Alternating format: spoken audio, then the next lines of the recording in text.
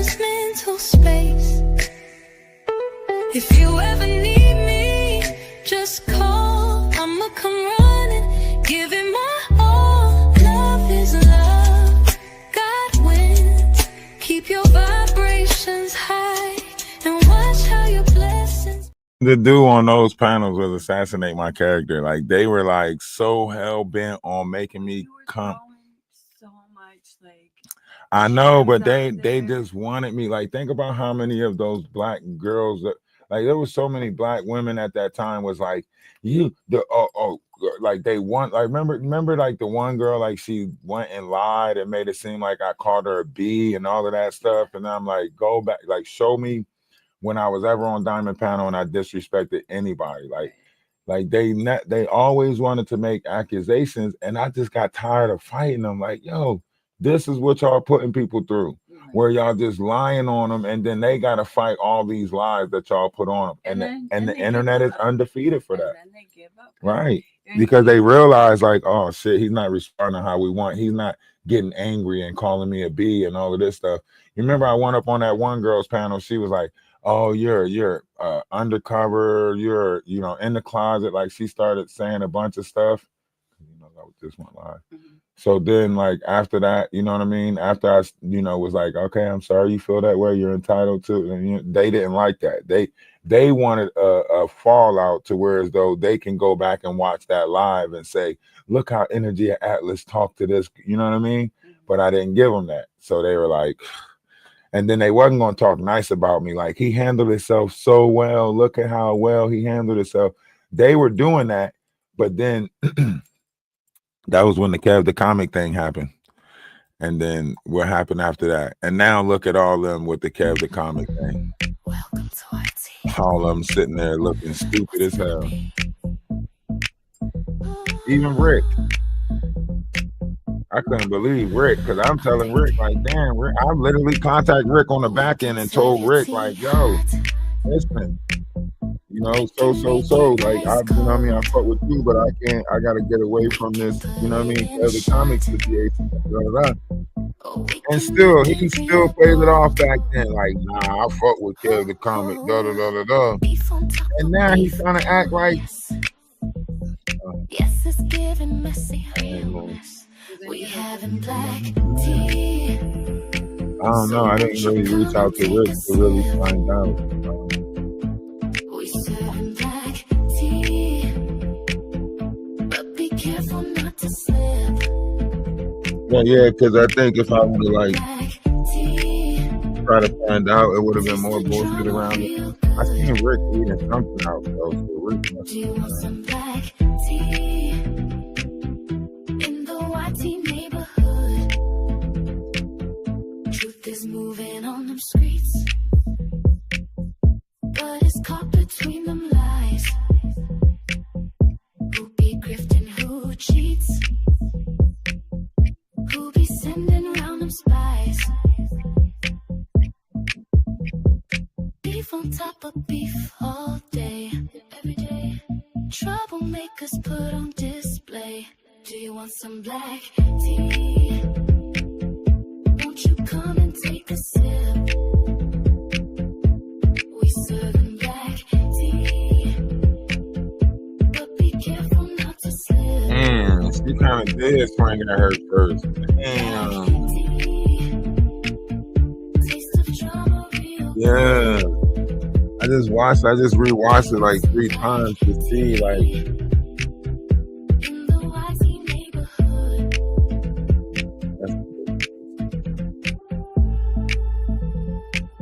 Yeah, I just watched it a couple of times. At least there's real small recording from what's it called, but black tea. they kind of get Come and take a sip. Anya Rubin and all of that. Black tea, but be careful not to That city stuff is over with. All of that, their sign is up. They did whatever they capitalized in that moment. They got in that moment. Hey, y'all tap the screen if y'all just coming in. Tap the screen if y'all just coming in. TikTok. Love is love. Namaste. Salutations. So long. Peace. Share the live. Share the live. Tap the screen and share the live. Won't you come and take a sip? We serving black tea, but be careful not to slip. Black tea, taste of drama real good. Make sure y'all share it. Yep. Some black tea in the whitey neighborhood. YouTube, TikTok, Twitch. What's going on? What's going on? Hold on. I thought $25 million bond was outrageous, though. I'm not lying. A lot of people out there losing their mind. Let's be honest about it. There's a lot of people that's one argument away from snapping, one confrontation away from, one bill away from breaking, there's a lot of people out there like that. Is anybody like got a like? Is any? Nah, I ain't gonna say a fan page. What is it? More so like,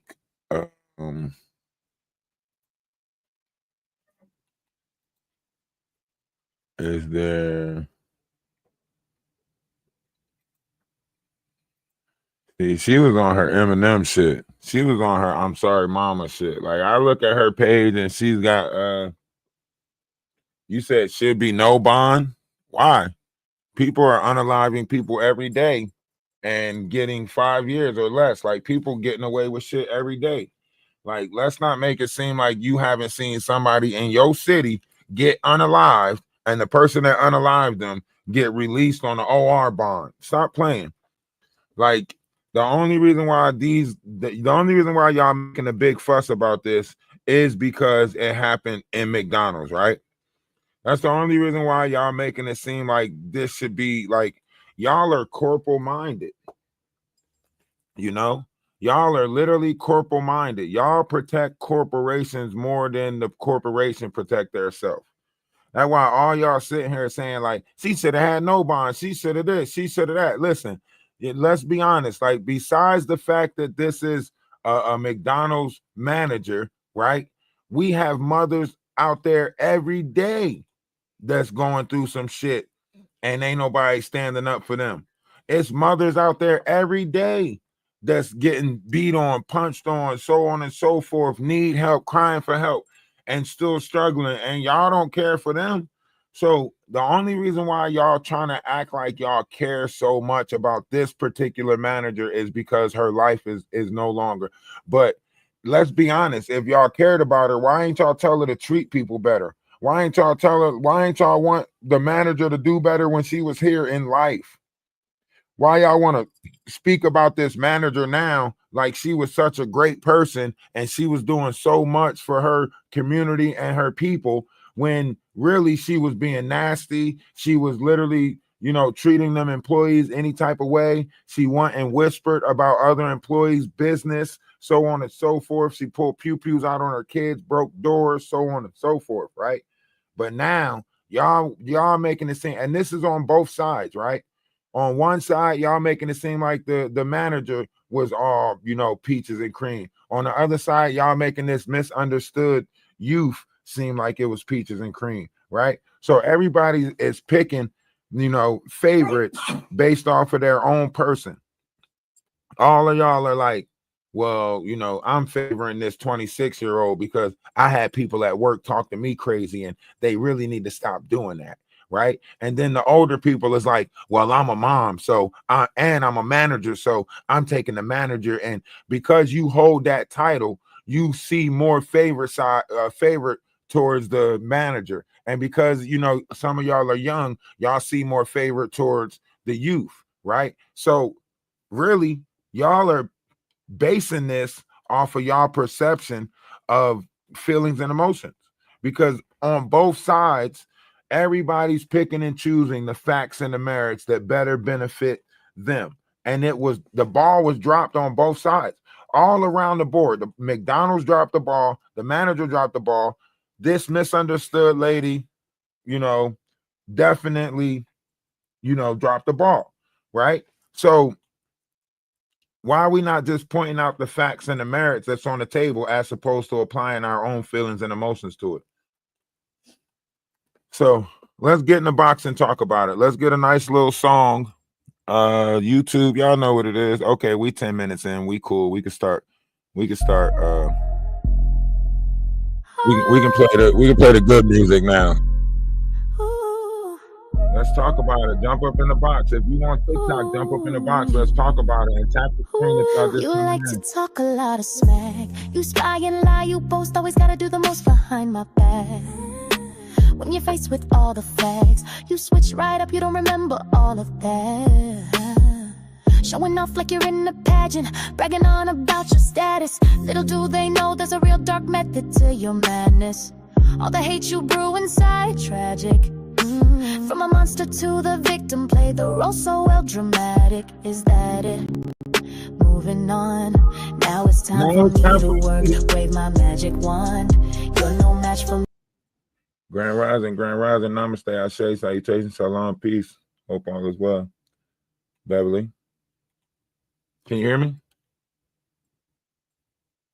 Can you hear me? I can't hear you. Is it my mic?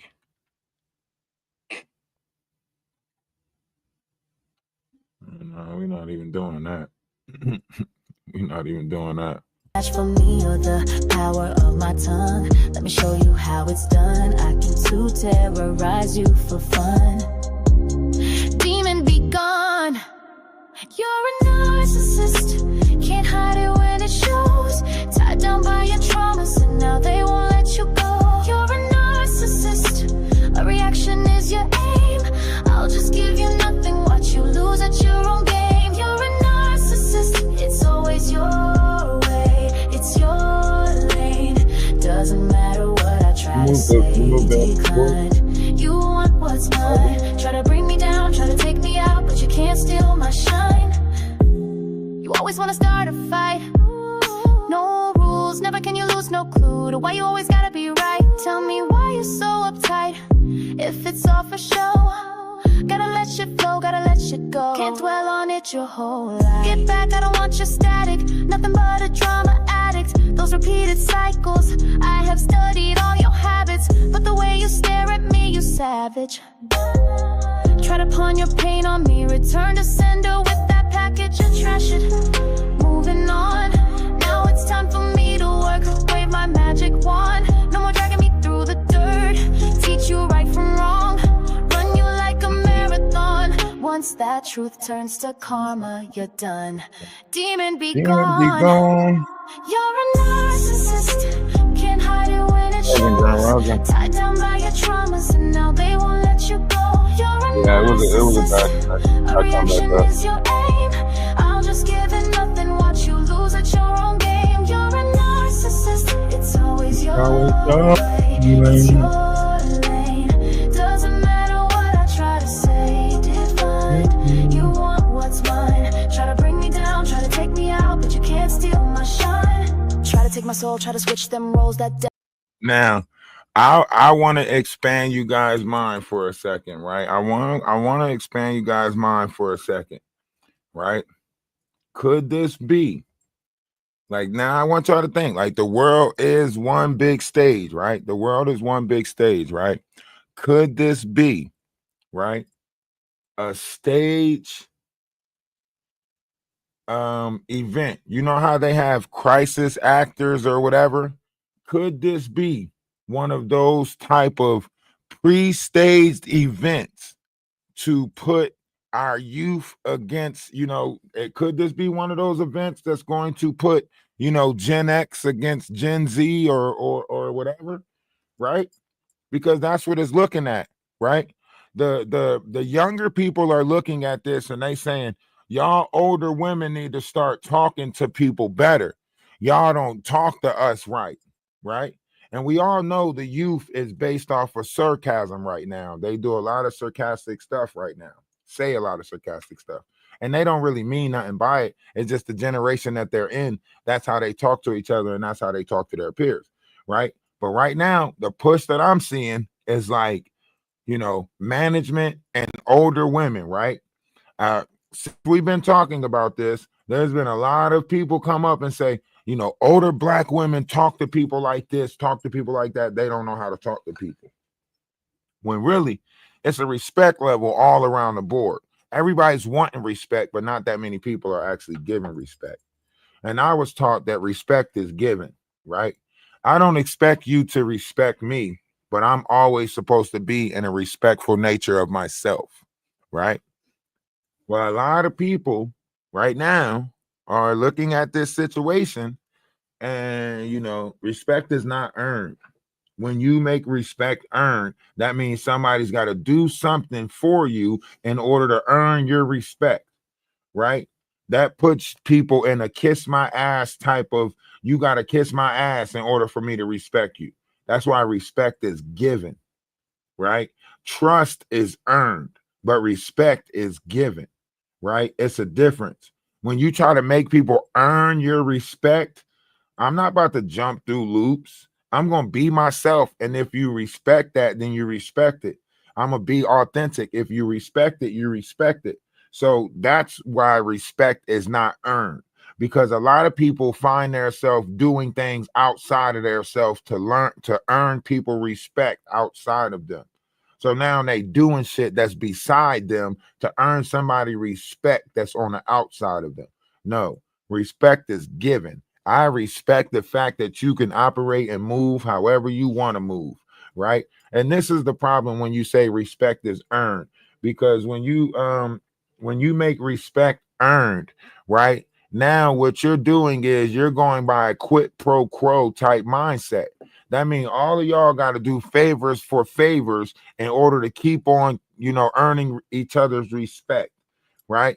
That's why respect is given, right? Because as long as like once you say you got to earn somebody respect, then it's easy for them to disrespect you, because now it's like, all right, I'm gonna do this just to show you disrespect, because they know that you going by that. But if I'm like, man, I don't give a fuck what you do, I'm gonna respect you no matter if you respect me or not, because I can't let you control me. Now they don't know, they can't do nothing. A lot of people learn you just so they can, come against you, just so they can, make a level of attack. You gotta take that call out there, like, or answer it. I'm about to text him. You're like forcing him to come. The text conversation. Yeah, no, it gives,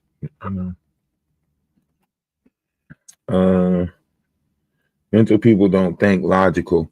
Yeah, see, here's the thing. You can't say mental people don't think logical, because if someone is around you that is mental, you being the logical one, you're supposed to be doing the right stuff. See, when you have somebody with an issue around you, you got to think for the both of y'all, right? So if I got somebody around me that's not adequate in the thinking, mindset, right? Their safety and my safety become one now. So I got to think for that person. A lot of y'all don't want to think for other people. So when y'all run across people that can't think for themselves, y'all try to make them walk into dumb shit just to be like, see, I told you they was special. See, I told you they was this, right?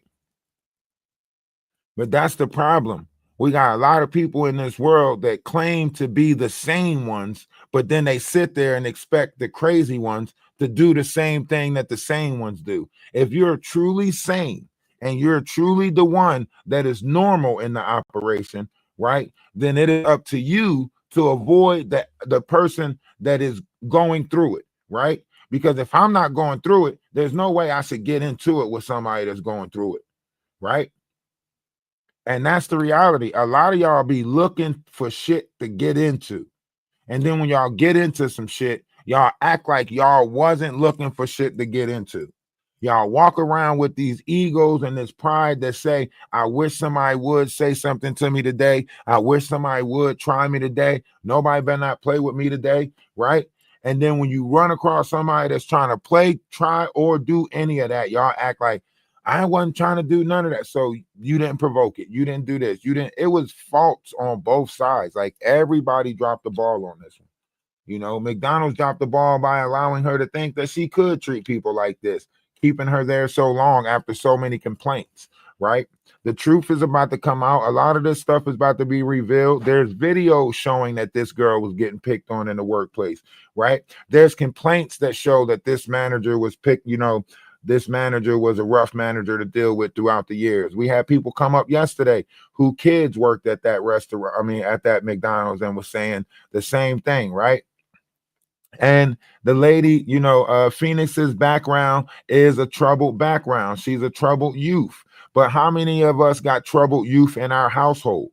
There's a whole city running around, you know, there's a whole youth group running around in the cities, pew-pewing each other, so on and so forth, acting like they gangster, acting like they thugs, acting like they YNs. So don't act like our youth is not a rebellious, disturbed youth. She's not the only one out there that think the way that she, you know, give me respect, give me respect.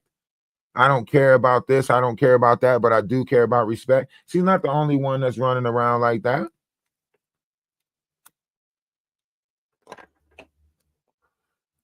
There's a lot of our youth running around like that.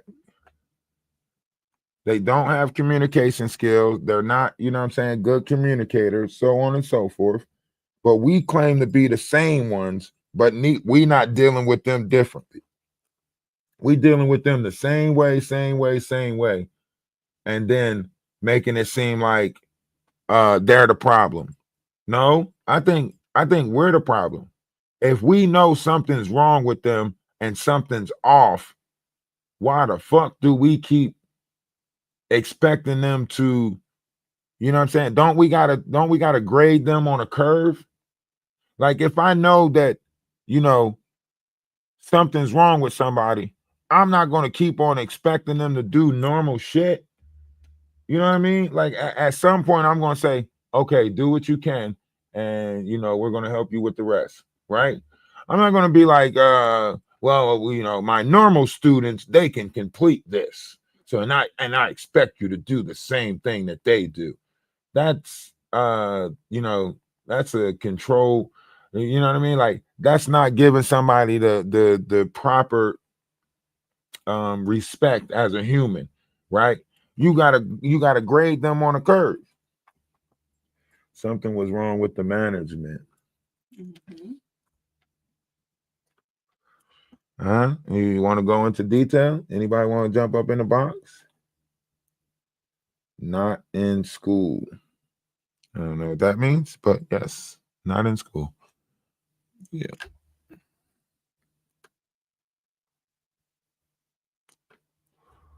Like I ran into a lot of introverts. And they don't like to be touched. They tell you all the time they don't like to be touched, you know? So when you got somebody who, you know, especially like, even like, you know, some victims.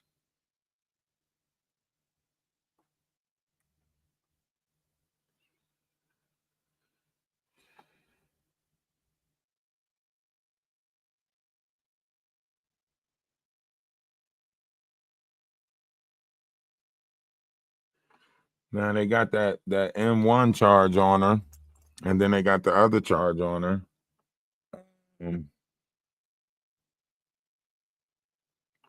She was 39, but yeah, I get what you're saying. There's no way she should have dealt with this young lady a little bit differently, you know, knowing that she was, you know, troubled, or knowing that she was homeless, trouble, all of that stuff. You know, as a mother of 6, you would think, you know, she would be able to pick up on those cues to say, okay, like me, I know, like, you know, when one of my kids is, you know, when it's becoming too much, you know, when, you know what I mean? Like, you're supposed to be able to pick up on these social cues, you know? I was wrongfully treated today at work. Whoa, I was literally physically tapped on a lot of times. My name kept getting called. I'm not. I was doing a great job. I kept Stop getting trying to sabotaged, come in and try to do this whole tempted, judgment thing. so You my mad, button can man. get I don't pressed and know I what to can tell you, but go don't out of come in here, character. trying to make it seem like So this or although I like went out that. of character, I'm just pointing all out I could facts. say was stop talking to me. See, she said, although I went out of character, YouTube. You see that? She said, although I went out of character, all I could say was stop talking to me. You know? So I want to see if she responded to any people. This is what I want to look at. I want to see if she responded to any people that messaged on her what you call 'em?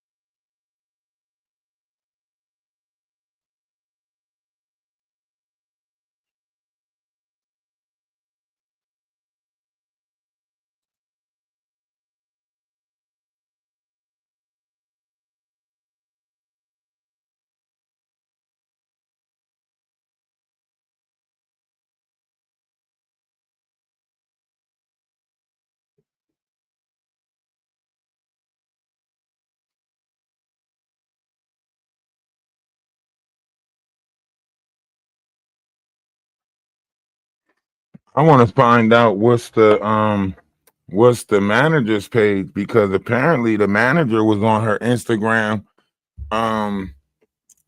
talking shit too.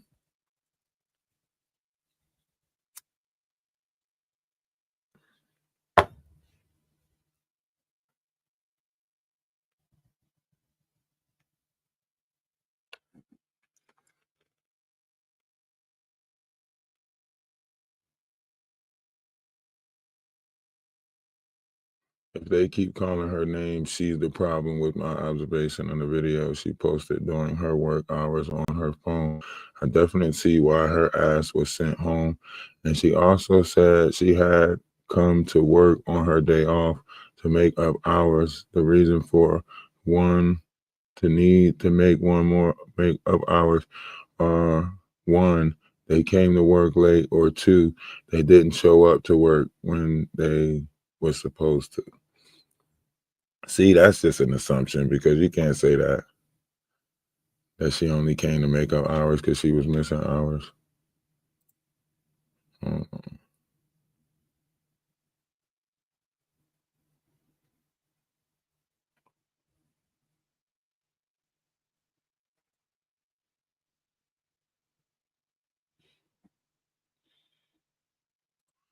I said it's cold outside. I'm gonna have to cuff her. I'm gonna show y'all how to find people real quick. YouTube. We're gonna find some of her friends and reach out.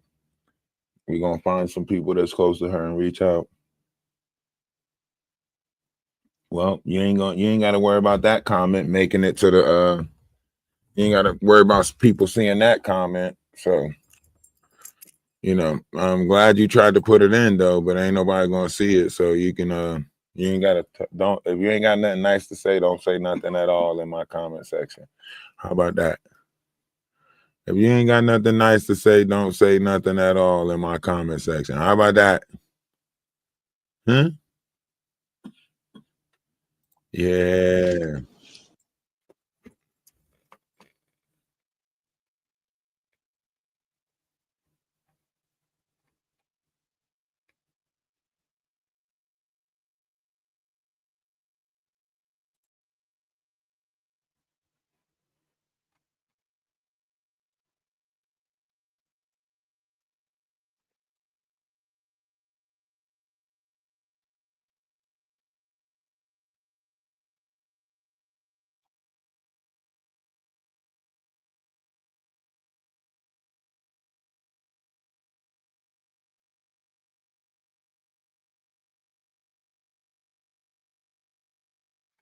That person said they work across the street.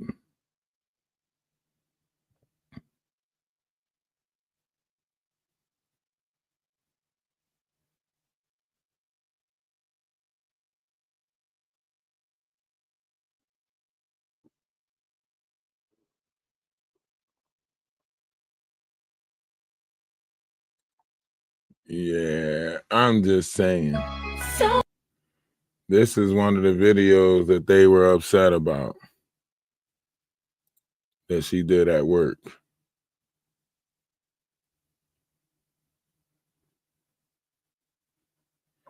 And this is 1 week ago. She said, "Baby, you make me smile more than a happy meal." Let's see who replied. Okay. This is why they sent your ass home.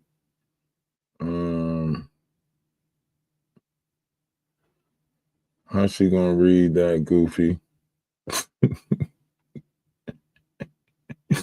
And he said, "LOL, these are singing."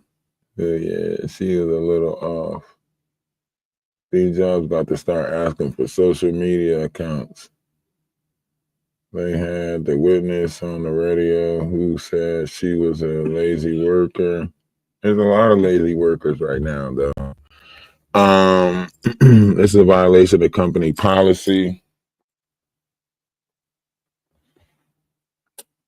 Yo, y'all come up in the box. Come up in the box, TikTok. I know it's some people in here that's trying to let's get a rotation. Just tell us your opinion on this situation. Like, it don't matter what side you on or what side you taking. Just tell us your opinion on it, and that's it. Like, I ain't here to judge you. I know you ain't here to judge me, because I wouldn't care if you was. But what's your take on this?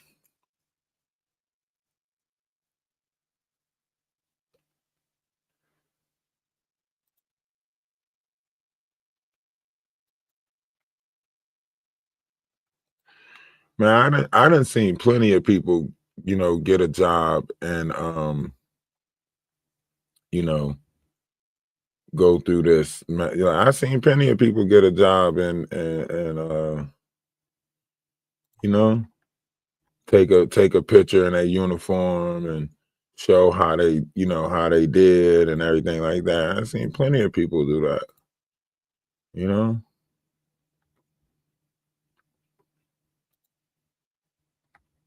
I'm trying to go back to see where this argument took place. What's because somewhere, the manager was arguing with her about her page.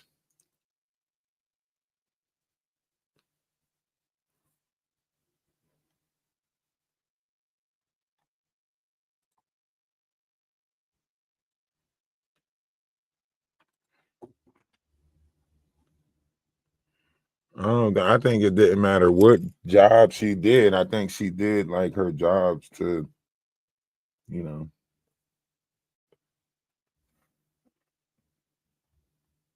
job. Fast food's always hiring. Okay. What's going on with you?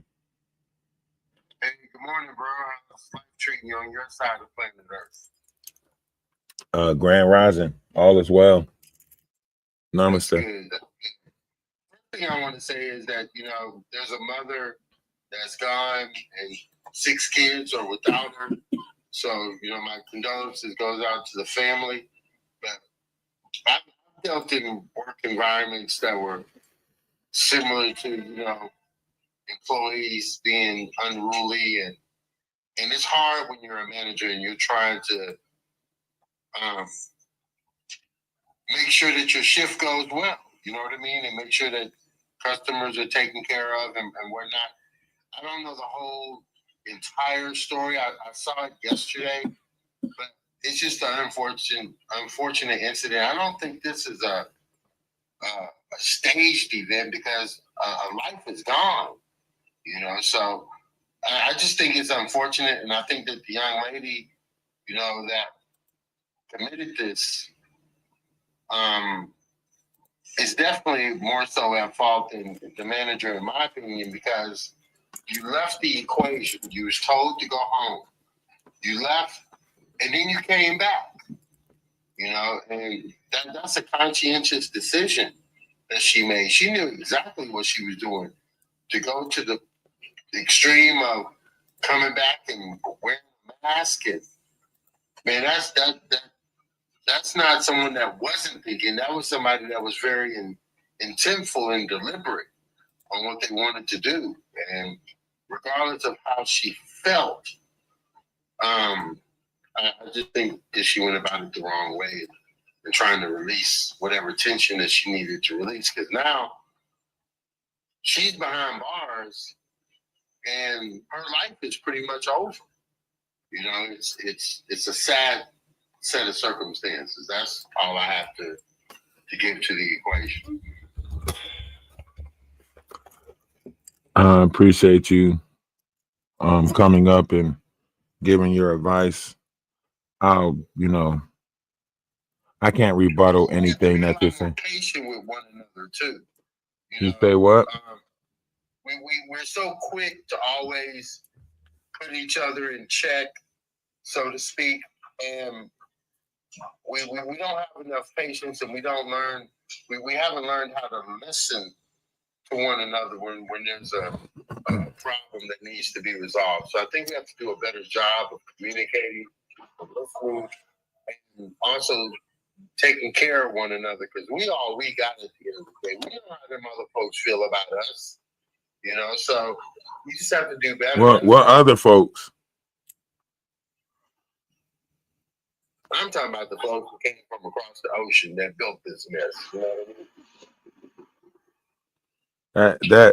That don't have that, to be honest, what you're saying is not true, because I want you to think about I want you to really think about this. Watch this.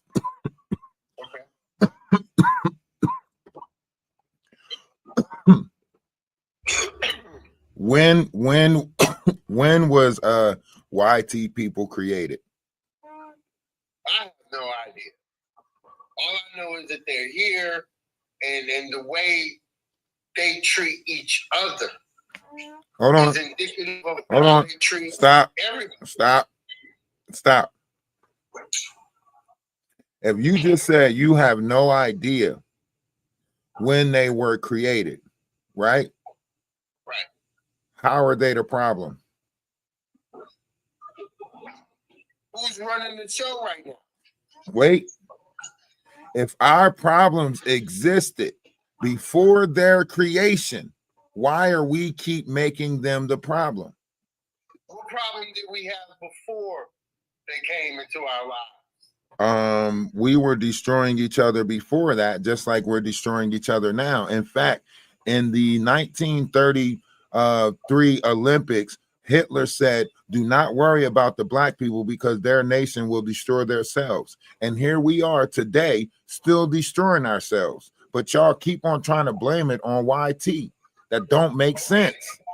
Okay, so We talk to each other nasty. We treat each other nasty. We hard on each other. Shit, YT people will help us faster than our own flesh and blood, our own skin color, right? So at some point, hold on, stop. At some point, you're gonna have to realize that all skin folk ain't your kinfolk. And second, you're gonna have to realize what people you actually represent. I don't represent black people. I represent good people. That's it. It's good and evil in this world. That's it. It ain't no colors. It's just good and evil. Y'all keep coming up here trying to make it seem like we got to look out for our people, and it's our people that's unaliving each other. You didn't just see the 6 people that just got unalived. Who did that to them? Their own people. The pew-pewing that's happening in Philadelphia, who did that to them? Their own people. The 25 people that just OD'd in DC, who did that to them? Their own people. So please stop trying to blame it on the people from across the fucking water. okay, now here's what I'm trying to get. Here's my point. Before we encountered those people, we may have had issues with one another, whether it was on this land, whether it was in the motherland, whether it was in Asia. We have problems and disagreements, but nothing along the scale of what we have now. You're lying and you're rewriting history. There was a time that Africa invaded Italy and created the Sicilians by raping and pillaging their villages. Stop lying about history. You can't trick me because I know some shit. I actually know some shit. So Okay, well, you too, but I mean, all I'm saying is this. we was monsters before it was monsters before they came along. In the dark age or during the dark times, before they came along, we was waging wars, right? In fact, the person that found them in the Caucasus Mountains and created them, right, was because they got kicked out and lost the war, right? So if you don't really know the history of this shit, that we was fighting each other before they came along, and they actually was put in play as a trick, so that way they can have somebody to blame, right? Because y'all was fucking us up before. It was this same fight that's going on right now. Y'all are trying to trick the people and blame it on YT because it is the darkness that is inside of some people that keep on fucking us over, and we're doing each other wrong. They're not doing us wrong. We doing each other wrong because we lack knowledge. We lack wisdom. We don't like to see an educated black person. We don't like to see each other educated. We fight each other's knowledge. Every time one of us come and start learning and shit like that, y'all call us a sellout. Y'all say that you reading them books? Oh, get out them damn books. We in these streets. So don't sit here and blame it on a white person when you're keeping your own people ignorant.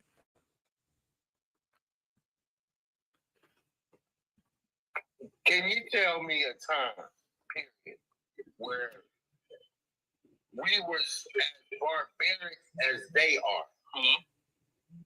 Hello, Good Rising. During the time of Christ, we were more barbaric than them during the time of Christ, because if you look at the time that white was created in the 1600s. That mean everything that took place in the biblical days took place before YT came here, right? So that means we was just as fucked up, and we are the ones who took out Christ, because Christ did not exist in a YT time. Christ exists in our time. Oh, okay, bro, you win.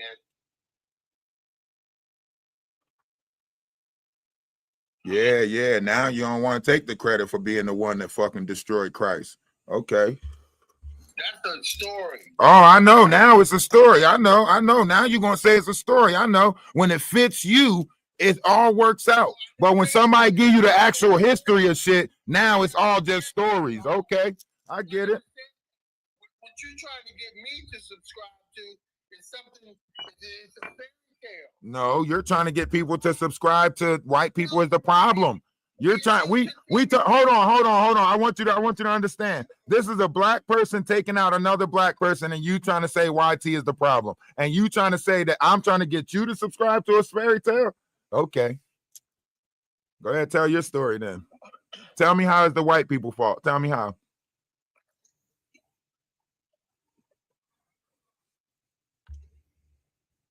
When these folks came across the shore, when they came across that ocean and they came over here, did they come over here and say, hey, we don't like where we came from. We would like to come over here and build something with you guys. That's not what happened. I don't know how they came out. I wasn't here at that time. Was you? Okay, well, let me tell you. I'm native. Tell me. Indigenous. When they came over, I'm the indigenous, exactly. When they came over here, dog, they were blasting before they even got off the boat. Was there it? was no conversation. There was no Thanksgiving meal. There was none of that garbage. When they came over here with one intent: to take it, to take, not to build with, not to join, not to participate. They came over here to take, to conquer. Donald Trump got on stage and told the whole world, we came over here and we conquered a continent. We tamed a continent. They came over here with one intent, and they're still on the same mission today. And if we don't see that, we're missing the whole boat. We think that all these situations are just coincidences that popped up. No, this is all part of a grand scheme to snatch this place from up under us again. So when did they come over here? When did they come over here and start doing this? 1492. 1492. So in 1492, right? They came over here and they were like, we're taking this shit. That's exactly what happened. In 1492, you say this happened in 1492, right? I'm saying that when these folks came across the ocean We were living over here on this land doing our thing. Did Right. we have problems? I'm quite sure we did. Did we have, you know, Hey, YouTube. He said this happened in 1492. And Christopher Columbus didn't even discover America. Never mind. You win, bro. Go ahead. No, go ahead. Go ahead. Finish telling your story. Tell your story.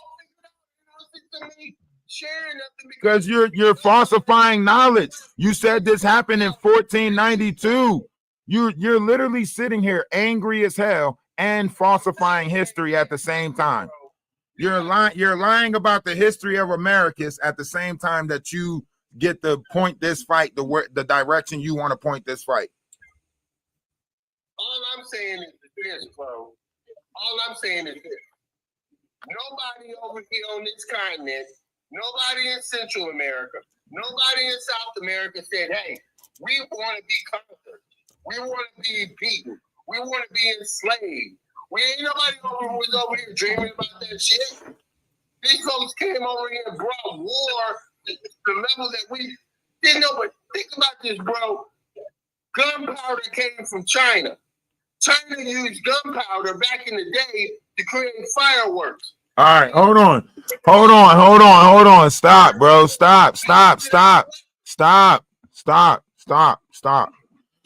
You know the problem with a lot of us, right? You get on these platforms, you see a room with a bunch of numbers in it, and then you just get in there and you start ranting and raving about a bunch of shit that's not relevant to the topic, right? Now we're sitting here talking about this situation right here, right? And you're trying to make it about whatever it is that you're fighting on the inside of you, right? Yeah.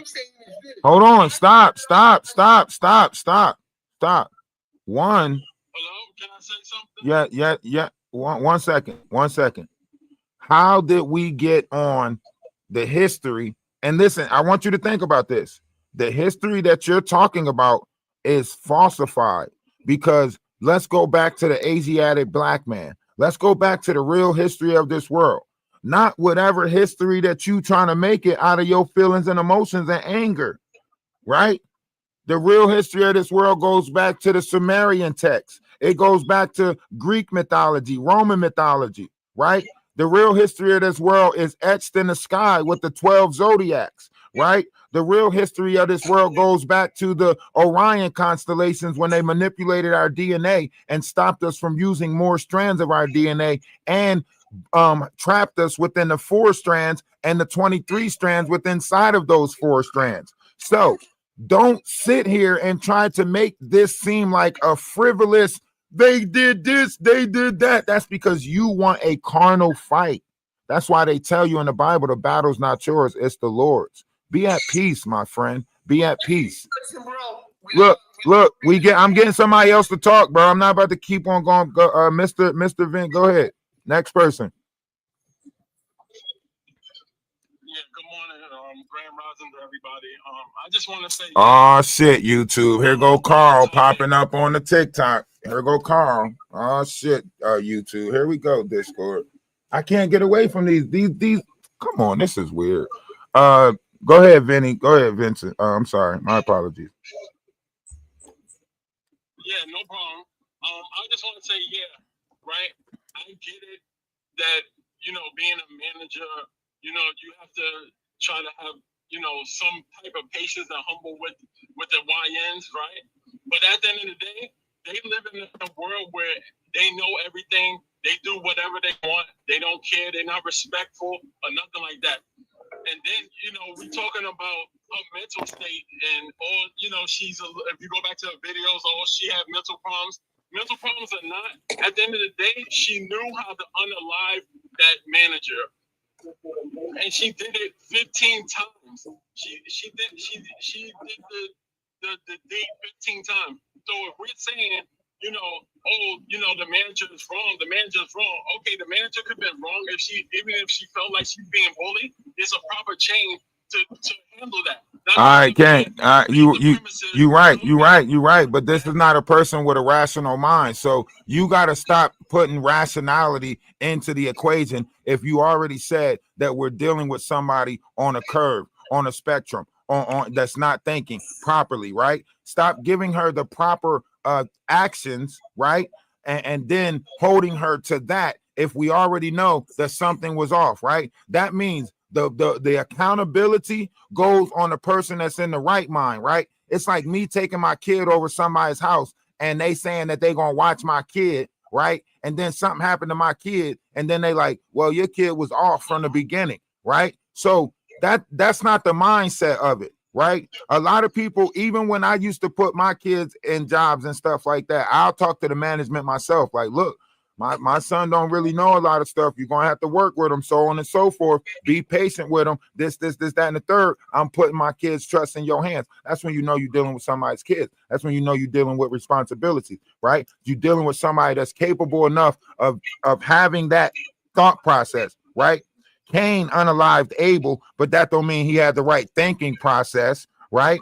That means he responded out of anger, rage, whatever the case may be, right? So when you're looking at this, you keep on trying to grade this person, right, with normalcy, but then also criticize them for not being a right.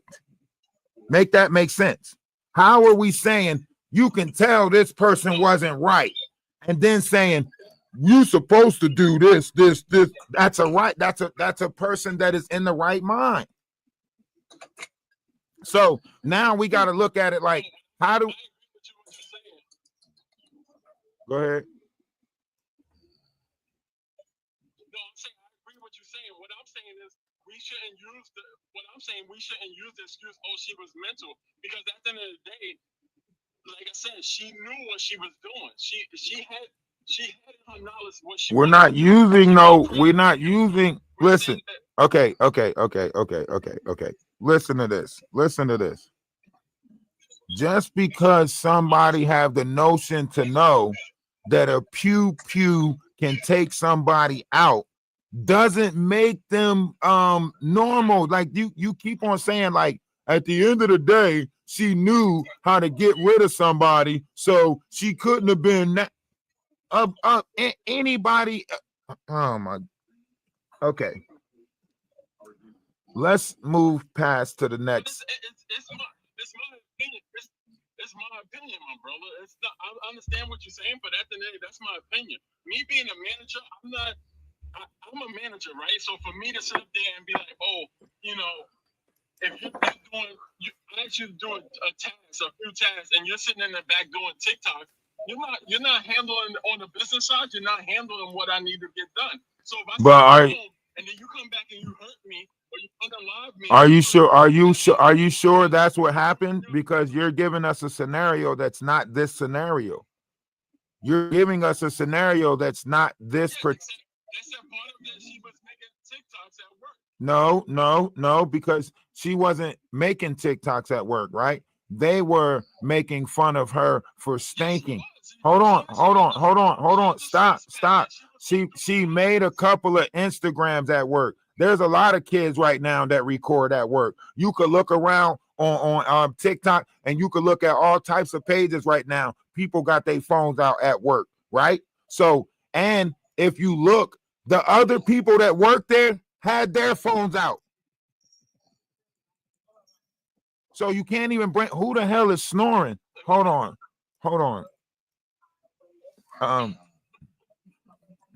Everybody, we good? Who's here? You good? Okay, this person I'm talking to, Tans, what's going on? Come on, Carl. Wait, Andrea. Andy.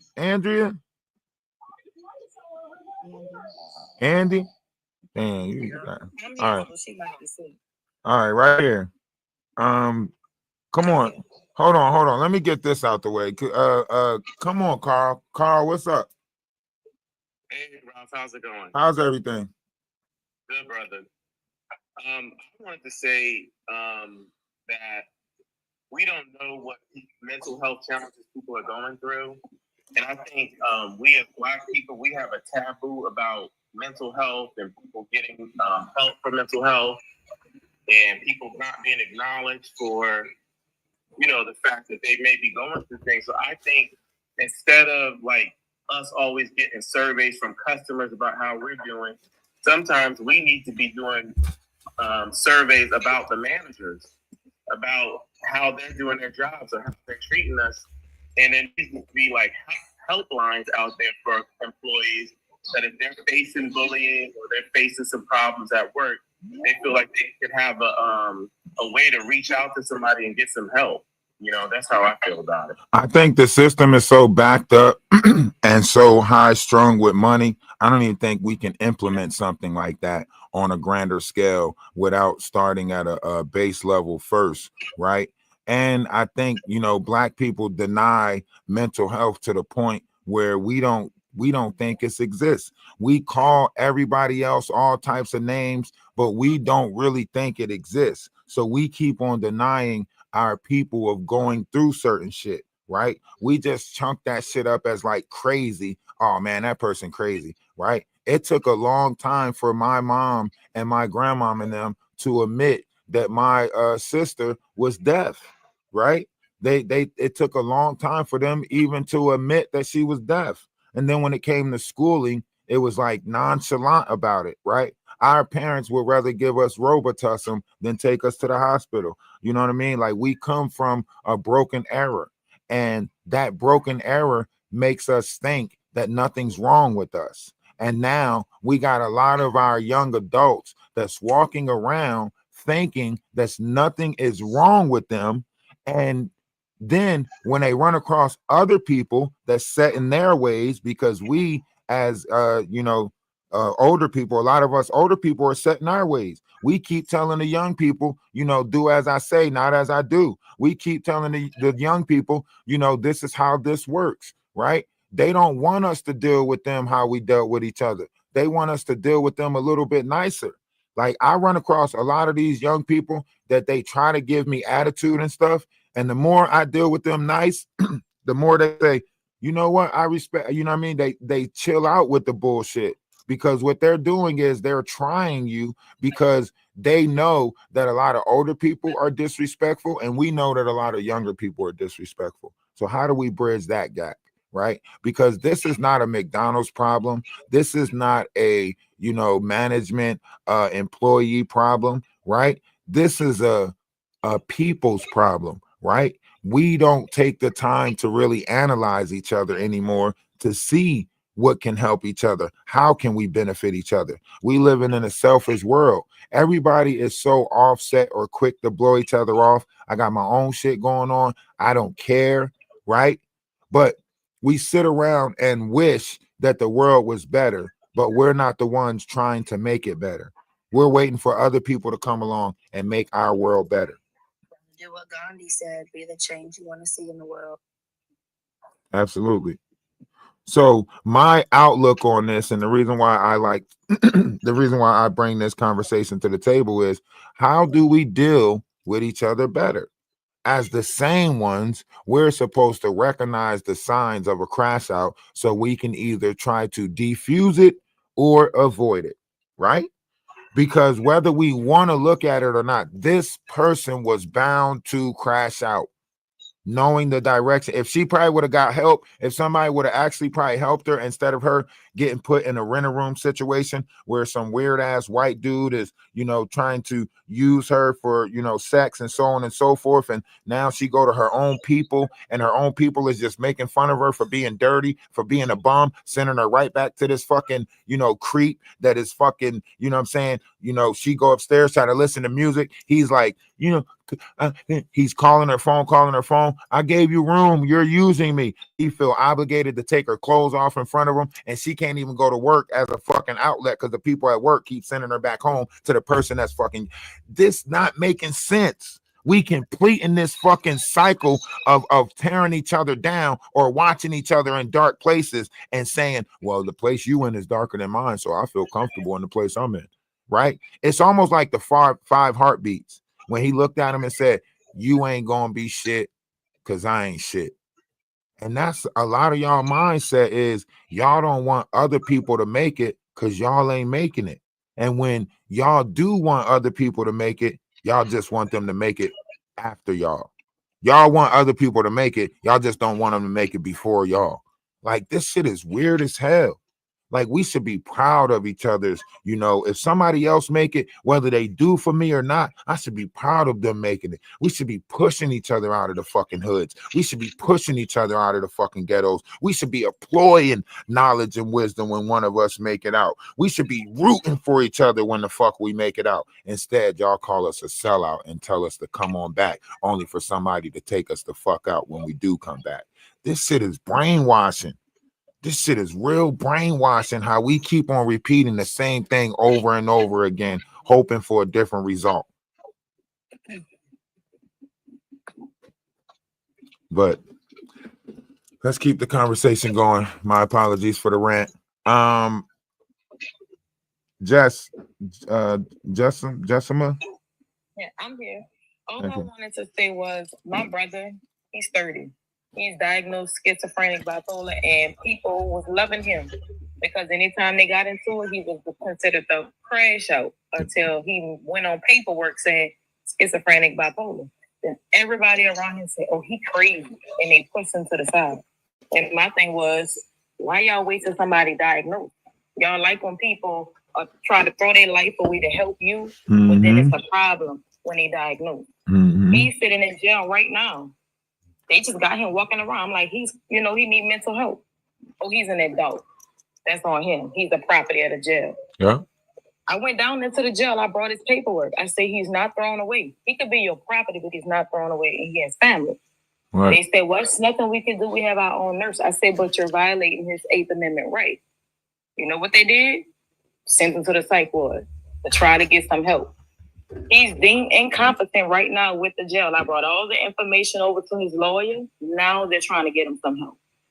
If we don't help push for our people, it's going to always be a problem. Yeah. If we bring it back, I heard the guy say she knew what she was doing. If psychosis, she carried out whatever was in her head. Right. She unattached herself to from reality. Right. We gotta stop telling people, oh, they crazy. If you want my opinion, this is just mine. They treated her like that weird kid in high school. Because the way she looked, the way she dressed. Yep. So what? Everybody recorded at work. And she did what any of us would do. We take it to our peers. And her peers just happen to be on social media because that's the reality that they live in right now. They live in a social media reality. So she take it to her peers. That's why she was asking them, like, what's she trying to, is that like an underlining threat when somebody tell you, like, you know, I beat my kids, I break doors, and I pull pew-pews out on my kids, and I'm about to start treating y'all like I do my kids? Like, that's why she was saying, like, is that a threat? Is she threatening me? Like, is that like telling me, like, she'll do me bad? Like, what she mean by that, right? Now, mind you, this is a person that's telling you that they'll pull a pew-pew out on their kids, right? So obviously, if you're going to confront this person, you probably going to need something, right? But I'm not looking at that. Even if we look at the fact that she went back up there, right? As of that point, she was not fired from the job. She was just sent home. So she can come back up there and ask, like, how can I get these hours? Please tell me. I need my hours. Yes, she might have went up there with an attitude. She might have went up there cursing, but which one of y'all don't go up there with an attitude and which one of y'all don't go up there cursing? Especially if somebody playing with y'all money, right? Yes. Nobody was there to de-escalate it. The manager is supposed to know these de-escalation skills because she's supposed to be trained for this shit as management, right? You're supposed to tell this person, please, call back in. We'll schedule something tomorrow. I'll talk to you tomorrow, or we'll schedule a meeting with so-and-so or somebody else, right? Because that's how this is supposed to work in corporal, right? You're supposed to de-escalate it. If you see this person still, moving forward, right? You go to the office, right? You don't swing. Like how she kept sending her home with like no word. They was like, well, she de-escalated. No, you didn't. That's what I'm saying. You didn't. You ignored her. You ignored her. You sent her home. You know what I mean? Like, tell me, this is why you're going home. Hey, Jazz, what's going on? How can we help things get better? Sending her home is not telling me nothing because it looked like nobody else got picked on. Everybody had their phone. What was so different about her? Right. because her crazy ass was coming to work being crazy as a motherfucker, and she's mental. Hold on. How you doing? How Thank you? you for letting me up. My name is Yay, and as a girl who used to work at fast food, I used to get sent home all the fucking time, and I had a sick daughter. I didn't understand why I got sent home, but let me tell you one thing: I didn't go up there and stab nobody the fuck up. I end up taking my dumb ass the fuck home, crying to my mama, figuring out what the fuck I did wrong, thinking about it because I'm a grown up and I got shit to handle, right? And not everybody has that outlook on life. Nobody should be out here stabbing nobody.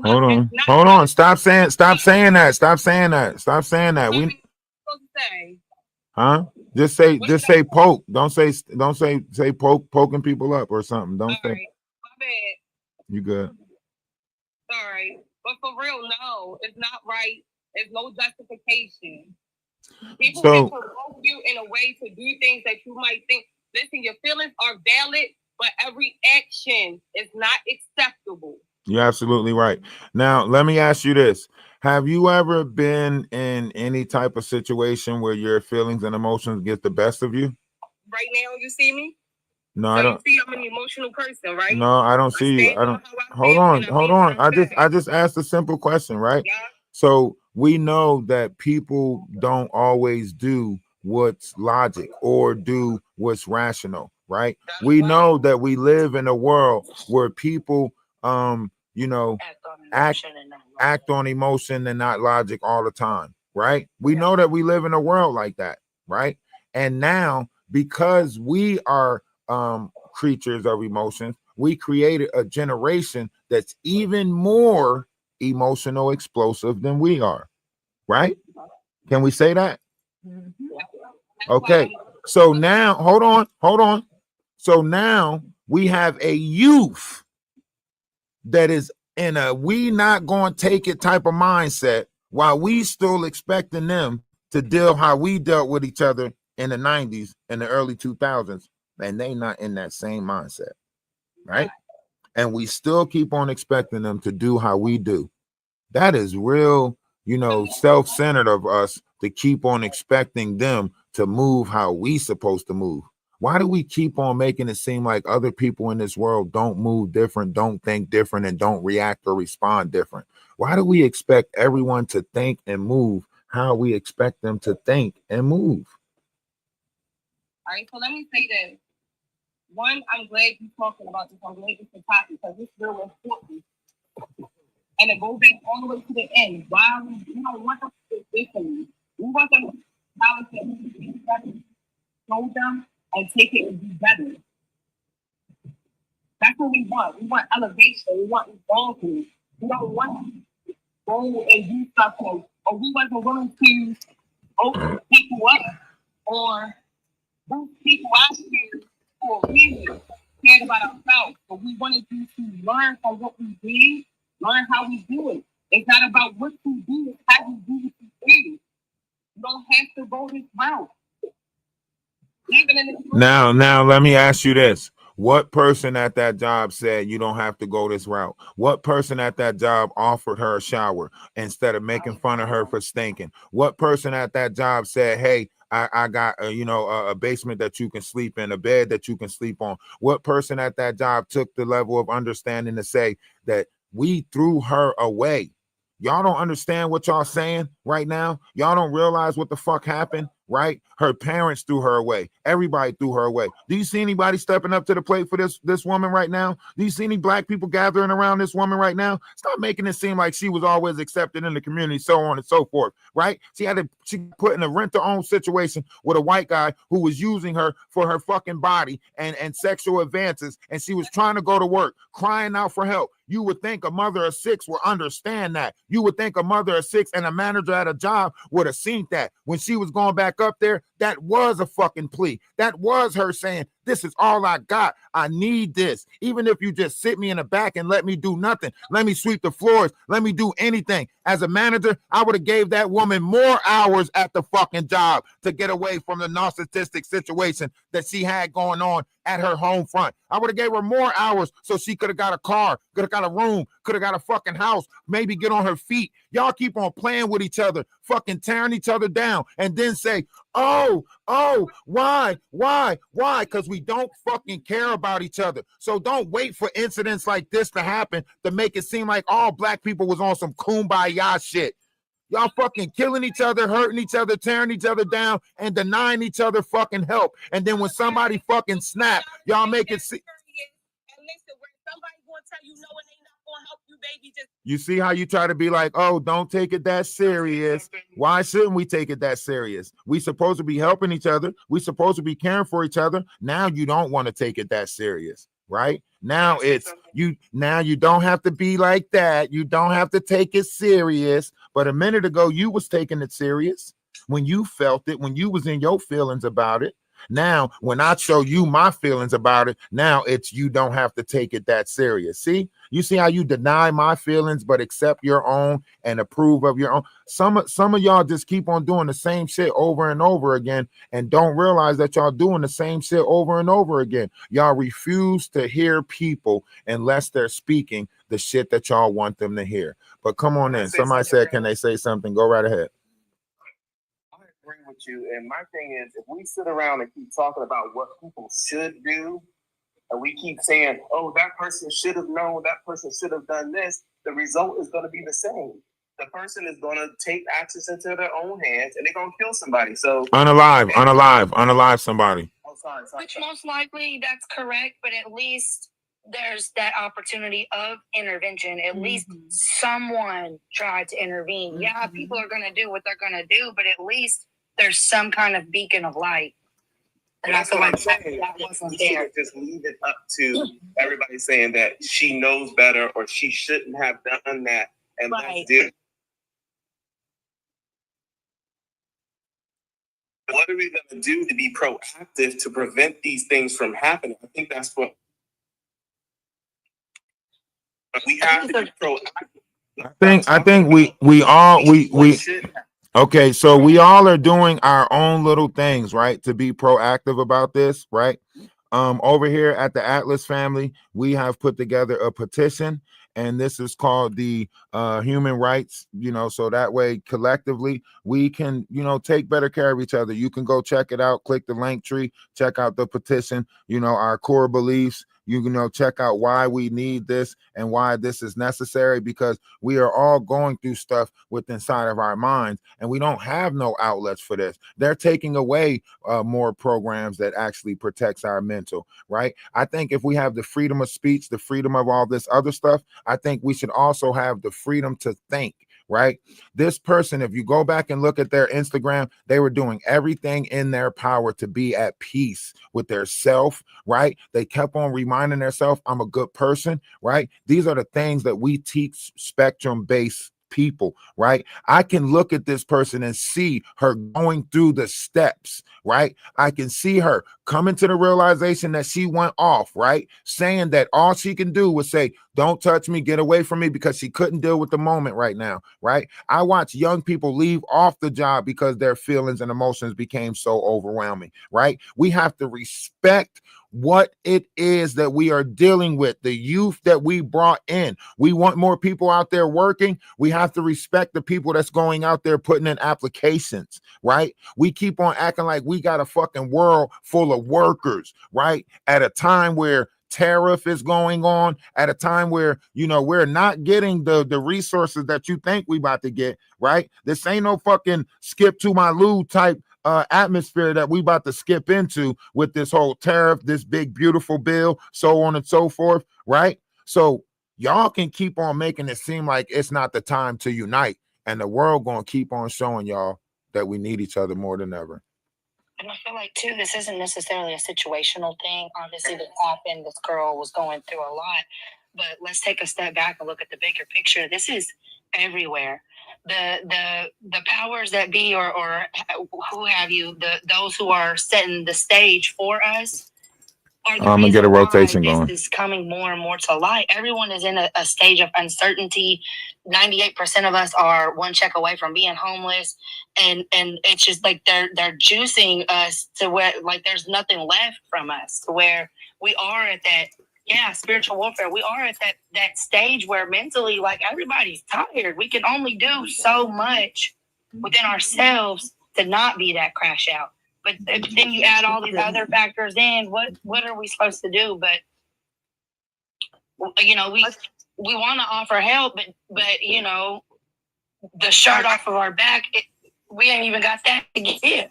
I'm glad you mentioned that too, because I really want y'all to look at all areas and all perspectives, you know, perspectives. So I'm going to empathize for both parties, you know, both people. However, this is when you mentioned like freedom of speech. There comes a certain point when, like, you got to understand that we might still have the good intent, but there are people that are the opposite of us. Like, we sit here and say discriminate between good people and bad people. There are those type of people in the world. And on this situation here, I would have to pinpoint her as the bad person, just because court documents stated that she didn't, when she got arrested and obtained, she didn't say the reason why she did it was because the manager said this enough for her. She said it was because she's been dealing with a lot at home. So that denounced that the manager had any involvement, because she didn't come forward and say that. And so that's why I have to look backwards. And this is not the only incident that this occurred. She also had a rep and when she was working at Taco Bell. There's other people online that know the manager personally, and their interaction with her as well are saying things about her. So it's like we're sticking on her side because we have this morale and emotional response, because we all have been in a situation where a manager did X, Y, and Z. But when it comes to responsibility, you have to look at the act. Was it right? Was it justifiable or not? Because what you're sending a message out to the world is that it's okay to display that type of behavior. No, we're not. Now let me say this. Let me say this. Let me hold on. Stop. No, you're not gonna project. You can't try to say the message that y'all sending out is this. You can't tell us the message that we're sending out. That was wrong. Hold on. Stop for a second. This is what I'm saying. Like, you trying to sit there and trying to judge us and make it seem like us having compassion or something like that. Y'all wrong for this. Y'all wrong for that, right? But you got the details misconstrued. We dealing with facts. We just. But I'm saying this is what the message is being portrayed as. Is that okay? You know, you don't know what type of lifestyle she had. This and this. Y'all didn't offer this. At the same time, we have that will that we want to help people.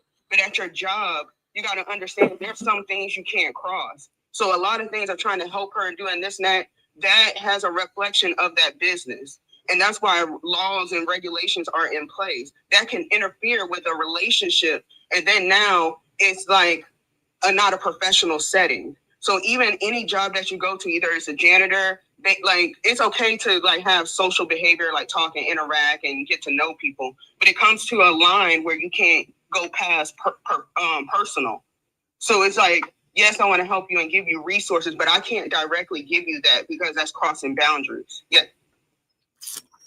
I think you're taking a lot of stuff off the table, and it could be, you know, the fact that you are, you know, looking at this from a woman's perspective, and you know, you have feelings and emotions that you're applying to this, right?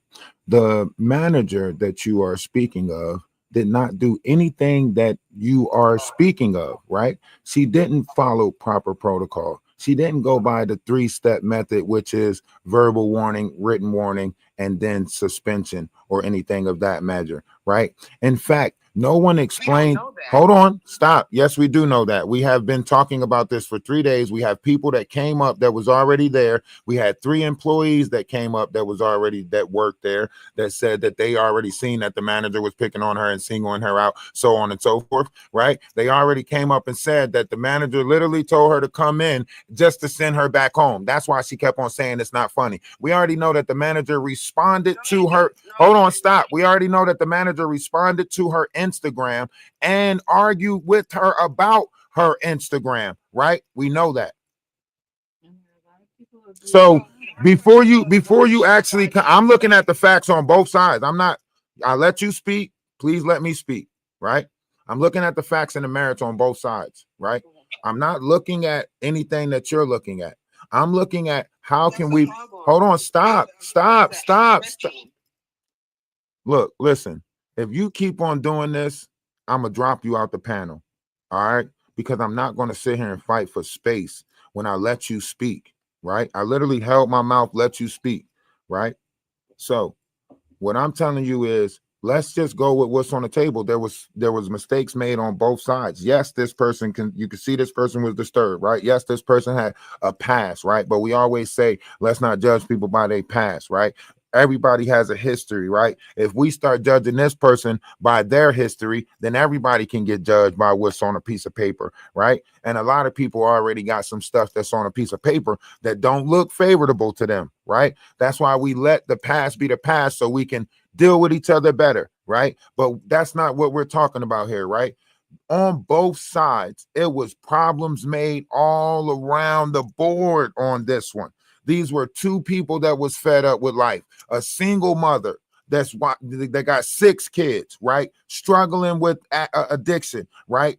Like this world is already fucking hard. It's not like you really gonna pay your house note with a McDonald's check, right? So she probably was on Section 8. She probably was, dealing with, like, come on. Y'all act like life don't be lifing on both sides. And now you got a young 26-year-old who's struggling, homeless, ain't got nowhere to go, in a fucked up situation, rent their own situation with somebody, whatever the case may be, living out on the street, life fucking hard as hell for her, right? So on both sides, we can see the stress and the tension of life taking place. And this is what happens when two high-strung, stressful people, especially Black women who react on a lot of feelings and emotions, run into each other, right? There was nobody logical around this situation because logically someone would have kept them away from each other. Who opened the back door to let her in, right?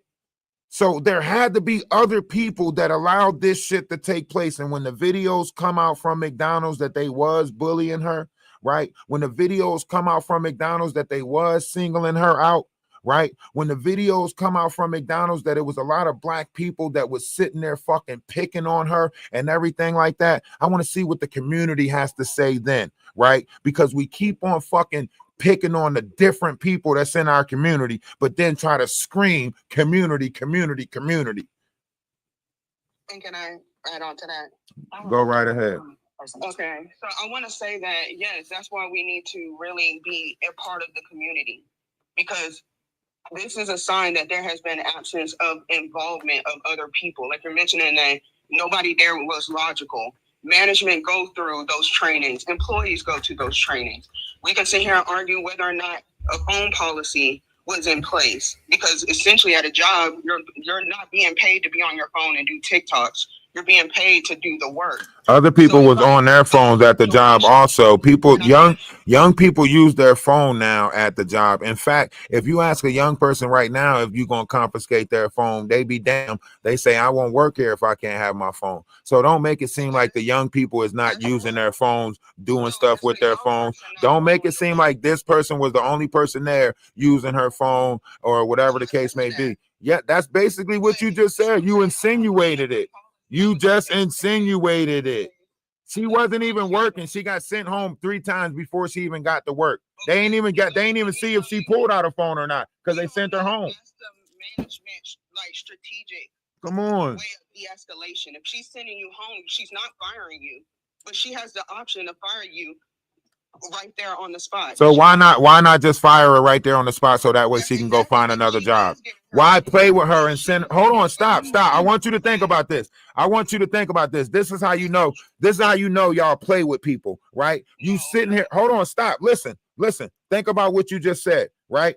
If I know this person's a problem, if I know this person is inadequate, I never know this person is not doing their job, and I have the right to hold on, stop. Let me finish. And I have the right to fire them on the spot. Let me fire them on the spot so that way they can go ahead and go find another job, right? But no, let me act like I want to help them by sending them home and giving them another chance. So if you're giving them another chance, that means when they come back to work, you're giving them another chance to do better. Oh no, when they come back, you send them home again, right? Oh no, I'm helping this person. Come on back. and then send them home a third. No, you're fucking playing with this person's life, livelihood, and everything. And because you're a manager, you have the power to do so. If this person is not doing their job, if this person is inadequate, if this person is crazy, you should have fired that person and let them get the fuck on. So let me give you a simple scenario that represents that exact thing that you just claimed. So we know. Let me give you a simple scenario and get you the fuck up out of here. You ain't about to play in my face. You ain't about to keep playing in my face. Let me get you the fuck up out of here. Simple scenario. That's the simple scenario right there. You refuse. Yes, ma'am. You refuse to reach understanding on the situation. So why am I gonna let you play in my face? That's why you keep on trying to point out somebody else's instead of looking at it from a whole scale. Both sides was messed up. And hopefully this does that policies are created to protect employees because of the situation. But in this area, it is. But hold on, even if you put a policy together to help protect employees, that's still not going to stop people from talking or dealing with each other nastily. But I'm it's saying still in that regard, right. It could be a policy. Go ahead, lady. Oh, can I go? Because I've been up here. I'm sorry. Go ahead. I'm sorry. I just want to say that I feel sorry for both sides, but I am going to say this, right? I feel like, and I'm a Black woman, okay? I'm going to say this. A lot of Black women get into positions in the way that y'all treat other Black women when you are in a manager position is fucked up. We've seen it. We see it all the time. Y'all get a sense of power, and the way you treat us is like we not shit. We see it all the time, and nobody wants to talk about that, right? On how y'all bully other Black people that you supposed to be there to help. Right. And so I'm not saying that we should be out here unaliving people because they mistreat you. But if somebody has a mental issue, a mental disorder, or whatever the case is, you got to understand, you got to learn to treat people how you want to be treated. You had to start somewhere at one point, right? You had to start at the bottom and work your way up. So respectfully, we just need to treat people better. In America, we don't be treating people right. And that's the problem. Y'all get a sense of power, and Black women, you do this shit a lot. I've seen it. I've worked underneath Black women that I've just left the whole fucking job because y'all so disrespectful. You think you can talk down to other people, and the shit ain't cool, and people not going for it. I'm sorry, and I'm not trying to be disrespectful to anyone, right? But I do want to say that for the young lady that lost her life, I'm not going to advocate for that. But I also want to say that the guy that unalived that man in New York, everybody is on here advocating for him to be out of jail. So just make sure y'all keep it cool, because y'all advocating for this man to get out of jail and be free, but you're not advocating for this woman that actually has a mental disorder, respectfully. But thank you so much, and I appreciate you, sir, and continue to keep doing the work you're doing. God bless you. Bye-bye. You have a great day. Appreciate you for coming up, and appreciate you for stating your opinion. You have a great one. Namaste. Yeah, I think we're looking at this wrong. Like I like she just said, man, we don't treat each other with kindness. We don't operate. It's a lot of our, people, and it's not all Black women. So please, all Black women, do not take offense to that.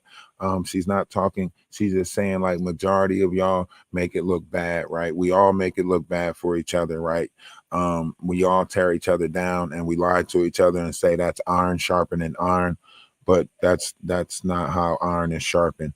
So however you want to look at this, we're just going about this wrong, and we're dealing with each other with anger, right? We're trying to say anything to sound right. We're not actually like really caring about each other. We're just trying to sound right. Like we became like one-uppers. Like all we trying to do is one up each other. Like I just think as a whole, like we just don't accept other people, especially when they're different, when they come with a different mindset, so on and so forth. So I think we all got a lot of work to do collectively, respectfully. Come on with it. Let me open up some more boxes. I'm sorry. I don't want to try to kick nobody out the box. And we are being heard on multiple platforms right now. So you are being heard on YouTube, 2 pages on YouTube and a Twitch page. We're on Ralph the Wise over on YouTube. So feel free to go over to YouTube. Click the link in the bio. If you guys do want to sign the petition is in the bio. It's the first thing on the bio. And also don't forget to hit the follow button up at the top. Don't forget to hit the follow button up at the top. And let them know if you go to the petition and it asks you for anything, you just type 0. Yeah, just type 0. You don't have to pay no money for the petition or nothing like that. That's just like an ad that pops up for that particular petition. You could just type 0. Don't put nothing in. You got to mute. Jay Marie, you got echo coming through your mic. Hello, how are you? Are you double? Yes, I'm a black manager. Okay, I'll look for you. Hold on. Let Lady EP go. Let Lady EP get out the way. Everybody's got to mute because somebody's got an echo coming through their mic. Jay Maria. You got an echo coming through. All right, you're doing a lot of car stuff. You're making it seem like somebody's in a vehicle. Lady EP, go ahead. You got to first grand rising to the panel. I basically just wanted to say, okay, as a person who chooses to have a manager position, you have a cause for leadership, right? And when you are a leader, you are supposed to lead. When you are in a managing position, and I'm speaking from someone that, one, I have retired the military. I am also a charge nurse, head over a whole unit at a hospital, okay? So you start learning your people as your people work with you. When you are a manager, you learn your individuals that you work with. And when you see a person that's coming to your workplace and you see them in distress, it's important as a leader to say, hey, are you okay? Hey, what's wrong? Hey, what's going on? Because that's important. There's nobody on this panel can really say that you go to work sometimes, and sometimes that workplace is sometimes you're out. It's sometimes you're out from home, or you're out from other things that you may be possibly dealing with. It's like, okay, this is my place of peace sometimes. This girl was dealing with a home situation where she was being SA'd by someone that she did not want to be touched by. You can clearly see that her girl has some mental issues going on. You got people saying that, okay, from this person's job or this other job, she had this, she had that. So it's clear that this girl had some mental issues going on. You do not bring someone to your workplace and make them the laughing stock of the job. That's not what you do. It's bullying, it's harassing, and it's not okay. You do not know what a person is thinking from 1 minute to the next second. You do not know. So you can't just choose and pick and choose how you want to deal. And as the young lady that came off the panel had just said, you do have a lot of BLK women that work in positions that of authority. And just because they are in that authority, they feel like they can say what they want, do what they want. I see it every day. So she's not lying when she says that.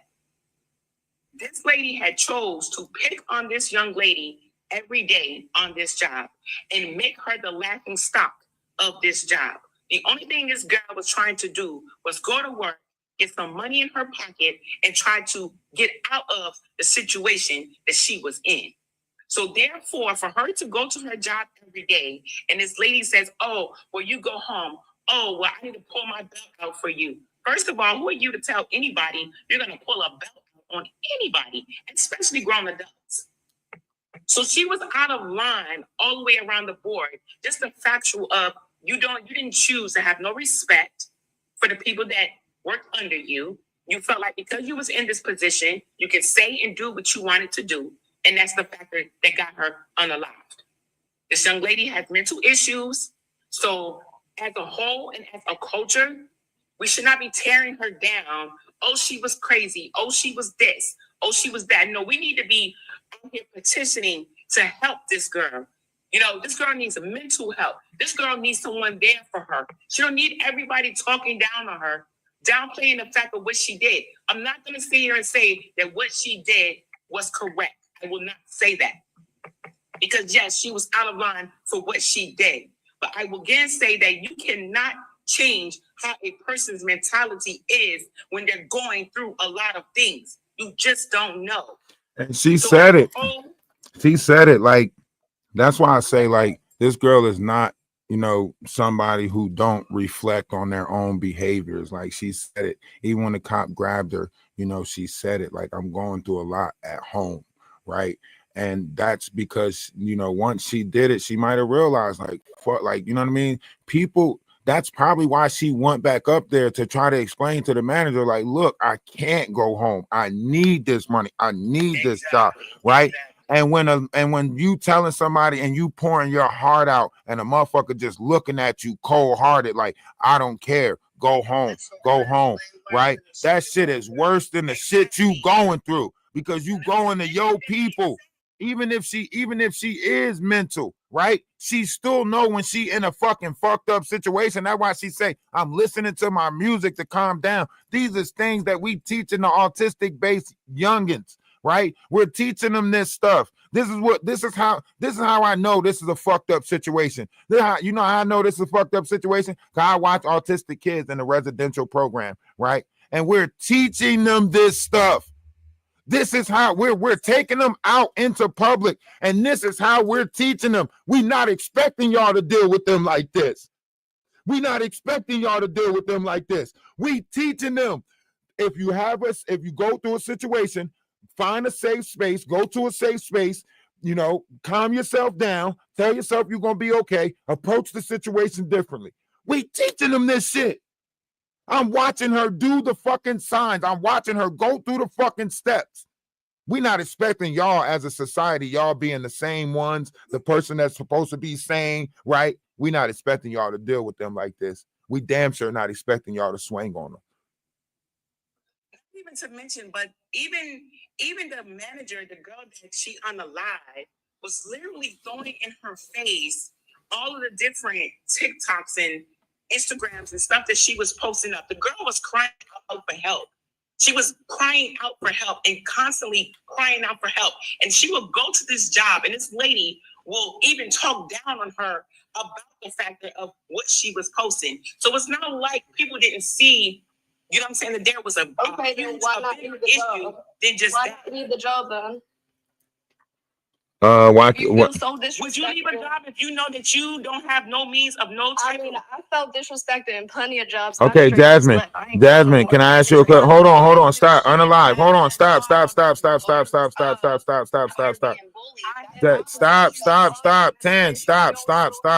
Jasmine, can you stop? Jasmine, are you a rational person? My bad, what? Are you a rational person?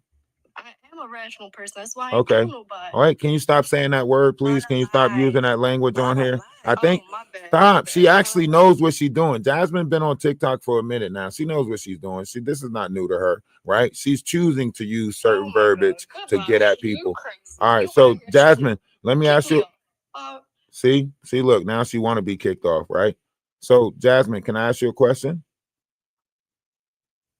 What's up? Because you are like, I know what I'm doing. Like I said, my bad. The fuck? Okay, so I accept you're bad or whatever, right? I just want to ask you a question. Have you ever dealt or been with, have you ever been in a situation where you expected someone to have compassion, empathy, and you can see that they wasn't showing none of it? Yes, I work at a job. I didn't ask you about no job. I just said dealing with people. I didn't ask you about. Suck it up. I didn't ask you about a job. I just asked, have you ever been in a situation? Nothing about no job, just dealing with people in general. Yeah. Okay. So what I'm saying is, and you're a rational thinker, right?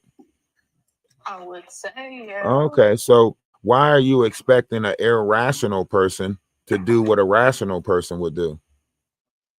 I mean, if you irrational, then maybe you need to take a look in the mirror and fucking fix yourself and don't work at a job where you I don't think that works. That's not what he I asked you. don't think that works like that. And I don't even think that's what I asked you, right? I'm asking you, why are you, right, Jasmine, the rational one, right? Why are you okay, I get what you said. okay? Yeah, why are we expecting the irrational person to do the rational thing? In this situation, I have not seen anything about the manager where the manager was picking on her. I didn't say, hold on, stop. We didn't say nothing about the manager picking on her or nothing like that. That's why I'm being very specific on what I asked you, right? I asked you, and why are we as the rational thinkers expecting the irrational thinker to do how a rational thinker would do? No, I get what you're saying. I definitely get what you're saying. So let me ask you this: do you think Kanye West is crazy? A little bit.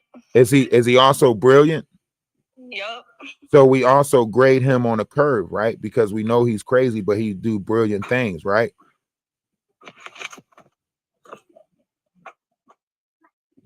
Right? Yeah, I guess. So here we got another young person, right? Who we are already saying something is definitely wrong, but you're not grading her on a curve.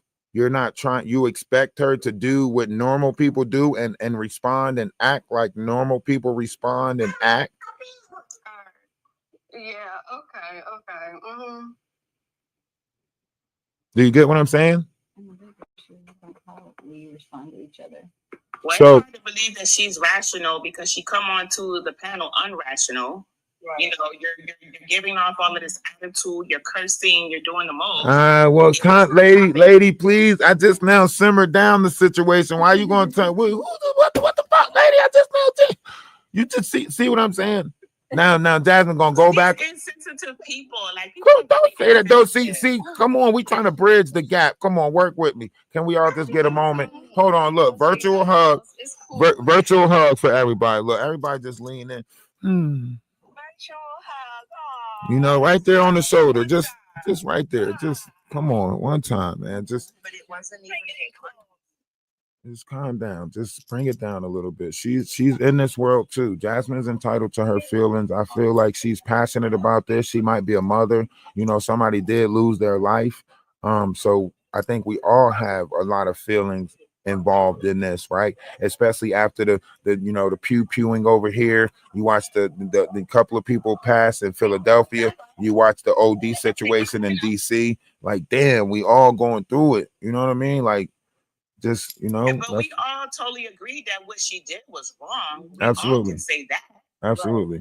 But we're just basically stating the facts in the situation that caused the situation. No one's being insensitive to someone losing their life. Did what she did or anything like that. It's just. Can I get a turn? I've been up here for a while. Absolutely. Go right ahead. Okay, thank you. First of all, hi everybody. How are you guys doing? How you doing? Thank you for letting me be on our panel. I can use me as a prime example of bad thoughts in your head when somebody do something bad to you. Okay, so I did get terminated from my job 2 weeks ago, and she didn't use the proper protocol. She just automatically terminated me. I didn't know until I got home. I do have children to take care of. And then maybe 2 days later, I start getting thoughts in my head where I just wanted to go back up there. I wanted to strangle her. I wanted to. Whoa. You can't keep the thoughts at thoughts. Just say you wanted to do some shit. We get it. All right. Yeah, I want to do some stuff. All right. Right? So, let's keep it at that. Only because I have children, I got bills. She did not tell me why did I get terminated at all. She just sent me an email. She ignored my text messages. This is what I mean by you have to give people proper protocol. You're not going to know what's going to happen. People got kids at home. You don't know what somebody is going through. outside of a workplace at all. And that's why labor laws. So she was YT, and they just automatically. And this was my externship, and I got hired during my externship as a medical assistant receptionist. And you said, what's the protocol? There are 3 proper protocols when you get fired. You're supposed to get a verbal warning. Written warning. You're supposed to get a verbal warning, written warning, and then disciplinary actions, which is the suspension or termination. After the third one. But a lot of people use the private rules because it's private, and a lot of states have a right to fire. They do not have to explain to you why they fired you or something like that in a lot of places. So it's like you might have been in a right to fire state or something of that nature. So that way, you know, they use these as a way to not have to explain anything to you. So Because they're trying to get avoidance being sued. So just like I was just saying, like I just had thoughts in my head, and I was like, why am I having these thoughts in my head? I think there's something wrong with me. So now what I'm doing is I'm taking therapy. I'm taking therapy, and I think that's what she needed. I think she needed therapy. she didn't even have a support system, let alone she going to the park. She going to the park to contemplate her thoughts. She going to the internet looking for the internet. That's why I say we got to be on the internet where our youth is at and show them that we're here, show them that because there's a lot of people that's looking to have people crash out. So instead of people that's on the internet looking at her and saying, girl, just calm down, where you at, you know, I'll send you some money, they laughing at her situation, telling her to go back up there, telling her to do this, telling her to do that. And this is the advice that our youth is taking. They're taking the advice. That's why you see Rakai and Kai Cenat. What do? They say, what should I do, chat? What should I do, chat? What should I do, chat? We are literally in a what should I do chat type of society. Those books where you like pick a scenario and like like that. Smart, because you know what I it's mean? like Google. You're gonna get multiple perspectives and multiple answers, and none are gonna be directly towards what you're actually going through. You heard what happened. What happened when Phantom and them got pulled over in the car? Phantom started telling the police officer that he was a lawyer, and then was like, he told them, he's like, Google law for me so I could pretend to be a lawyer. He telling that to the officer, right? So you know, like these people with money playing games like that. Our youth is mimicking that shit. Like these people will chat GTP some shit and make it seem like they smart. They not fucking trying to learn nothing on themselves. Everything is already handed to them. It's right there, right? So a lot of our youth is running around, you know, doing what they want to do, and in their mind they think they know everything already because they got that phone. I already know everything. Hey Siri, tell me some shit. You know what I'm saying? Like they already, like, they don't give a fuck. But that's the youth that's what we dealing with in society. So we got to learn how to deal with them better, learn how to observe them. We have to open our mind to this, because what did we create? We created a society, right? How you gonna create a society where people can be furries and then try to act like you don't understand why they pissing in the litter box in the corner? That's a furry. She ain't see a cat. Yeah. I mean, yeah, but still, all of this stuff, we opened up the door for them to be whatever they want to be, and now we're denying the shit that they turning out to be. You know, and I would say instead of me spazzing out and going back up there doing some stuff, I've actually called a lawyer to see if I had a case, because it was one thing that she did. She took the keys, she took the facility keys off my key ring. She went in my purse. That's my private privacy. Like, why would you do that? Oh yeah, that's personal property. Yeah, and that's crazy. Yeah, I asked her. I was like, "Well, kid, like, I'm thinking to myself, like, okay, now you messing with." Now, wait. I don't know, because your ass might have had an attitude. You might have been like, I ain't giving back no key. Y'all got me fucked up. That's the problem. I know she still can't go in her purse though. She still can't. I'm genuine. I would never do that, because that is an actual that was a a workplace. I wouldn't do that to her, and she'd know that. You probably was like, Just because I ain't I'm a giving nurse nobody and back don't shit mean until nothing. y'all explain to me what the fuck goes on. Now, Because of our skin tone, we get taunted at and yeah, and bullied because of our skin tone, thinking we're what is that word? Ghetto, obnoxious, no resources. you know what? That's not true, because Karens are out there going through the same thing. So it's got to be just women, because Karens are going through the same shit that y'all going through, and that's why they snap and do the Karen thing. They're like, you know what? Fuck this. You say what? Somebody asked was it BLK manager? No, she was white tea. Everybody has their breaking points. I watch Hispanic people go off, you know. So I think it's like right now the tensions in general in this world is high. And it's not like a color thing. It's not. I know we like to observe it as a color thing because we going through it in the color that we're in, right? But when I open my eyes to this world, I realized that it was just a good people and bad people thing, right? I realized, like, damn, everybody's going through something on a different level. I never realized how strict, you know, Chinese people was until I understood like how they was. They will not let their youth procreate with something outside of it, right? And if they do, they shun them, right? A lot of families disown us before they ever accept us, right? We get kicked out the household. That's where the black sheep comes from, right? We different, we get kicked out, and now all of our kids are out here different and getting kicked out, right? So we created this. Y'all are, you know what I mean? I ain't never even been to the motherfucking cookout, and I've been kicked from the cookout. And for real, they kicked me out of Messy TikTok. Remember when I was telling them over there, when I was on Kev the Comic and them page, and I was like, man, look, we gotta be at peace with one another. They was like, man, get your ass out of here. You ain't invited to the cookout. I said, damn, that's fucked up.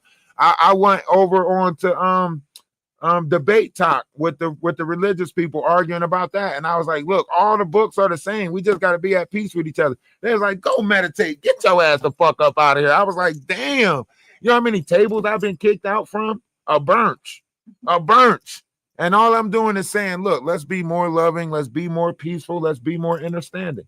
And they like, get the fuck out of here with that. We want war. So I know that people just aim for chaos in this world. You know, for somebody that's from like myself that has worked with the mentally ill, how many mentally ill people do you know who that once someone keeps poking at them, they don't crash out? Name one. That don't crash out. That don't crash out. Oh no, they crashing out. They crashing out. That's why we teach them. That's why we teach them to recognize the signs so they can calm down. That's why we teach them certain things. We teach them to recognize the signs, bring themselves back down. There's certain steps. Take a walk. You know, go find a safe place. Go play the game. We teach them certain steps that's going to calm them down. Right. But Can I just add real quick? Because it's not only about those who have mental health issues as well. I live in New York, where in the postal office, there was just pokey that happened inside of Albany's post office. This is my thing. This is why I'm training now. I'm training now to move up. However, it's not fit in the park and think about hurting a coworker. Come on, RC, cut it out. You know that's not how it works.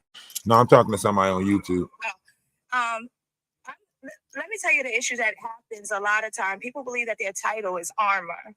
In my early 20s, I was a server for a very long time through college and then after. I dealt with a lot of bullying at work, but it wasn't, I never had a BLK sister as a manager or a supervisor. It was like YT or Hispanic majority. And when I say back in my old times before I went to therapy, I was that type to say, after your shit, drop your stuff, because I'm not dealing with the disrespect that you just did. I'm not gonna lie, but it took a lot of maturing, and by the grace of God, I never went to this stage. However, people feel like because they have some level of status, they can speak to people however they choose, and they feel like that building is going to protect them.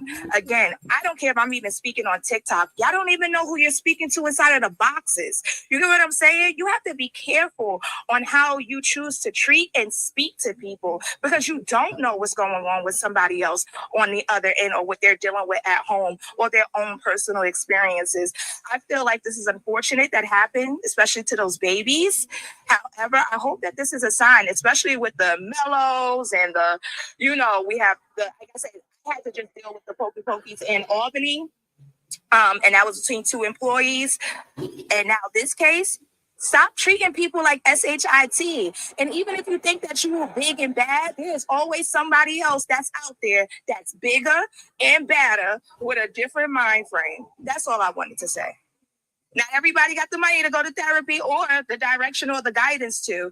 And like she could have quit and went to another job, that manager should have fired her, because not only was she unfortunate, her life was taken, but that woman could have took everybody else's life back there as well. Yes. Oh, yeah, that's true. Yes. Oh, man. Yes. And that's what I was saying. Like, Tangi, I hear you say that, that you say you suffer from mental illness or whatever. There are levels to this mental illness. There are different, kinds of mental illness.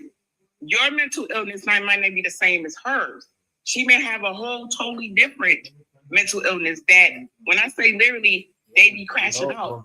I work with them, so I know they can crash out. In the craziest ways. You understand what I'm saying? So we just got to be mindful that nobody, even all of us on the panel right now, I don't know what Dior is thinking. I don't know what Hispanic Beauty is thinking. We don't know what nobody is thinking, and you don't know what nobody is going through. I do. You just gotta always be mindful of what other people's going through, and that's all I'm basically saying. I know what people thinking. It's just better off. You're absolutely right. You just better off not telling them what they thinking. That's all. I agree with Lady. She is absolutely right. We don't know what nobody is thinking while they at work or while they at home, and come back to work and use it on everybody else because you're mad, you're miserable. But we gotta think about this. Like I say, we have these people out here where we're trying to teach them to function in society. I don't know if y'all paid attention to it, or I don't know if y'all keep on denying it. But when I worked in the autistic programming, right, there was a lot of Black kids that was left out there in foster systems, so on and so forth, that have mental health issues, and we're teaching them these steps. In fact, when I was in foster care, these were some of the steps that I seen other kids being taught. Now, I wasn't on any medication or anything like that. My ADD, ADHD, AHD, DDHD, LDD, OCD, and everything else went unchecked. So I suffer from a bunch of da-das, right? I got the does to the motherfucker, you know what I mean? So I know how it is. That's why I work with autistic kids. That's why I'm patient with them, and so on and so forth, because I know what it is that they're going through. When you do something or say something to them, they go sit and they dwell on that. So they're sitting somewhere like, what did they mean by this? What did they mean by this? And then because they don't have no social cues, they'll come back and say, what did you mean by that? And you take it however you want to take that shit. And you can't tell no motherfucking autistic person no fucking take it however you want to take that shit. Because baby, they gonna take it. You can't tell no spectrum. You can't tell them that shit. Because if they saying well, I think she said. Good morning, everybody. I am a special education teacher for high school students. And what you're saying is it is true, but it is also learned behavior. Because as you know, there are students that have IEPs. Those are legal documents. Those IEPs consist of different components. First of all, you have your primary diagnosis. What is your primary diagnosis? Your primary diagnosis can be OHI, which is other health impairments, which fall in the ADHD category, or your primary diagnosis can be LD, which is the learning disability, which means you may need more time because of your reading. You may have dyslexia or something like that, or your math. I'm going to stop right there and say, so now you have ADHD and reading comprehension and math calculation disabilities.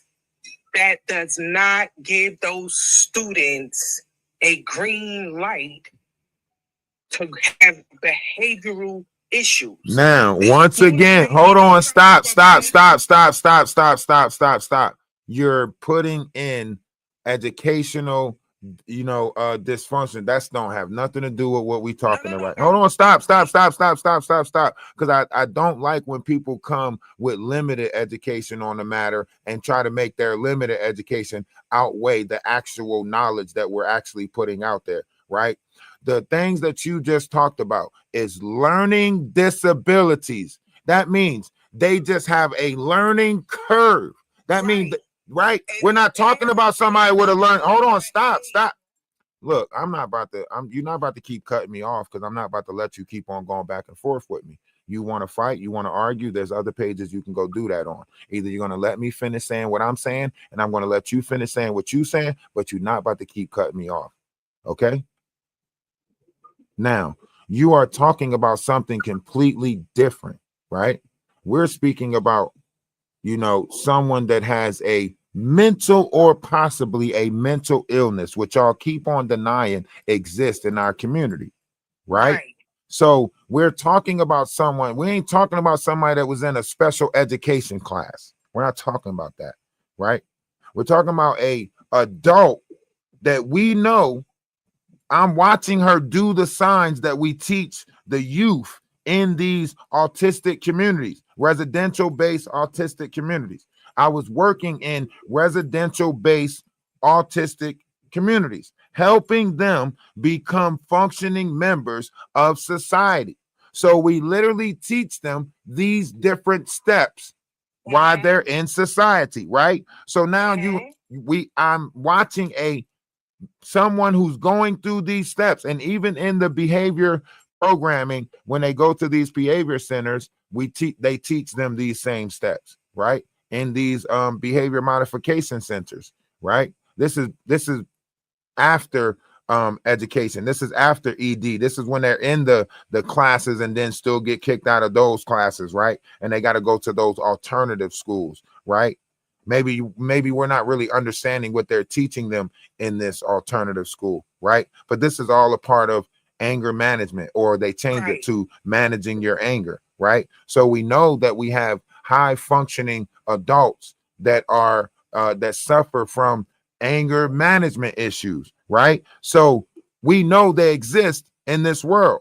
So you're watching someone who's going through all different levels of complications, and you're still keep on trying to say, and there's no excuse for unaliving somebody, right? But if we're watching these signs in our community, why ain't nobody offer her help? If she was homeless, if she was going through this, everybody just ridiculed, picked on her, laughed at her, so on and so forth. And we do this to each other in our community. And then as soon as that person snapped, we sit there. That lady was telling you about she a trained professional on working with these type of kids, and you sat here and told her nothing that she was saying was she didn't say she was a trained professional on working with autistic kids. She said she worked. She didn't say that, sir. She didn't say that, sir. Hold on, stop. Hold on, stop. Y'all not about to make this up as y'all go along. You said that you was a high school teacher that worked with kids. Guess what? Autistic kids ain't in high school. I literally just told you I worked in the autistic residential program plus New Jersey, right? They not in y'all high school. We actually dropped them off at a completely different school that's not fucking high school. So don't sit up here and tell me that you said you work with them type of kids. You didn't say that. You said you work with high school kids, special education high school kids with learning disabilities, not mental disabilities. Learning disabilities and mental disabilities is two separate disabilities. Don't play in my face. Yeah. So we're not talking about the children with disabilities. We're talking about an actual human being with a problem. Not the babies that are born with a disability and growing up, going to high school with a disability on formal. We're not saying autistic kids are not in high school. We talking Y'all keep on trying to, that's why I say y'all keep on trying to pick and choose. Like when I just said that we teach these kids to operate in society, right? We're teaching them, we're taking them to the park, we're putting them on the train, right? We're taking them to the movie theaters, right? I had an incident where Chris acted out at the movie theaters, pulled a lady hair, everything, right? So we're taking them out and trying to get them to function properly in society. So I witnessed public crash outs with these young, autistic kids, right? There was one kid, Brian, he had the ability to, make himself throw up. If you ask him too many questions, he'll make himself throw up, right? And it was other kids. There was one kid, he had a constipation problem. So when he go in the bathroom, you had to watch him because he might start playing with his shit in the bathroom. So if he take too long in the bathroom, you got to check on him because he probably in there playing with his shit. Right? So please don't tell me about who fucking worked with who and who did what with who. Okay? I'm not fucking going over. No, I'm not trying to see who worked with the worst fucking kids or who dealt with the worst situations. I'm telling y'all from experience. I know what these kids are doing, thinking, and everything because I worked in the residential programming with them to try to help them become functional members of society. And I'm telling you, I'm watching the steps that they were taught to go through in these places, the resets that they go through, right? When they crash out, they have to take the time to recognize what they did, right? And we also allow them to reapproach us after they calm down, right? So when Chris will go through this, right? Chris will go to his room, right? And then Chris will come out his room, and then Chris will have to apologize to us, or so on and so forth, right? And then we would have to be the same one to give Chris the courtesy of trying to build back up again through the star system and saying like, okay, Chris, you lost your stars last week. Now you got to rebuild your stars back up so you can go to the movies this week. We had an incentive program, so on and so forth. Yeah. Can you wrap it up with the point you're trying to make about that statement? The point that I'm trying to make is I'm the host and I can talk for as long as I want. And if you want to try to be smart, you can go too. So I can really talk about whatever I want to talk about for as long as I want to talk about. And I don't have to have a wrap-up point. You got to have a wrap-up point as a guest. So you can say what you want to say and then you can depart. Okay, so if you want to add something to it, add something to it. You got something to add to it? Yeah, I'm trying to understand what you're trying to put the point on. It don't matter what I'm trying to put the point. Do you have something to add to it or not? I can understand the point. I would. You don't have to understand the point. The point is an incident happened in the community. You know all of it. You've seen people talking about it. Do you have something to add to it or not? Okay, yes, the background, yes, but I was gonna let you speak about what you're saying. Nah, you don't have to add nothing to my point because you're not here to talk about my point. You're here to talk about this situation right here. So talk about this situation. Background situation. All right, yeah, talk about that. People have to understand everybody's mental health. I don't think a human being's 24 hours in a day should consist of work, go home, and have to educate myself on all the mental people out there in the world. Like, people, so how do you avoid the mental people if you're not learning the mental people? That's the reason why this situation happened, is because people don't care about other people and that's what life. they're going through. But it shouldn't be life. It's we not should be life better people than that. How If do we you people work? like about another person's mental state and what they're going through, because just like you're going through something, they're going through something as well. It might be different. But do you, let me ask you this. Let me ask you this. Do you feel the same way about the lady that lost her life? In your mind, is that life too? Yes, sir. Okay, so you really don't care about this situation one way or the other, do you? I just don't think we should justify mental health to be like it's okay to do that because no, I'm asking you, like, we're not justifying mental health as a way to do this, right? But if you saying, if on either side of this you're saying that's life, then you really don't care. You lack empathy, right? Because on either side of you're saying that's life. Somebody lost their life. Oh, well, that's life. Somebody took a life. Oh, well, that's life. Right? Any kind of way, it's not sad. Hold on, dog, because you gotta realize who you're talking to. Some people you can reach levels of understanding with, and some people you can't. We need to determine, is this somebody we can reach a level of understanding with, or is it somebody that just like an agent of chaos? This person just said they don't care on either side. That's life. So they're up here for the sake of argument, right? So we there's no point of reaching any type of level of understanding with this person. So let them say what they're going to say, and then we can move forward. Go ahead, B.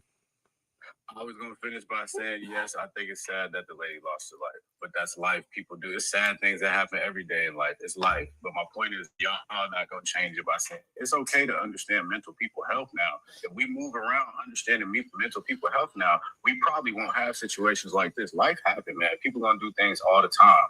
But yes, it is sad that this lady lost her life.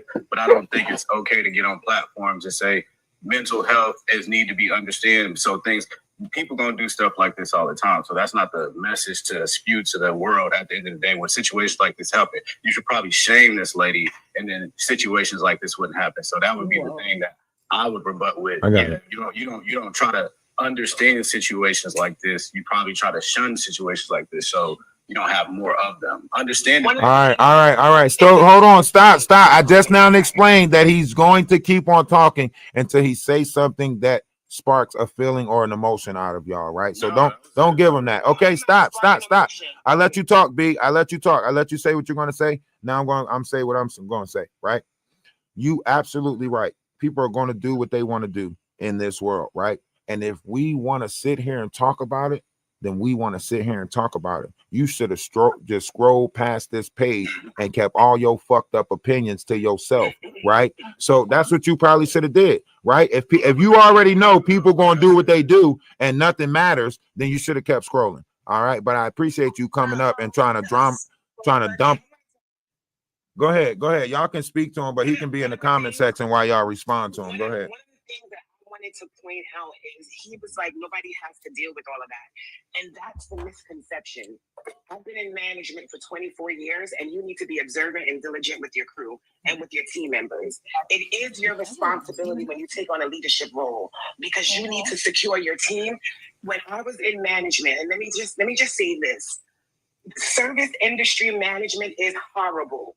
It's horrible. And that's why that situation is sparking so much outrage and conversation, because you have people in leadership roles that take advantage and do not know how to lead. Being a leader, you need to be a servant leader. Number one, a point I want to make that no one is really focusing on. That manager did not secure her team. She went and swung on that girl first when she walked back in that McDonald's. You should be trained to serve, to protect your team. Everybody run in the back room, somebody call 911. You want to alleviate. Maybe McDonald's didn't train her well enough, but it is all of our problems. We don't want to have to deal with it. And I work in mental health for 24 years. I've ran group homes. I've seen mental health behavior and instability. We got to focus on the fact that there are so many people that are undiagnosed. All right. We're talking about all of the people that are diagnosed with the autism, and they're getting services and behavioral management. I've worked with schizophrenia is an ugly thing. And that girl gave me schizophrenic vibes, to be honest. And I'm not a psychologist, but in her eyes, that nothingness. I saw that in clients. I want y'all to understand the world that we living in. So the best way I can help you understand it is, think about 6 Cent, right? You know, Bruce Willis promised to help somebody, and then he ignored that person. That person later broke into his house and unalived him.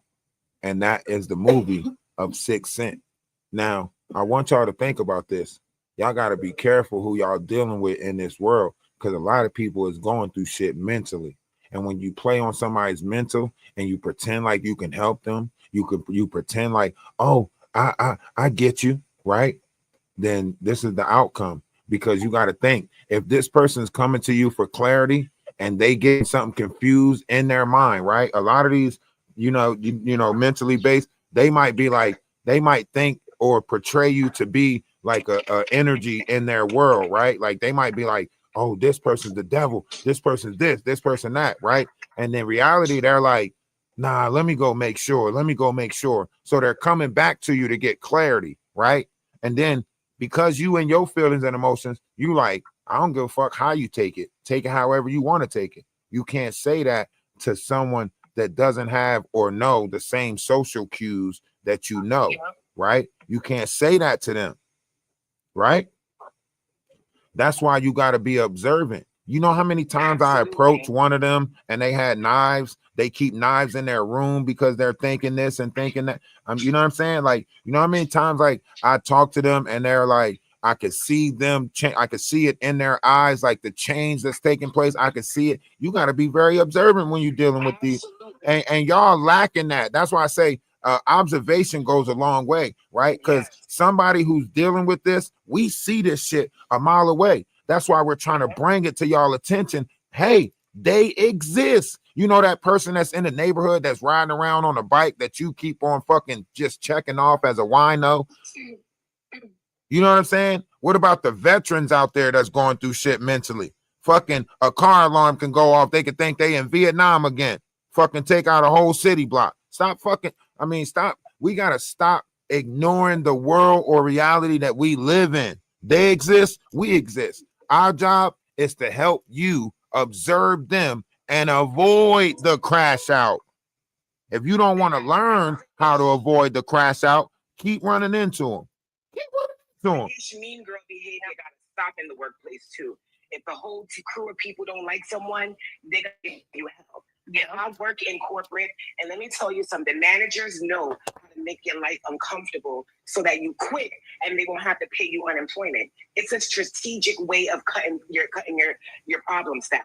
Good management is nipping shit in the bud and terminating them when you need to, not keeping a problem. It sounds like the whole situation sounds messy. Like everybody wasn't professional and got too comfortable because the story. Because they kept her around for entertainment, and then they didn't like the way the shit out came. Like they kept her around. You know how you got people at the job, and somebody might be like, "Yo, fire that person," and then the other person be like, "Nah, keep them around. It'll be funny. It'll be funny."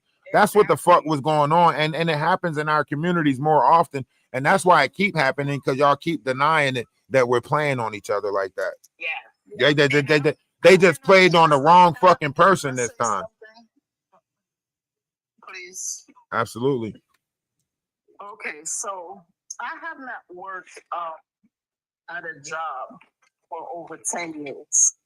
And the reason why I just cannot see myself in a workplace for the same reason we're talking about right now. For a lot of these managers, I don't know if it's because they was bullied when they were younger. They seem to think that they can do anything in this workplace, and because you need a job, right? They know you need a job. They in their mind you cannot do without them, so they treat you any kind of way. They laugh in your face. Oh man, I'm telling you, I had to take myself away because I'm like, you know what? I'm not going to jail for none of these people. And nobody talks about the mental anguish. Nobody talks about the mental anguish. And I've been speaking on this for so long, where I'm saying, look, managers in workplace, period, not only managers, but workplaces need to understand that you need me like I need you. You're not doing me a favor. You're not doing me no favor because I'm not sitting in my house and getting paid. I get my ass up, I come to your establishment, I do what I'm supposed to do. So guess what? We need to treat each other with respect. And that's the same. That is the same reason why I started working for myself and became a business for myself, because literally I worked in warehouses, right? I worked on the machines, like if you know, like about 3i product or anything like that. Like I work machine operators, right? And there was so much bullshit going on. I would go into work at 5 o'clock in the morning sometimes and leave at 11 o'clock at night and still not get no respect from the office, right? They'll tell me like, oh, we like how you kept the trucks organized and stuff like that. But I'm a machine operator. My job ain't even a loading, right? But because I've seen so many problems coming out the office, right? I want and help the loading dock as far as keeping the count goes. Like, all right, here, look, take this pen on each box. Soon as you get to the end of the box, write this number on the box, right? So you can know you're on line 2, right? And at the end of the box, at the end of the trailer, when you see the number up there, right? line 16, right? You count the boxes and then you times that by the number up there, right? Made the loadout go so much smoother, right? Now they giving me credit for this, but ain't no fucking extra pay coming, right? I'm sitting there. They you know what they tell me? They tell me, don't turn the machine off. Take your lunch back there at the machine. I was working hours that nobody else was working. I was coming in at 5 a.m. and leaving at 10 o'clock at night. That's not fair. I was literally burning days there, right? Management come in, joke, oh, you should get a pallet in the back, right? One of the maintenance person, right? They kept on trying to keep me out of the front area. That's what they was doing. I'm working my ass off. They playing some type of weird ass, all the ladies in the front keep on trying to go back there and work with him. We got to keep him from up here. Because there was a sewing area in the front where you go to eat lunch at and shit like that. And had a bunch of Spanish women in there and shit. The maintenance guy and the warehouse officer dude was trying to keep me in the back because they heard the women up there talking about me. And I said, what the fuck? I'm in here busting my ass, really working, you know what I'm saying, my ass off. And you motherfuckers playing some old keep him out of the front area type shit. I'm like, y'all, you know what I'm saying? They told me to take my lunch in the back. I'm like, take my lunch in the back? What the fuck? Like, they say, yeah, take your lunch at the machine. What the fuck? Okay, all right, cool. So now I already see what's going on. So now I got my earbuds in listening to my music, right? So now they get mad about that. Oh, you can't have earbuds in listening to your music. Oh, okay. But mind you, I'm the machine runner. So I bring a little boom box in that display right there next to the machine. I run the machine and I got 4 people that's in the front taking the stuff off the machine, right? So I can pretty much do what I want in my own sector, right? Other people start doing it in other areas, so then they stopped it from being done completely. Oh my God. And that's something that I was gonna say too, because people was talking about how the young lady, she wasn't doing her job because she was on TikTok at work. And I've been in a couple of panels over the last couple of days, and I happened to stumble across one where one of the employees who actually worked at the same McDonald's, she was saying that everybody be on their phone. She was saying even the manager would be on her phone. She was also saying that the young lady was very nice. She came to work and did her job. Right. She didn't know exactly what was transpiring because she was in back cash. But That's because she was checking the management. Like when the management was like when the rush hours would come in and the management would get flustered and stuff like that and start taking the stuff out on the employee, this one would say, calm down, like we doing the best we can. We doing, you know what I'm saying? She would always talk back to that lady. So that's what the problem was. Like she always, that's why she said in her own video, she was like, I caught her making mistakes sometimes. So that means she checked that manager on her mistakes sometimes. And that manager, like, I don't know, you know how you know how people are. They set in their way. Who you to tell me, you know what I'm saying, how to do my job? You just do your job. Shut up and do, you know what I'm saying? So I know the tension. I know the attitude in that space. You know what I'm saying? If she was speaking how she was speaking online and saying like, I clocked her a couple of times making mistakes. Management hate being clocked making mistakes. Y'all know that. Y'all been management before. Shit, don't act like y'all ain't like a motherfucker coming in clocking y'all. You just got here. Who the fuck is you clocking? We gotta use this panel as an example of shit that happens in the workplace. The same way you can tell, you're talking to someone, they don't want to hear shit you have to say. Like, let's use B as an example because he's saying just ignore everything, and y'all saying we cannot ignore everything, and it's a problem. You know what I'm saying? Like, how are you gonna go through life ignoring everything? Make it make sense. That's because you got to remember, B is hoping that people ignore everything, so you won't look at the sneaky shit that he doing. Right? A lot of people tell you to be okay with being in the dark, and that's because they the narcissistic sociopaths or doing some fucked up shit. So they tell you, it's okay. We all doing fucked up shit.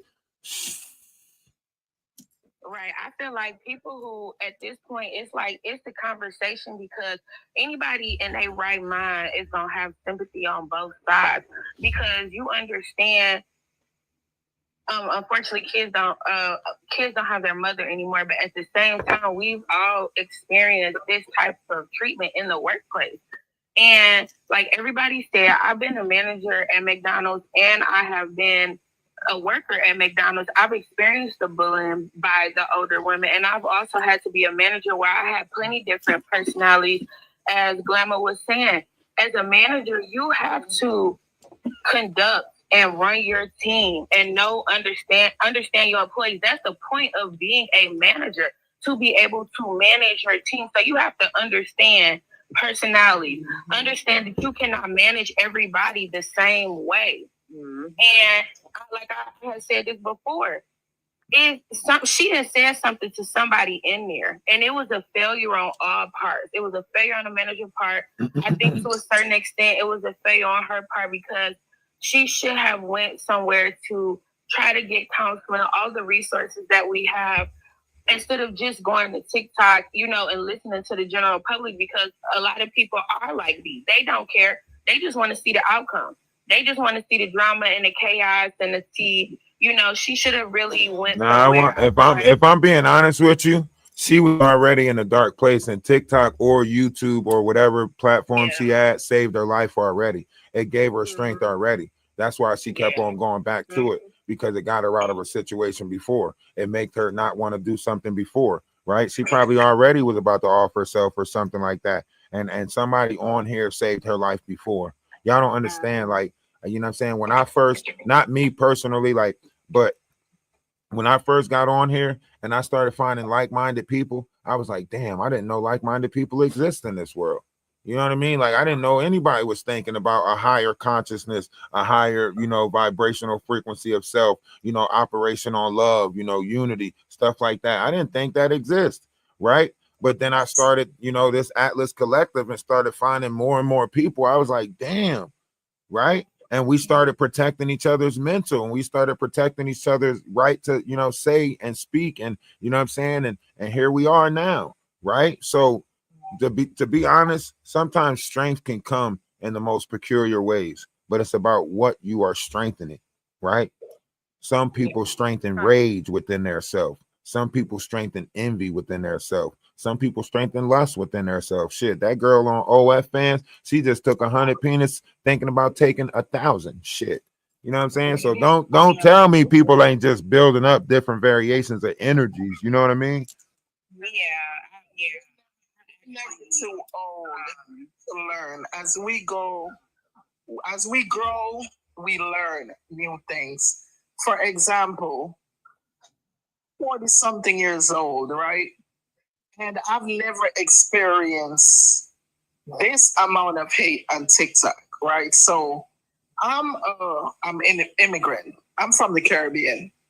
And last week I was on a live, and it was like 200 to 300 people on there. And everyone was saying, we don't like immigrants, go back to your country, y'all come and take our resources and all that shit.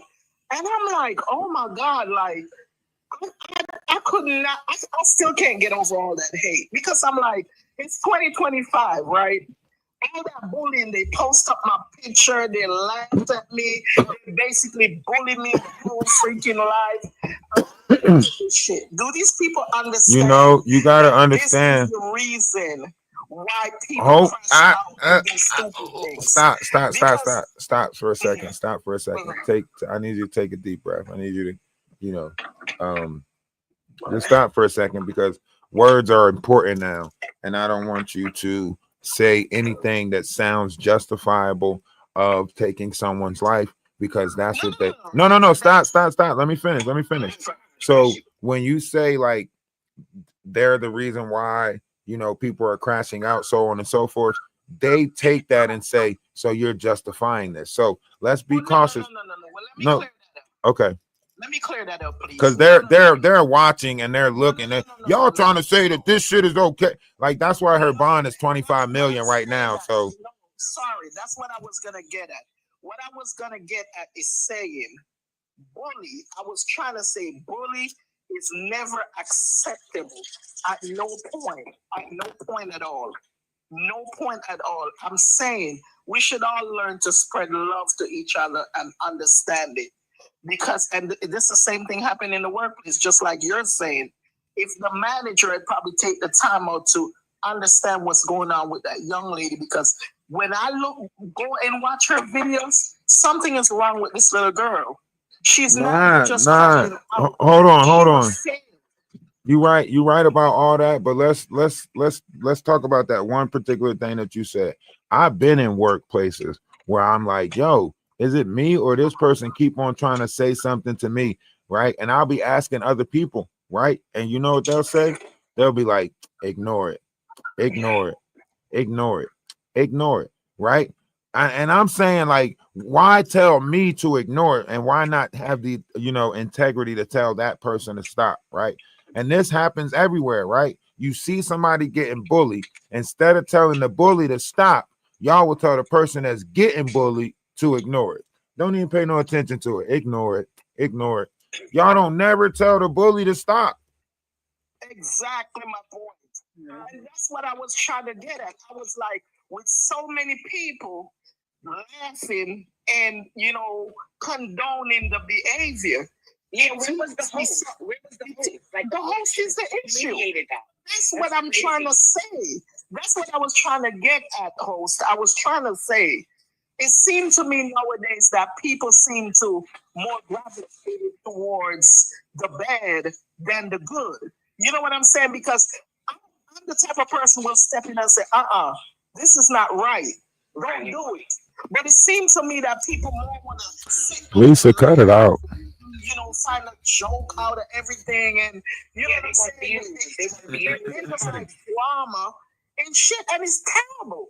And more of this situation that's gonna happen if we don't speak on it. And that's why I'm here, because when I hear you speaking on things that need to change, you know what I'm saying? I feel like I want to be a part of it because it needs to change. Yeah, a lot of hosts. Absolutely. If you don't agree with them, like the other day I went on a live, and the live, and this is off topic, the live was about bashing black men, right? And her post was like, black men is the downfall of black women.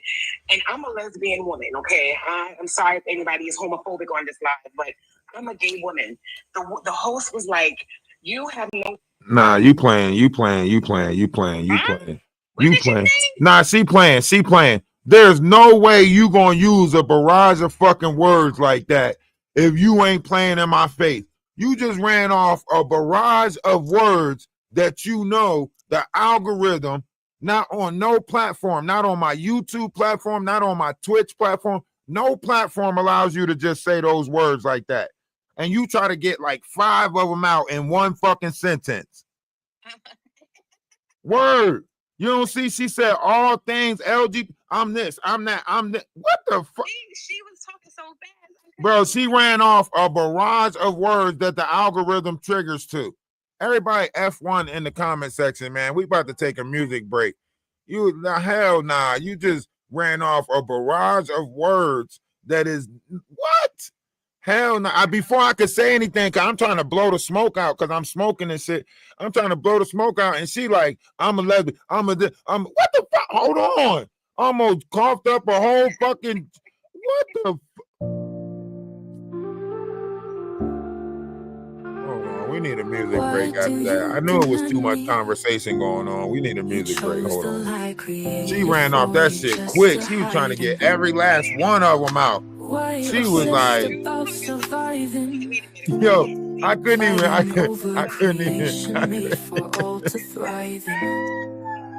When love speaks, you say, hey, yo, I don't know if she was waiting for that moment. I don't know what the fuck that was. But she tried to hit every LGBTQIA hyphen out this motherfucker. She tried to, I'm him, I'm her, I'm a him, her, I'm a. What the? Hold on. No problem with that. I love all my people. Fuck that. Like, I'm this, some of that, some of this, some of that. Ah, hold up. I see what you did there. I see what you did. So cold, the chaos sits on You your gotta put it to the throne. word salad. You try to Stuck in a win. loop for how long? Your pride convinced the right is Nah, you know wrong. damn well you can't use When these I words on speak, TikTok. You got you nah. say you're listening. When will you ever hear me?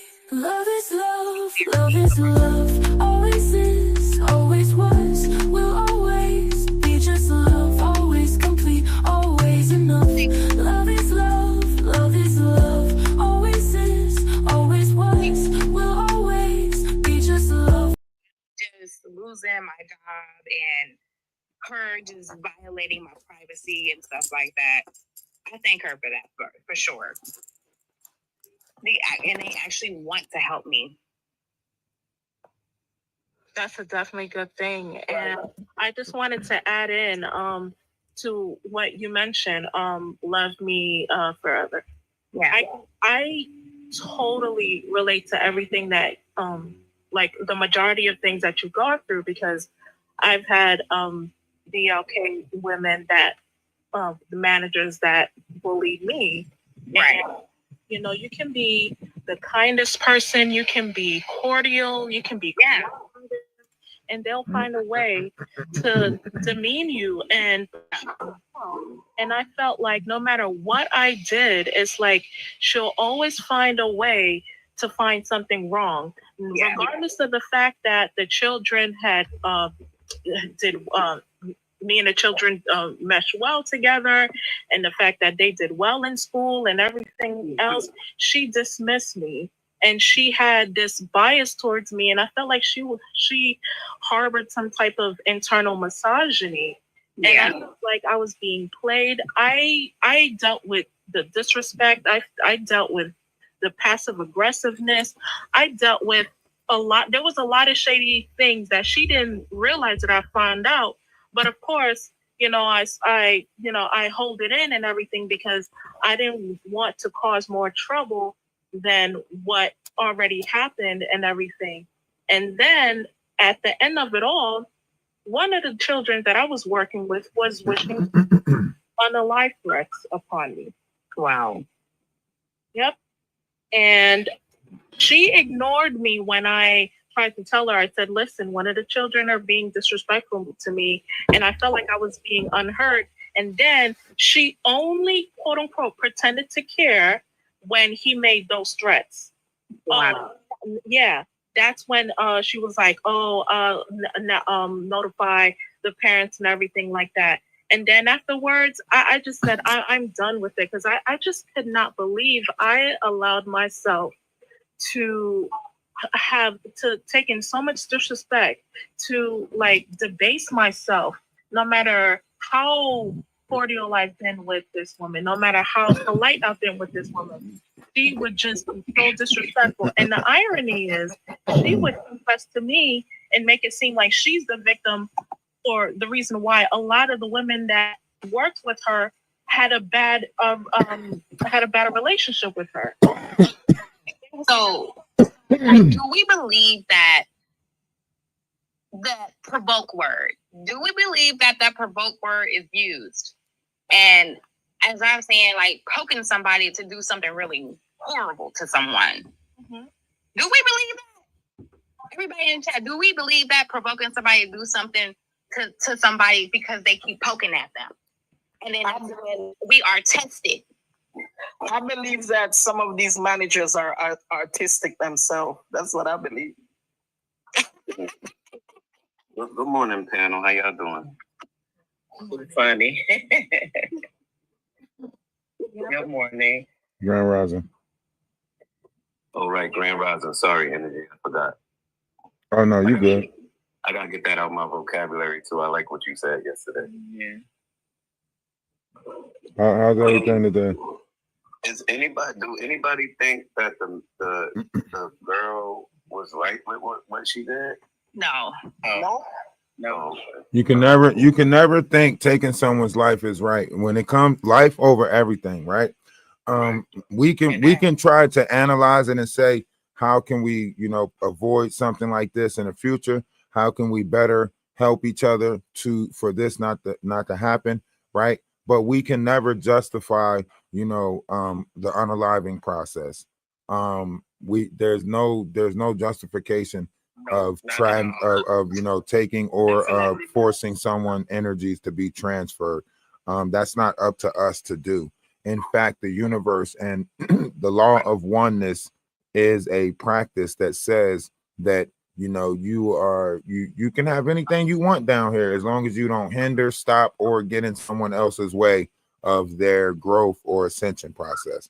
A lot of people break these universal laws because it's more appeasing to feelings and emotions to say that this happened because of this. We don't respond out of logic, we respond out of emotion. And we don't see this world the way this world is. We see this world how we feel. And that happened right down the street from me. So that really hit her. Yeah, I was around. I'm live like maybe 15 minutes away. Me too. I feel like a lot of people think because you're speaking on the topic, you agree with it or you condone it, and that's not the case. We're just trying to find solutions of, you know, what we can do to stop, you know, well, not all, but some of the incidents in the workplace. Well, you know, like I said, I'm looking at this and I'm thinking like, okay, we all already hurt. We hurting in different ways, and we gotta find. Instead of finding places to put this anger, we got to release it and just let it go. And that comes with having compassion and, you know, forgiveness and a sense of kindness for this person, right? Phoenix. And I just think, you know, at this time, she need to know that she was heard and seen. And that's all I want to say is I hear you. I see you. You know what I mean? I don't mean to cut you, but I don't want to hear anything about family. Do she even? I have not seen that one. A lot of people family disown them and stuff like that. And she was in a rent to own situation with somebody. Like, so she was renting someone's like space in the house who was using, and that wasn't at this time, that was at a previous time. And she was just now shaking that off. Her real name, last name is actually McCoy. She has a real troubled past, but you know, she'd been moved around a lot. She changed her name.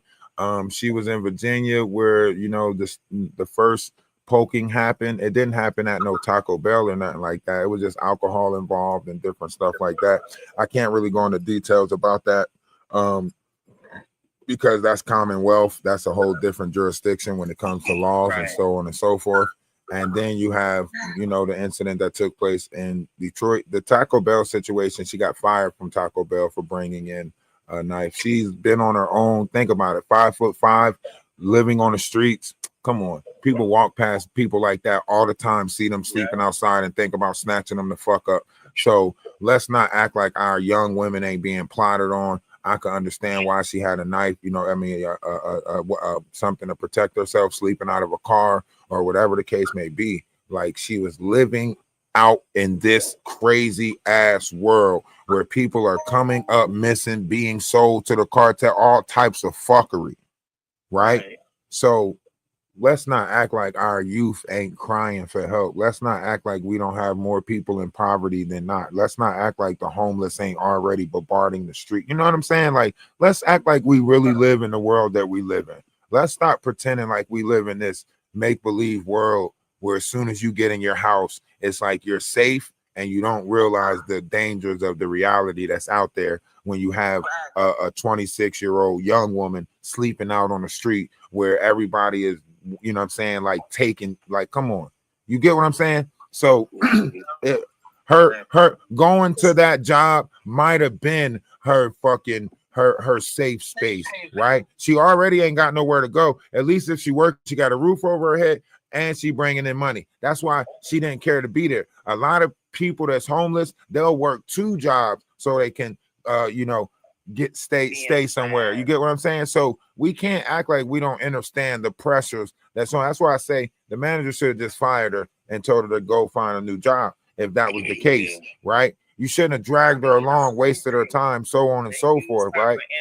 Exactly, because that's fucking with her mental, right? Plus, I'm using this as they probably seen her lingering around. She don't got nowhere to go. She walking up to the park, wherever the case may be, probably lingering in the in the day area or in you know what I'm saying? So we not really looking at reality like it's reality. I actually went out and stayed, you know, for like 30 days down in Florida and shit like that, where I was going to Greyhound and stuff like that. And I seen how they move. Like they'll move, you know, they'll go to this place to that place for the Wi-Fi to charge their phone to try to wash up if there's a truck stop around, so on and so forth, right? So it's not like she's someone that was pretending to be out there, right? They making fun of her for stinking, so on and so forth, this, that, and the third, right? We don't help each other when we see each other going through it. Somebody echoing. Hold on, Tans. You gotta come back up. You got teacup. Who echoing? Ange, is that you echoing? That's Ange. So while we're saying there's no excuse to analyze someone, we're all agreeing. I think the whole panel agrees there is no excuse to analyze, but we still can speak about the things that happen in our community. Okay, because I always wonder, right, with all these I gotta watch my word, but these people on the street, you know, doing what they do, what's going on with their kids? Do y'all ever wonder that, like, who's taking care of their kids? So there's a lot of kids running around here with no one taking care of them. You know what I'm saying? So how do you think they're gonna grow up? Like, just make it make sense. You know, it's terrible out here. Do you think they're gonna grow up and have a personality like their mom? What do you mean a personality like their mom? Bullying. So y'all believe that this girl was really being bullied? Okay, so I mean, I've been at this point, a belief is an unknown system, and we know that this girl was being bullied. So we gotta stop looking at this, and we want to deal with the facts and the merits, right? That's on the table. We don't want to believe that. I'm sorry, like, and this is what happens in our community, right? Just because somebody, you know, unalives, like, we believe they're saints, right? Somebody unalive and the pastor's like, we know they're in heaven, and like, come on, let's stop living in that, like, you know what I'm saying? But you know, in retrospect, we know that this woman was doing, you know, some stuff, right? Breaking doors at her house, pulling pew-pews out on her kid, saying that I'm gonna whoop y'all or take my belt off and whoop y'all like I do my kids, whatever the case may be, right? We That's know. what they were saying? Are you? That's what she said. And the coworker, one of the ladies on the live who worked at the McDonald's said that she said specifically, it was one time where the manager was talking about sending people home, and she asked, was she getting sent home? And the manager was like, no, I'm not sending you home, and sent the girl home and sent another guy home. She will always send her and another guy home, but never send anybody else home. And anybody who work in fast food or have worked at McDonald's, I would say in this particular situation, normally they ask who want to go home early. Yeah, when people volunteer to go home early, not sending people home unless don't nobody want to go home, and that's rare. Unless it's And you still as a manager, you don't pick the same people over and over again, because you know that you're supposed to rotate that shit. You know what I mean? Like, as a manager, it can't, right? As a manager, right? You are supposed to delegate a lot of situations, right? You're not supposed to be the antagonizer to keep bullshit going. You're not supposed to be tapping people like, girl, watch this, right? You're not supposed to be spreading other people's business out there, right? Because during orientation, you might get to know somebody by asking them, like, how do you think you can be an improvement to this job? right? Because you asked them that during orientation. I know I was a part of the hiring crew, right? Some people tell you all types of shit just when you ask them that one little question right there, right? You ask them, do they have a means to get there, right? When you ask them, like, do you have a way to get to work, right? They might tell you a bunch of shit. No, I'm homeless. I ain't got nothing. I'm trying to do. So ain't no telling what you learn about people when you even hire them, right? So here's the thing that I'm saying. They're trusting you, right, with certain information about their life, hoping that you give them the job, right? So now the manager is using this to put people's life in further fucking turmoil because she's not right with inside her own self, right? And been doing it for 15 years.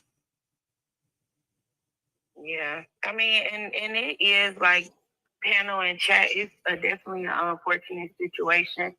But it's about having heart and just seeing it from another person's point of view. And like so many of us have said, is to have the discussion so these things don't happen. And like people are saying, oh, she could have got another job. Yes, she could have. But imagine for everybody, it's not that easy to just get another job, especially in the market where a lot of people say they're hiring and then they don't really be hiring, or you put in 1,001 applications and you're not getting a call back. And she was already going through a lot. And as you were saying, she was trying to get on her feet, you know, so it's like, it's you really can't, none of us can really dictate because we weren't in these shoes, but you can't just make a statement and say that's what she should have done because you don't know what her situation is. Man, if the same manager sent me home 3 times, I'm tired. I'm probably gonna come back too. Like, what the fuck is your problem with me? I'm just trying to work and get some hours. Like, if I can't work on your shift, can I work on somebody else's shift? But what the fuck is your problem with me? 3 times, three times the same management sent me home. Like, I come in on my day off to try to make up the hours that you sent me home for the first 2 times, and you send me home again. Hold on, like, what's wrong? Like, what am I doing? Like, at least like, I'm going to try to clarify, like, because what else she gonna do? She gonna wait until you gonna keep playing with me until I get fired? Like, I gotta find out what the fuck I'm doing wrong so I can fix it, so I can keep my job. But nobody's talking to me about nothing. Y'all just keep sending me home. I agree. And then how I got terminated because they never told me what I got terminated for. And may I please say something? Because I've been on this panel listening for a minute. And I really want to clarify. I knew Jennifer Harris personally. We went to school together. I've known her for 20 plus years. And I keep hearing people making this young lady the victim. And the real victim is my friend who lost her life. Oh. Nobody's making her the victim. We can't hold on. We can't change. We can't change who the victim is, right? I've been on other panels, have been reading people's comments on TikTok and Facebook. I'm not accusing y'all. I'm just making a statement. Please understand. Okay, no, listen though. Like, we can't change the victim in this situation. No one can. The victim is the victim, right? The mother of 6, right? We know that. We can't change that. No one can change that, right?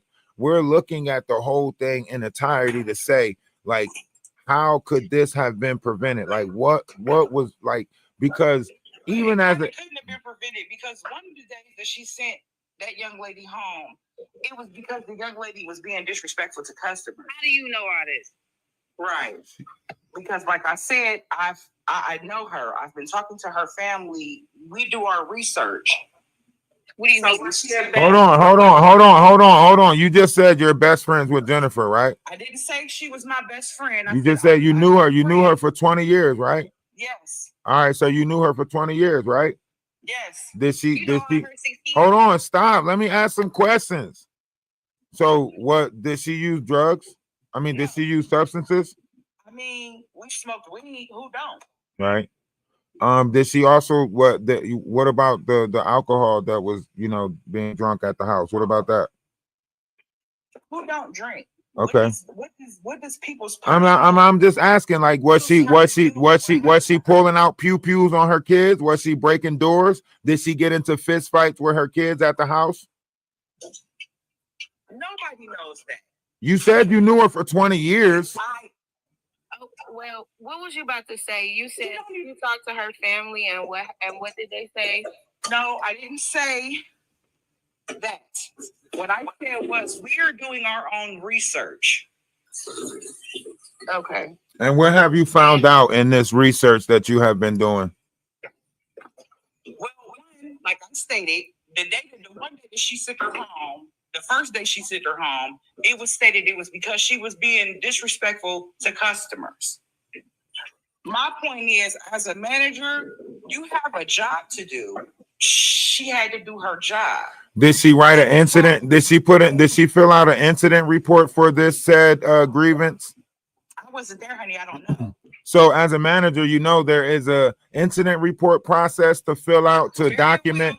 Hold on, stop. Let me finish. There's a log book to let the next staff member know what's going on, because every day you got to update the next group that's going on, right? And there's also a log book, right? There's also a first warning, second warning, written process, so on and so forth. That she do you know if your friend Jennifer follow any of the protocols or guidelines that is supposed to be taken? Nobody knows if she did this just happen. Everybody knows, because you can look at the paperwork. You can look at the paperwork. Sir, you just asked me to stop and let you finish. You keep asking me to be quiet so that you can talk, but you keep cutting me off and not letting me finish. I'm not cutting you off. I'm asking questions that actually require yes or no's. Okay. I'm just asking questions. That's all it is. It's questions. You the one that came up and said you knew her for 20 years. So if you knew her for 20 years, there should be simple yes or no's to these. It ain't simple yes or no's because we live in different states. Oh, okay. You don't even live in this. You don't even live in Michigan. Okay. See, I didn't know you didn't live in Michigan. I didn't know you wasn't here in Michigan. Why would I ask? You said you knew somebody for 20 years. You said this was your friend for 20 years. Why would we have to ask if y'all in the same state if you friends with this person for 20 years? Because she has other friends. We went to Job Corps together. She has other people that she went to school with we all live in different states. When you go to Job Corps, you meet people from different states. That's how I met her. That says it all. So tell us right now. I mean, you don't have to tell us right now. You do. What do you mean by that says it all? Hold on, stop. This young lady for 3 years. You lived with her for 3 years? Yes, sir. What? How long ago? We graduated in 2003. 2003. So about yes, sir. So a good 20-something years ago. Yes, sir. Okay, so you hold on. 20-something years ago, right? I want you to think about this. 20-something years ago, she did not have 6 kids. She did not have the stress on life where her life went right now, right? She did not have a husband or a boyfriend that is incarcerated, right? She didn't have 3 different baby dads, right? Why? You're talking about a completely different person 20 years ago. Okay, can I finish my statement? Yes, we you may. Graduated 20 years ago. We all keep in touch with each other. We are all like family. We're all Job Corps alumni. We all keep in touch with each other, especially within the last 6 years, because she's not the only person we've lost to murder. Hold on, unalive. I'm sorry, unalive. My bad. Forgive me. So she's not the only person we've lost. We just lost somebody, 4 months prior to this incident. But my point is, the reason why how'd y'all lose somebody like that? Y'all lost another alumni member like that? Huh? Another alumni member went out honey, if I counted up, so far we've lost 10.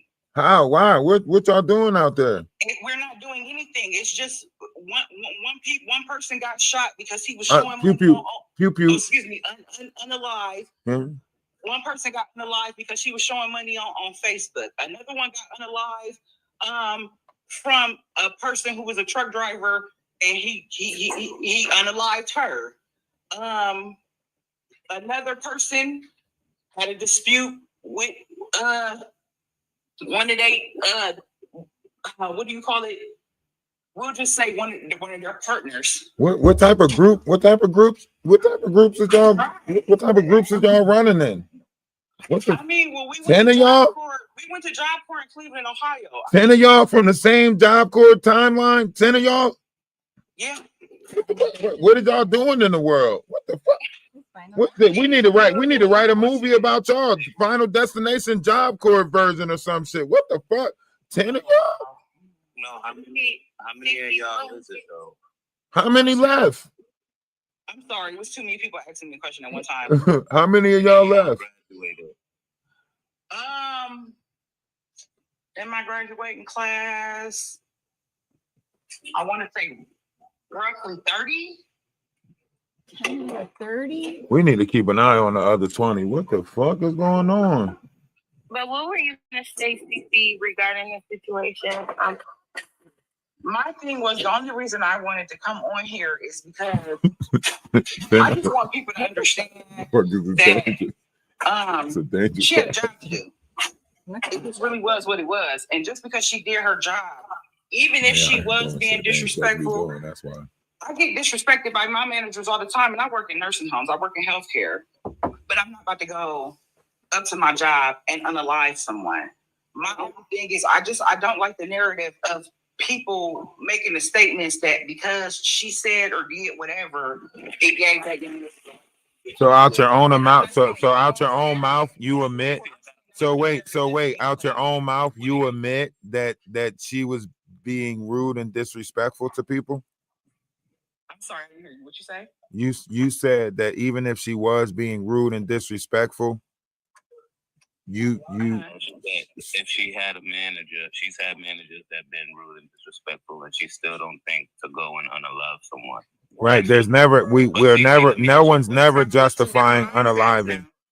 No one. Can you speak to people saying that maybe she was bullying some of the employees and her kids? She just said she can't speak to that because she wasn't there. She said she wasn't there, so she can't speak to none of that. Yeah. Nice try, Saint. And that's the thing, though, because from your experience with her. You can't. That's speculation. That's speculation, Saint. Hold on. Stop. We got to deal with the facts of the merits. Ain't no speculating shit. We can all speculate. Fuck it. I can speculate from here where I'm at. The manager is a good person. Everybody got a speculation on some shit. So no. Anybody can speculate right now. Hold on. Saint. Stop. I heard you say something about you grew up in foster care. I also grew up in foster care. When you grew up in foster care, I can't speak for you, but it's a traumatic situation. You know what I'm saying? A lot of people who grew up in foster care got PTSD. But host, you can agree with me.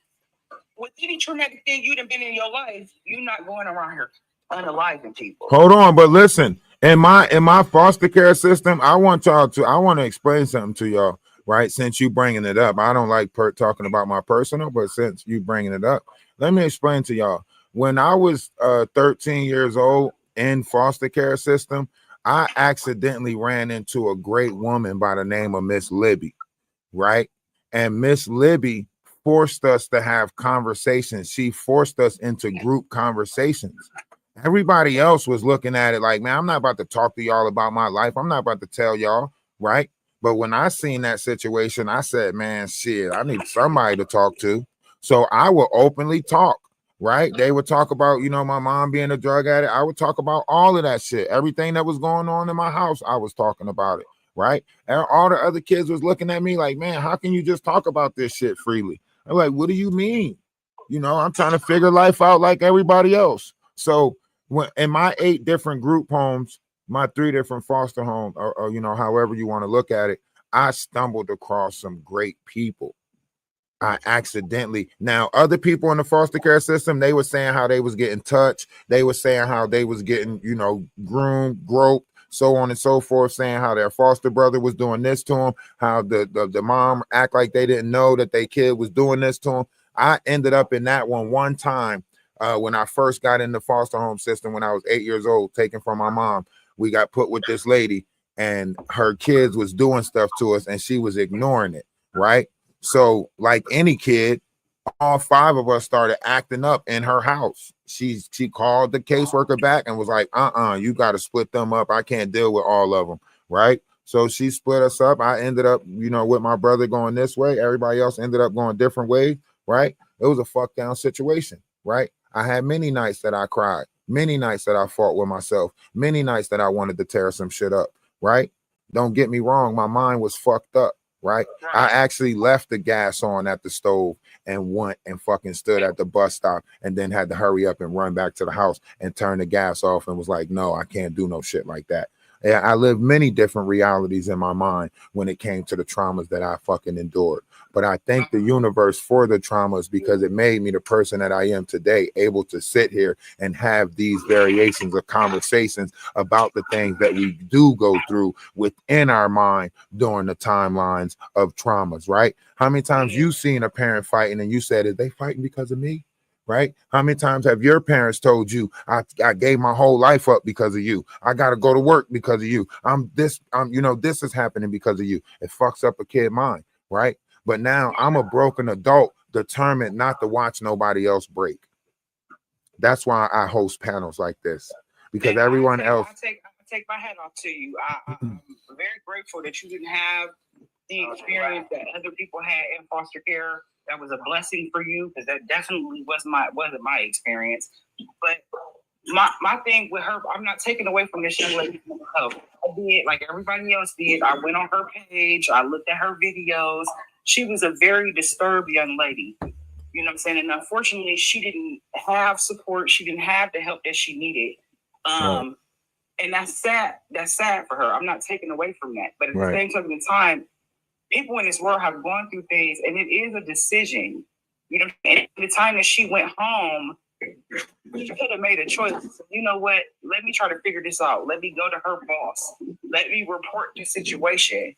You know what I'm saying? So maybe they could do something about it. But she didn't do that. She chose to take another route. Right. And you're absolutely right.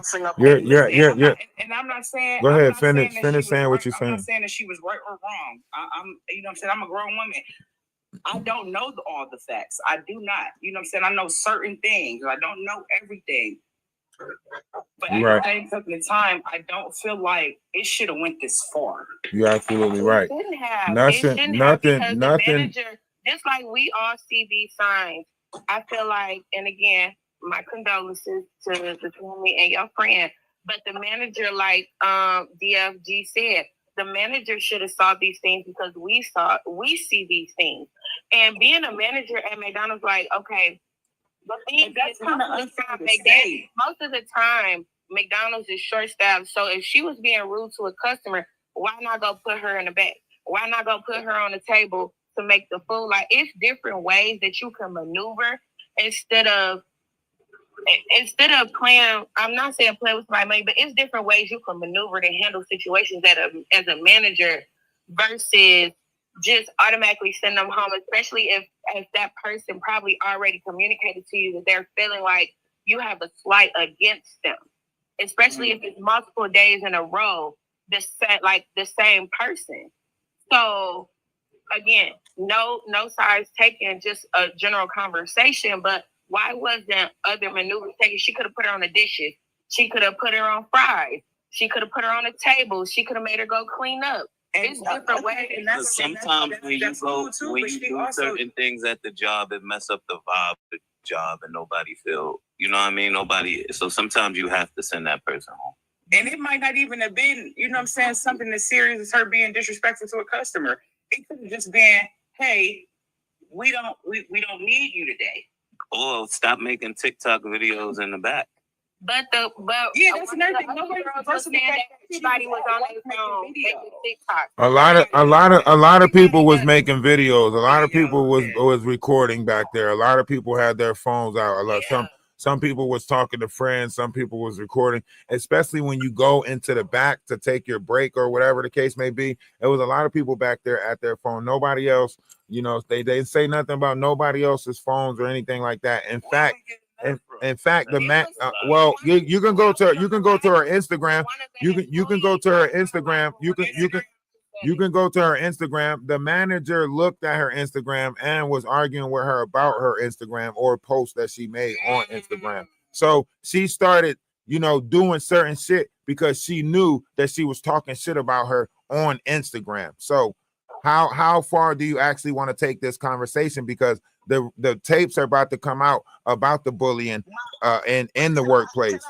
And the complaints that was put in previously about this manager is about to come out too. So there was previous complaints by other people. If that's the case, somebody asked me that yesterday. How would I feel if all this stuff came out that, you know, Jennifer was bullying this young lady? I'm a person that stand on what's right is right and what's wrong is wrong. And if my friend was wrong, then she was wrong.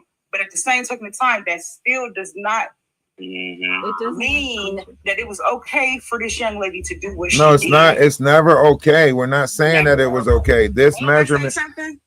Go ahead. Well, so at this stage, we all know that we were dealing with two individuals with two situations. But going forward, people in management positions, what will you do different when you see, or what can you do to be more aware of your employees? So you already know the answer to that. You know the answer to that. You know what they're gonna do different. They're gonna wish a motherfucker would different. That's what they're gonna do. They're gonna walk around and wish a motherfucker would different. That's what they're doing right now. All McDonald management is walking around like, I wish a motherfucker would try this. I wish a motherfucker would try that with me. That's what they doing right now. That's what all the management is doing right now, wishing a motherfucker would different. Any other manager sent her home, or was it just It was just the same. It was just the same manager 3 times in a row. And it was crazy because it was said, well, one of the other employees who was on another panel said that another manager had allowed her to come in on her day off. And I guess when the same manager got there, she sent her home. Oh, wow. Okay, so can I ask a question? Okay, so how do you explain the incident before? Because this young lady did this at a Taco Bell before. But the incident. About Taco Bell, so we can't talk about that because we don't know. Hold on. The incident at Taco Bell, if I'm not mistaken, was where she had got, you know, fired for, you know, having the weapon, right? She had the weapon at work, right? And that's the incident that she was, you know, speaking on before on her timeline, where she was saying like, touching, right? That was the Taco Bell incident before she got the McDonald's job. And they said at Taco Bell, they was like, she's going to end up getting into it with somebody because of the way she carried herself. But she was living out on the street, so she had to have a weapon for safety because she already been tried a couple of times before. If you look back at her history. But my thing is this: you don't get fired from Taco Bell for having a knife. You get fired for Taco Bell for brandishing one. No, you can get fired from Taco Bell if someone actually, and come on, don't act like we haven't been sabotaged in the workplace before. It's people that smiled in my face in the workplace whole time was telling management something completely fucking different. It's people that played in my face in the workplace but didn't like me and was sabotaging me. It was people that was told to train me, that was training me the wrong shit so I could put the wrong shit on shit so they can show management something so they can make it look like I was doing the wrong job. So, and I'm not making no excuses. I'm not saying that that's in this case, but I'm not saying that that's in this case. I'm just saying, like, you know what I mean? You say So what? my question to you: when all that happened to you, what did you do about it? What do you mean? Did you say something? Did you report them? What do you mean?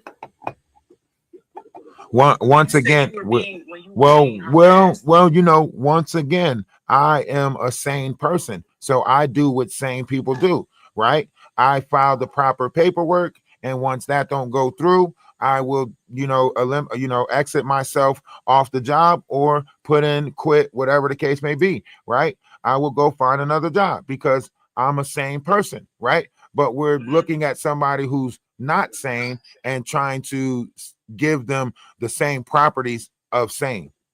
We can't do that, right? So we're looking at someone who you say we can't. You say you disagree with me on that? No, I said I don't disagree. Okay.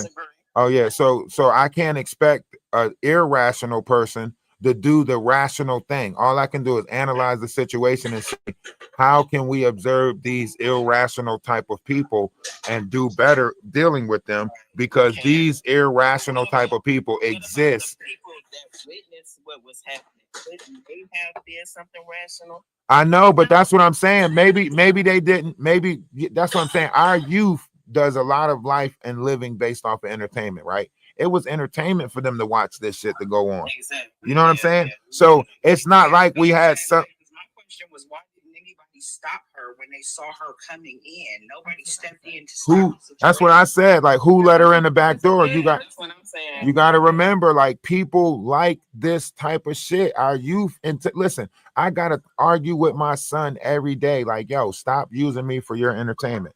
When he gets bored, right? He'll come play with my feelings and emotions. He'll come piss me off on purpose.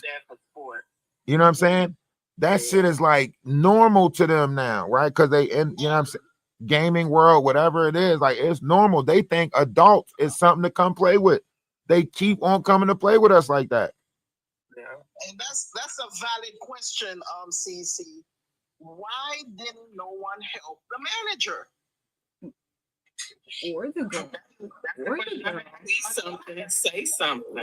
I think once again, like that's why I say, like, people set shit up to happen. Like, if this person was being nasty in the workplace, then you can imagine all of them people like sitting back thinking that's what she get, right? So they push that shit to happen like that. Think about it. If all them people was working there for however long watching her do what she do, then they probably fucking, you know what I'm saying? Like, What you mean by yes, exactly? I didn't say yes exactly. What is you recording? No, my phone. You know how these phones, what they want to do. You know how I'm cleaning up, so my phone screen is touching. I apologize. Oh, you just activated some. Just like I was in. Nah, she activated some shit on us. Hold on. Autobot, stand down. Hold on. What's the code word? Decepticon, disseminate. What the? Hold on. How you stop? How you abort that shit? How you stop that shit? Hold on. She activated something. Hold on. How you stop that shit? One of our phones about to start a countdown right now. Hold on. Yeah. Exactly. Pineapples. I don't know what to say. You gotta say something. She just activated something in one of our phones. Alpha, data, alpha, beta. Yeah, you gotta do something. She just activated some shit. That motherfucker said, exactly. What do you mean by? Hold on. What? Oh, AI done joined the conversation. Hold up. Where's my? I think that would be cool. Shit, that motherfucker said. It sounded like the AI caught an attitude with something that I said. Exactly. What do you mean by that shit? What the fuck? Hold on. I can argue with people all day, but I don't know what AI capable of. How the fuck am I pissing AI off? That motherfucker was like, exactly. What do you mean by yes? What? Hold on. I don't want no trouble with you, AI. I'm sorry. I know you live where I live. Fuck as you mean? I don't want no trouble with you, technology. I was trying to say something. What was you? I'm sorry. I wanted to tell y'all about a situation that I had at work and how I handled it. I'm a severe. I got severe PTSD, and I'm a veteran. And this particular job hired me because they were trying to give veterans a chance to work there, and it was their first time. But my supervisor keyed in on me. He was like the general manager, and they don't have HR at the pawn shop. So he just keyed on me. He picked on me every chance he got. We were in the bogey pulling people's pawns out, and he would just taunt me and say, "What you gonna do? What you gonna do? I bet you mad enough to do something to me." And blah, blah this and blah, blah that. So one day I ended up having a meltdown. And I sat in the break room, and they were all against me, trying to get me out of there. They even hired somebody to get me fired, but I did my job pretty well, so they couldn't get me that way. They did all they could. They celebrated people's birthdays, didn't celebrate mine, and it was just one day they decided not to say good morning to me. They were just trying to press my buttons. This is what I did. I just walked out. I walked out. I went down to the VA hospital. And I put in for a mental break. So I didn't come in Saturday. So they decided that they were going to fire me because that's the busiest day at a pawn shop on a Saturday. So they called me. Oh, so you're not going to come in? But I'm on papers to not be there, and they don't know that. You ain't going to come in. You're not going to come in. So I finally came in Monday. They tried to get me to sign a form to say that I quit. And I tore it up and threw it in their face. I said, I ain't going nowhere. And they thought they were going to be sued. So they sent me somewhere else. And then I ended up walking away just because I had that paperwork signed. And that's what saved me. But that's what they do. Everything. They hire you so they can meet.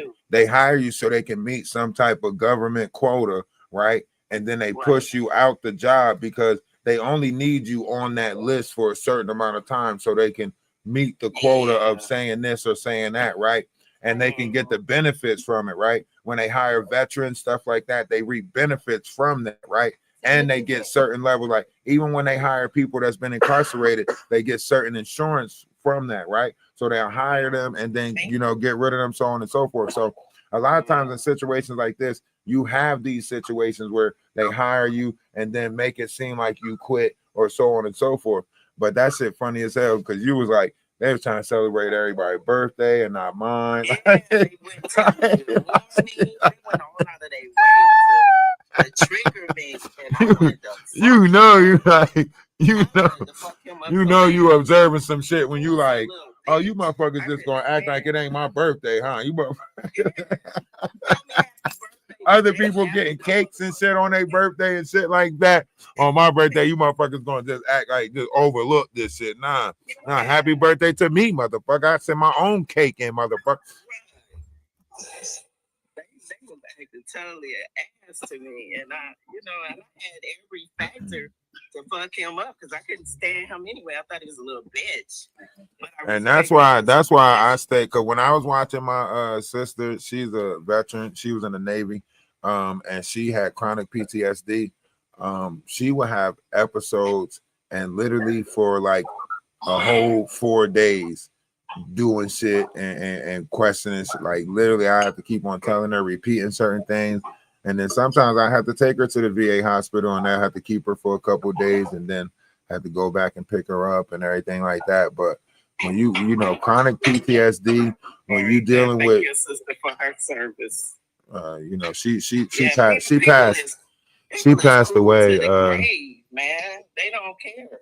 Yeah, she passed away. And it's just on the fact of how you handle it. Because I could have did a whole nother. Because I do have an anger problem, and I've been incarcerated for my anger issue. Oh, geez. Yeah. So, right now. Oh, I feel great. And when I tell you what I did, y'all probably say that was good. You did it. Nah, we don't need. Nope. We don't need. You gonna hold that one. Nah, we good. Nah, we good. Nah, we good. No, listen. Nah,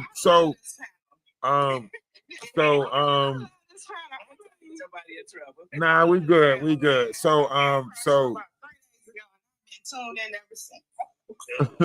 So called a lawyer about what situation I went through, not because she terminated me, because she went through my personal belongings to get her facility keys. Now they said I don't got no case. I don't got no case. I called Sam Bernstein. I guess you don't have any proof, right? Huh? You don't have any proof. Do you have a video? No. The only proof I got is videos and verbal proof. Yeah. What is that thing they call EOC, whatever? EOC? Yes. Yeah, you ain't got no case. Go ahead, leave that one alone. That's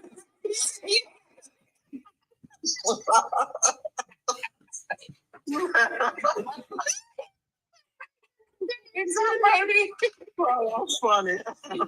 But you know what?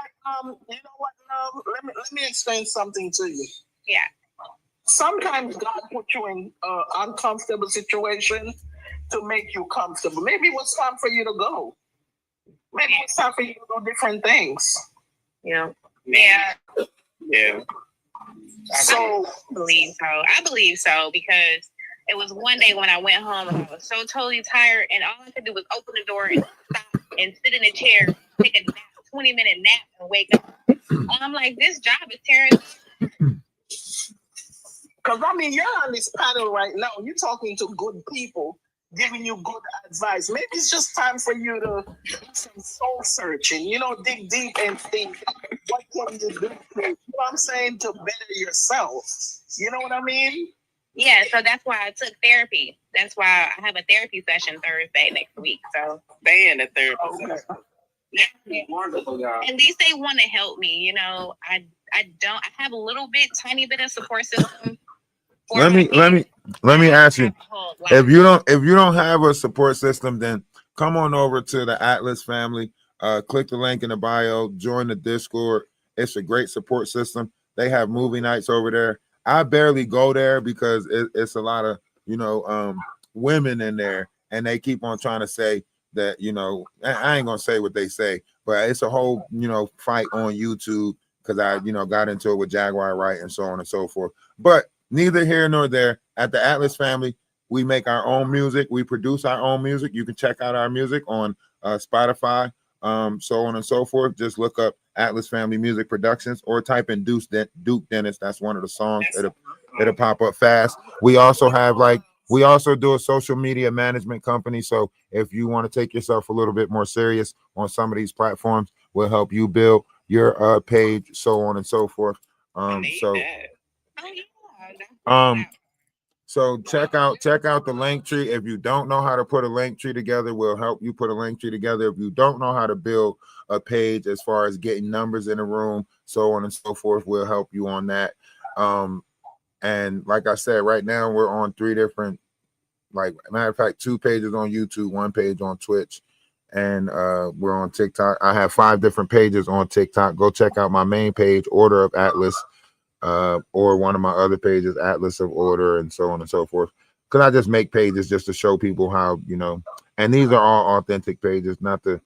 I really don't brag about accolades, but I am serious about spirituality and our growth as a collective and knowledge and wisdom back into the world. So we do have this petition right here, and I do spirituality classes, connecting the Bible and the biblical text to ourselves, chakra, lining up everything, speaking about Egyptian mythology, Roman mythology, and so on and so forth, and Zachariah Stitchen's different variations of history, the 88 constellations of the sky, so on and so forth. So that's the stuff that I'm really passionate about. But I do like to point out because our body is a vessel, and that vessel builds up different variations of energies. And those energies become entities that can take over the body and end up in demonic tied states or beings.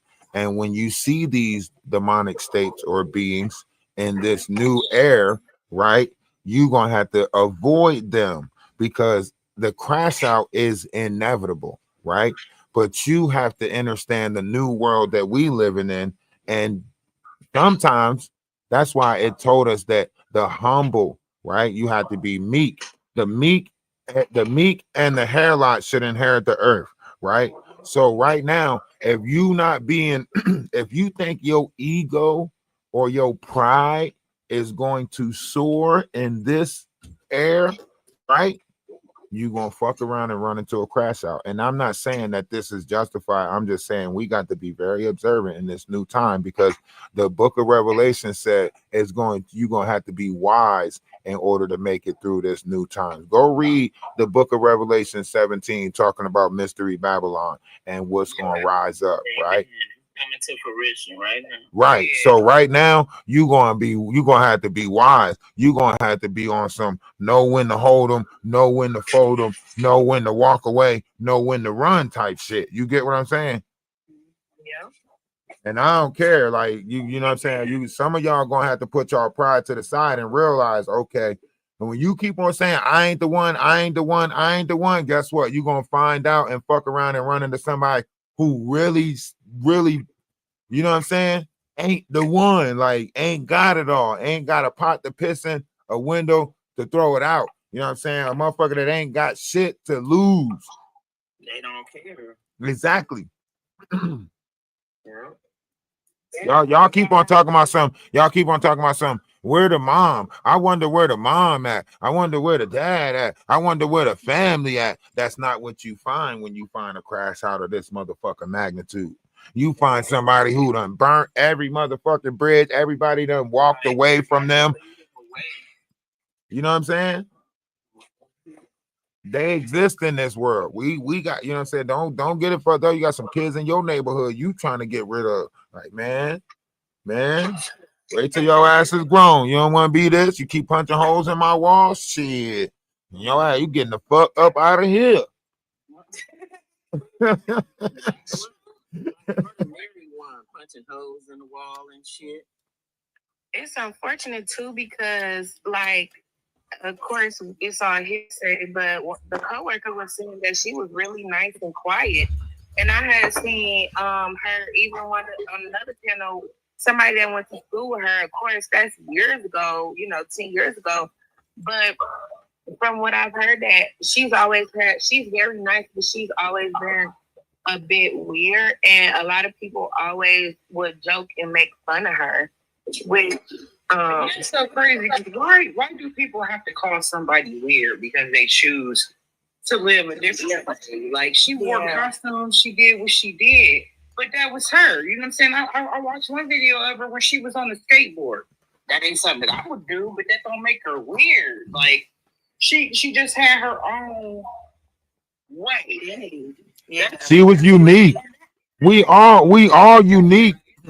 You know, she just her uniqueness allowed her to stand out and look different. And that different made other people classify her as weird. But to her, she was just uniquely being her. And that's why I say, everybody should go sign the petition, because we're not really allowed to be our authentic self. Everybody got some idea of how they want us to be, when really we just want to be us. Yeah. Like, I just want people to understand, I'm not taking away from this girl's mental health. I feel just as much, sadness for this young lady as I do for my friend. Because, she do look like a person that didn't have support. You know what I'm saying? And I lived that. I grew up in foster care. I didn't have either one of my parents. You know what I mean? So I know what it's like not to have support from your family or your friends. And I just wish that somebody would have took her under their wing. You know what I'm saying?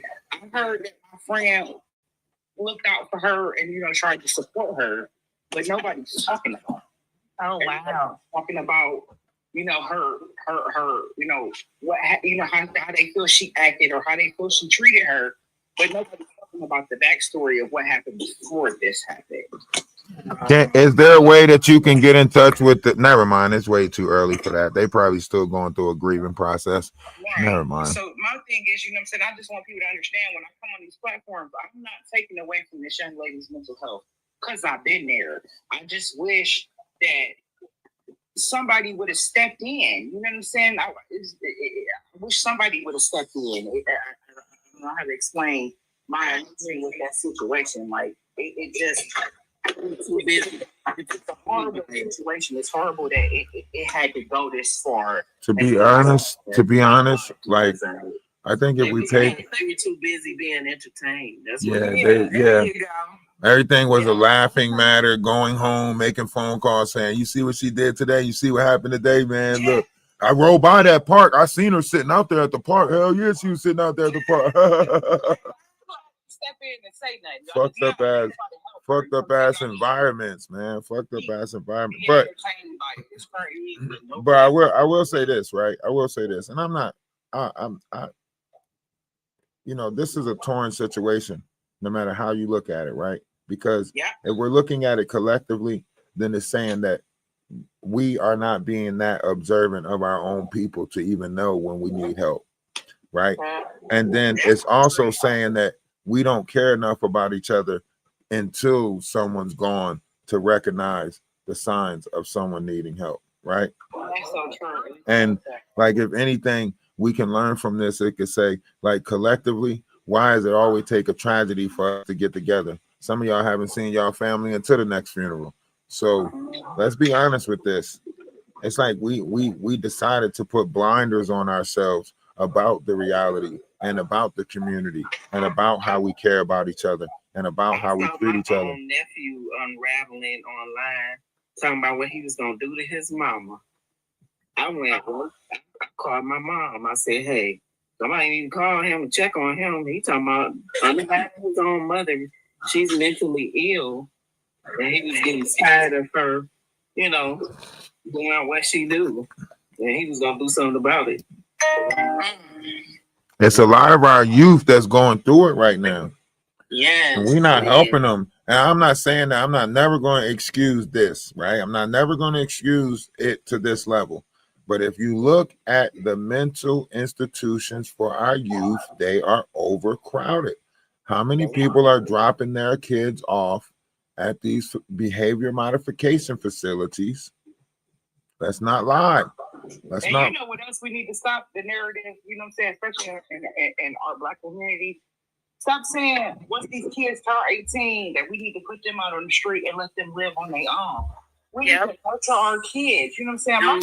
My son is 21 years old. You know what I'm saying? And I'm always here. Always. My 21-year-old still live with me. Exactly. You know what I'm saying? These kids ain't ready to be out here on their own. Some kids, and I'm not gonna say all kids, because there are some strong children out here. Nah. Fuck that. Disagree. Sometimes when you hold on. Let me explain something to you.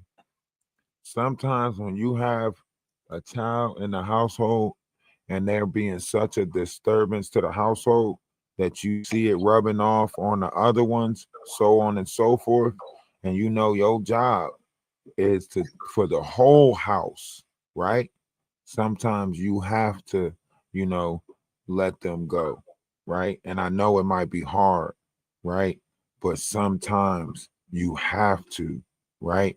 And a lot of people make it seem like, if it's a great situation and your kid is doing everything, yes, personally, yes, I mean, shit, let him live there till he's 32. I don't give a fuck, right?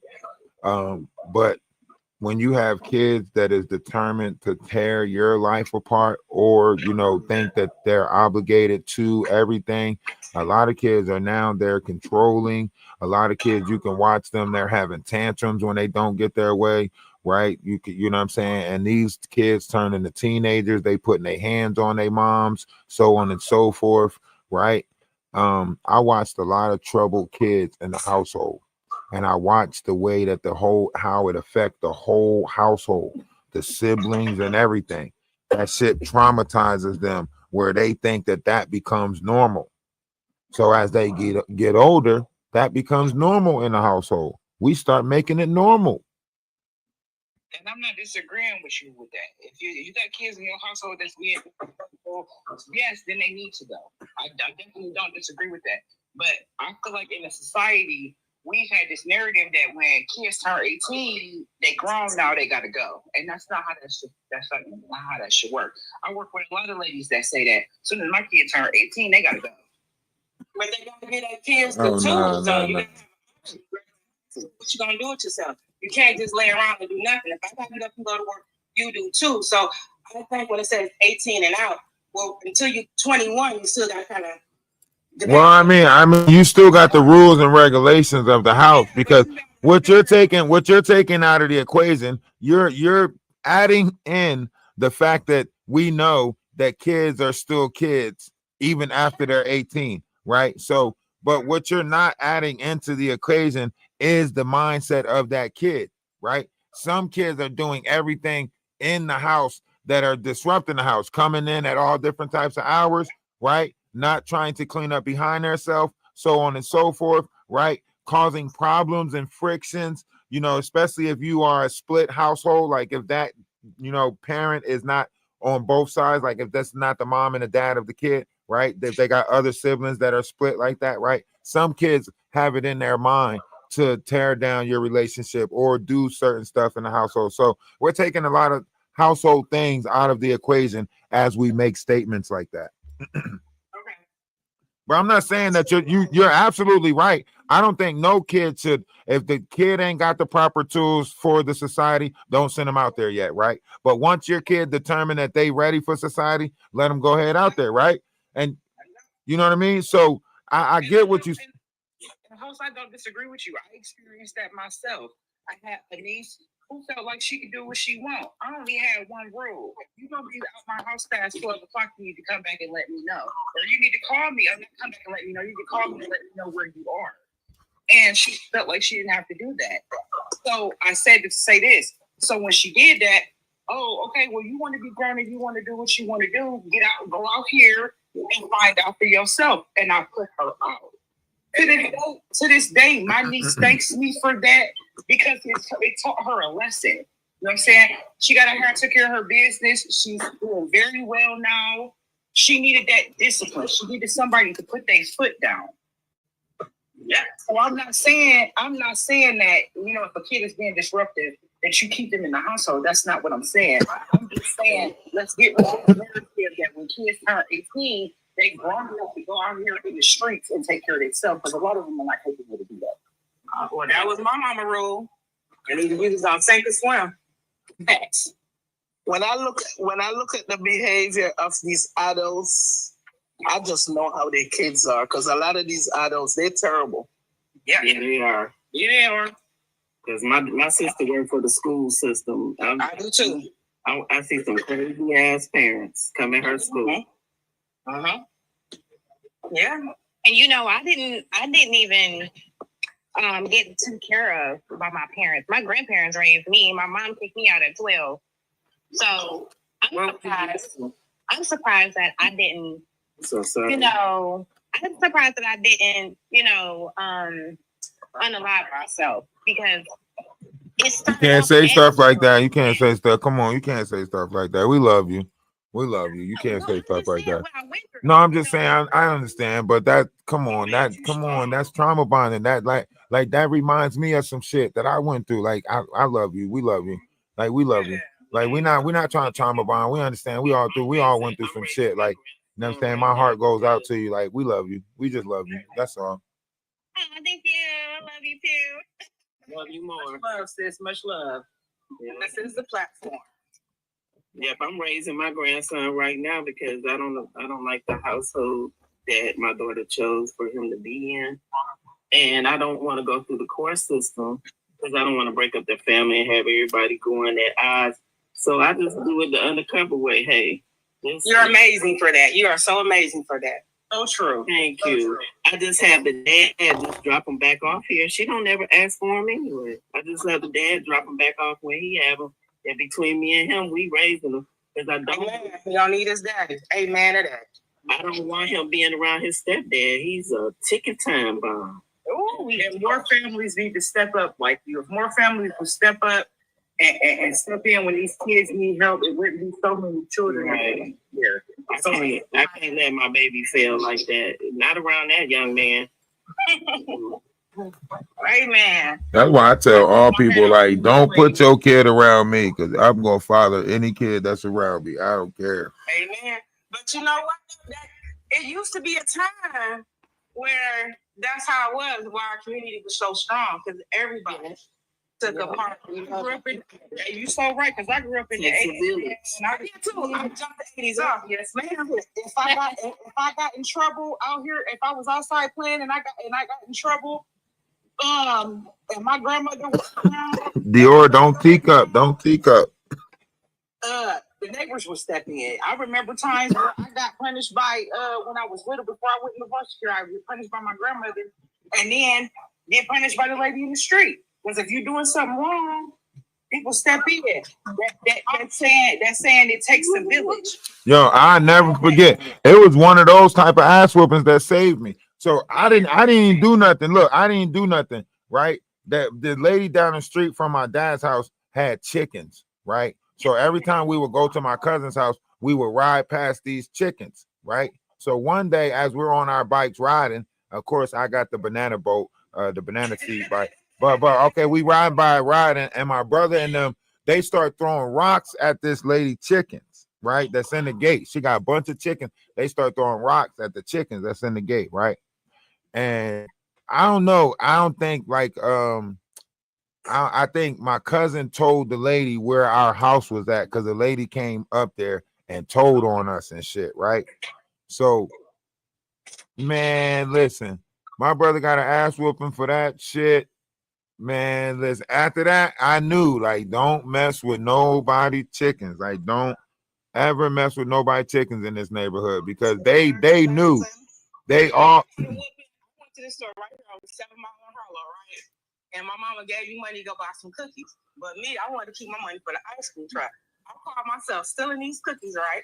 Now, only did the owner walk me to my house because he knew my dad, because my dad used to get his Coke 45s, right? So he walked me to the house. Not only did the store guy pop me, my mama whooped me in front of the guy. Then when my dad got home, I got another one. that's what I'm saying. Like back in the day, it was different. Like we was from the city. So when we went to my dad's house in the country, we didn't know that everybody was related to everybody. So yeah, it was different. That was when they had the penny candy store. You go to this lady's house, she got the window that open up on the porch, and you look in there and you seeing all types of candy and shit like that. Yeah. That was different back then. You know, you go to the barn and shit, get some penny candy, all of that shit. Ride your bike, you know, Woolies. They still do that in Miami. They still got the fruit cup lady. Man, you remember the icy lady? Yeah, she's Damn. still do that. Times was different. That's why I say like everybody should just like if you live close to me, I'm about to, because everybody needs to like listen, let's go by the park one day and just put all the little old shit that we used to do. You know what I'm saying? I want to see y'all out there playing hopscotch. Y'all better be playing double dutch. You know what I'm saying? I better see a group of y'all playing jacks. You know what I'm saying? You know, right. I want to see a group of y'all. I want to see a group of y'all in the corner talking about something. Do that number shit. Y'all remember that number shit y'all used to do? See who fuck up first? It'd be big ass groups doing that number shit. Huh? Fucking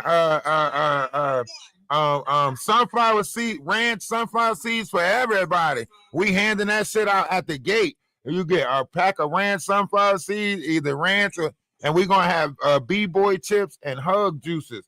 We're gonna take y'all.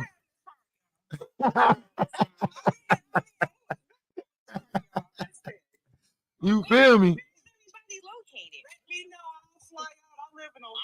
I'm in Michigan. I'm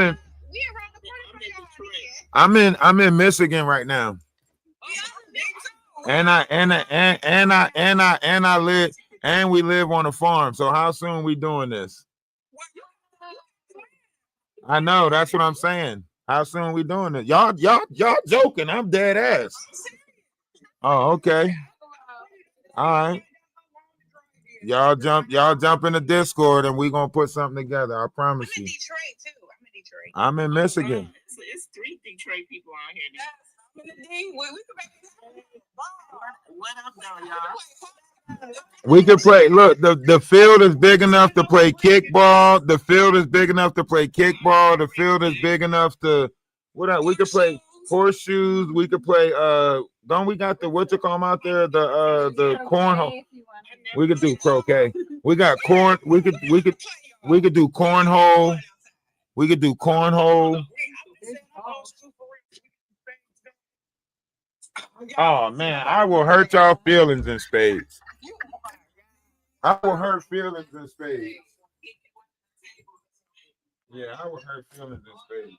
But hold on, this is the back.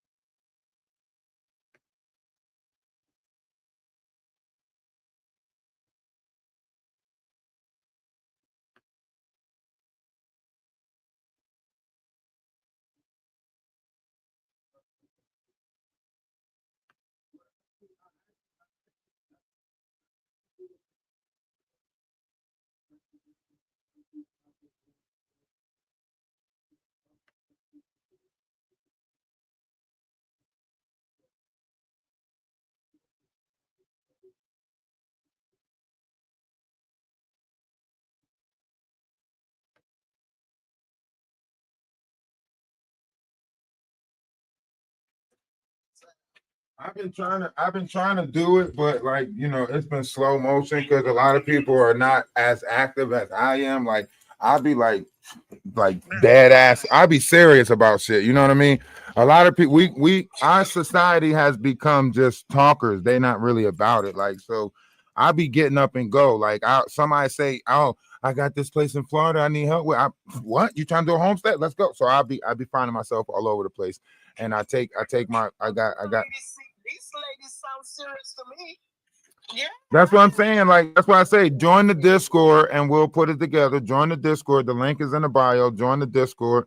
You know, just we'll put it together. You know, I'll put it together. I'm never afraid to, you know, see something great prosper. You know what I mean? Like I love to see love and unity prosper. You know what I mean? So, if, you know. And put my information in because I gotta run some errands for my grandma this Sunday. She make me cook her a banana pudding. So Let me make sure I follow. Let me make sure I follow everybody. I'm in Maryland. I'm really far, but I love this idea. I think y'all should go straight for it.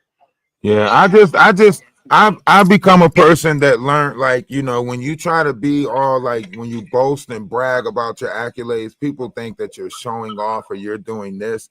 And I live in my mind. Like, I know that in my mind, like that there's no other thing greater than good company. So I don't really look at anything else. I look at the company that I keep. You know what I mean? I'm about to get off here too. I gotta go be a productive member of society. Life be life. I want to thank y'all for letting me come on here and speak my piece. I thank y'all for not attacking me. I thank y'all for letting me speak. And I thank y'all just for doing what y'all doing. Host, thank you for putting this conversation up. And Absolutely. I get to talk to y'all again. Oh, there is. We do have a place down south. It's Cobos Landing in North Carolina, right? When I say we really do this in the physical world, like I really do this in the physical world. So we have this location up here in Detroit that we are doing, you know, the Save the Farm thing. Well, there's two farms we're actually saving up here. So we have the 2 farms up here that we're saving with the antique shop and some more stuff. And then we have the Cobos Landing in North Carolina. Like we actually do try to help as best we can in the real world. Follow me, absolutely. And what we do is, like, we don't have the people right now, so we're trying to get the people to actually come and help that want to actually, you know, put themselves in motion to help, right? I have family that lives in Michigan. If you are planning on this, doing this whole thing when we get together, please let me know. I would love to attend. And anything I can help with your mission, please let me know. I will donate, help out, whatever. Because I do believe as Black people, if we work together, we can change the thing. Well, like I say, we are like, I mean, I know that we are greater together, and that's like just unifying in anything, you know what I mean? As a collective, as a people. One more thing to you, you know what I'm saying, as a person who grew up in foster care, thank you for what you're doing. Thank you for being a positive person out here. You know what I'm saying? You're proving that people can't overcome foster care. So I'll take my hat off to you and thank you for what you're doing. I appreciate it. Well, we got enough of them coming out the system, making us look like all fuck ups anyway. So You better say it. Enjoy y'all. you know what I'm saying? They got us looking all bad and shit. You know. You have a great one. You have a great one. It was nice meeting you as well. It was a pleasure. Namaste. But yeah, we got enough of them making us look bad. I mean, they coming out thinking that it's their right to burn the world down. I don't know, man. I've been through a lot of shit, you know, but I realize, you know, we're still beautiful, you know. I believe that a person don't have to be a product of their environment. Like, you know what I'm saying? You can be productive to society coming from anywhere, even from home. No, absolutely. But here's the thing. Here, the only thing about this is, like, if you raising your child to be good in society, but you know society has a bunch of monsters in it, then you're setting your child up to get taken advantage of by one of the monsters, because the monster is going to pretend like they're good. And that's what you get what I'm saying? So we have to be honest about the societies that we are actually living in, or that we are actually raising our youth in. Our youth is not living. Where's the block parties at? We ain't having no block parties no more. Where's the good vibrational music at? There ain't none of that shit playing no more. This dubstep music, this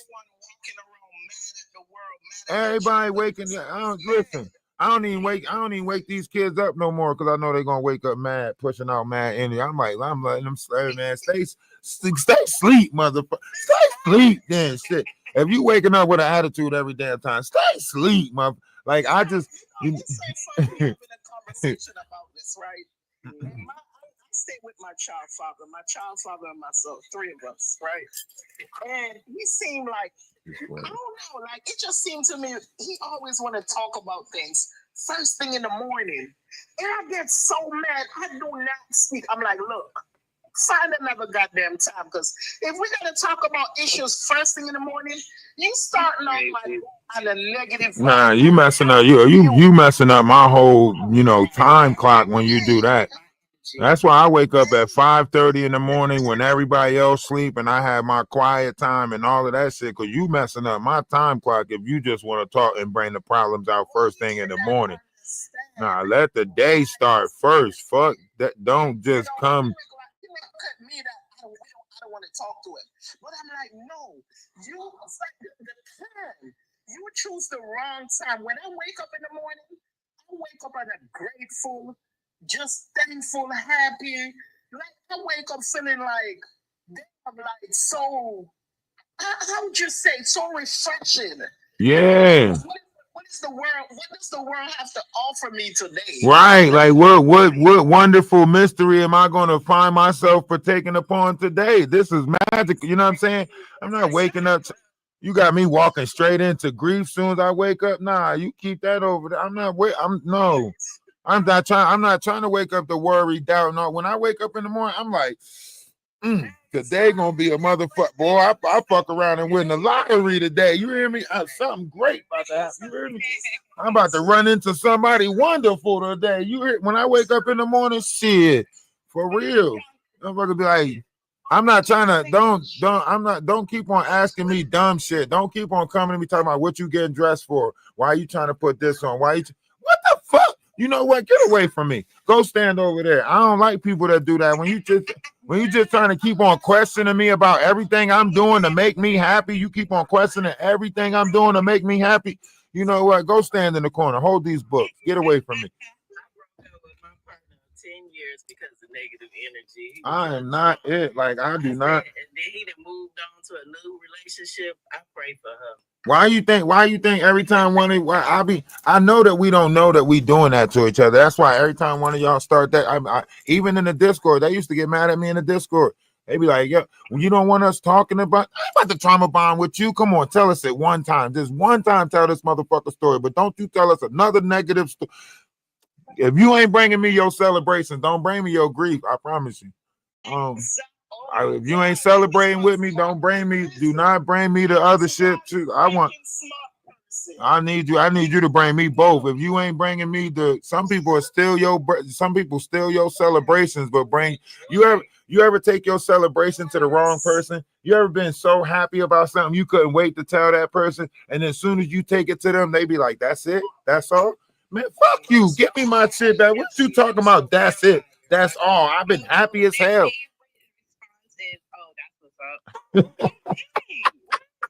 Nah, I need you to get happy with me. I need you to jump up and down with me, motherfucker. What are you talking about? I just told you a celebration, mother. Don't downplay my shit. And a real good friendship. Mine's be simple though. I'd be like, I get a video game and I'd be like, that new game. Friends for a while. This girl tells me everything, but I'm the type of person, I don't really tell friends nothing because, like I said, I have trust issues. In my mind, everything I tell you, you're gonna tell somebody. That's in my mind. Not necessarily. It don't have to be necessarily the truth, but that's just how I feel. So I keep my shit to myself. Right. But this girl tells me everything. When I say everything, She trusts me to tell me any and everything because she knows her secret is safe with me. So one day, I don't know what got into me that day, and I decided to, talk to her about something. I opened my mouth. You know what the girl said to me? Yeah, whatever. We done. I was on the phone. He just shut me down. Yeah. I got so mad, right? And I said, let me call you right back. Because I just knew I was about to crash the fuck out. And I sent her a long message, right? But you know what she said? You know what she replied with? Damn, did you take your medicine?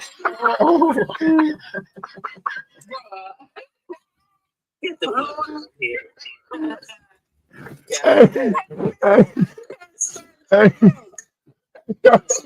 Let me tell you something. Like the girl, weeks she trying to fucking get a hold of me. My mother would have been like, you know what? I'm on my way to your house right now. So I feel, because I'm like, imagine for years you're telling me You felt like punching a hole in the wall. and this one time. We could put that yurt I up. was trying to tell you my business. If we have a party, we could put that yurt up. Okay, we all know. And I'm We like, gotta cut the grass. okay. I felt like nothing, y'all. Like, y'all don't understand. I felt like a piece of shit. She really, man. That shit would have tore me up. I'd have been like, what? All the times you done came and cried and mama. I don't do because because I don't like throwing stuff back in people's face. So I hold a lot of people's secret and I watch people like play me right to my face. Like when I was in foster care, there was a lot of things that people brought to me that I ain't say nothing about. But see, one thing I found out in this world is like when people like confide in you and stuff like that, it's almost because they confide in you that they think that they can treat you however they want. You get what I'm saying? It's like I heard their excuse be like, you know what I've been through already. What the fuck you been through got to do with the way you keep on treating and talking to me? You know I already had a rough like, oh, okay. So because you told me about that shit, that means you could do okay. So when I figure that out in my mind, that's why I cut people off soon. That's why I do it. Even with the panel, I keep on forgetting with the panel. I'll be like, come on, this ain't your personal life. Let them vent. Because I'd be like, hold up. Nope. You setting me up. Stop. I don't want to hear.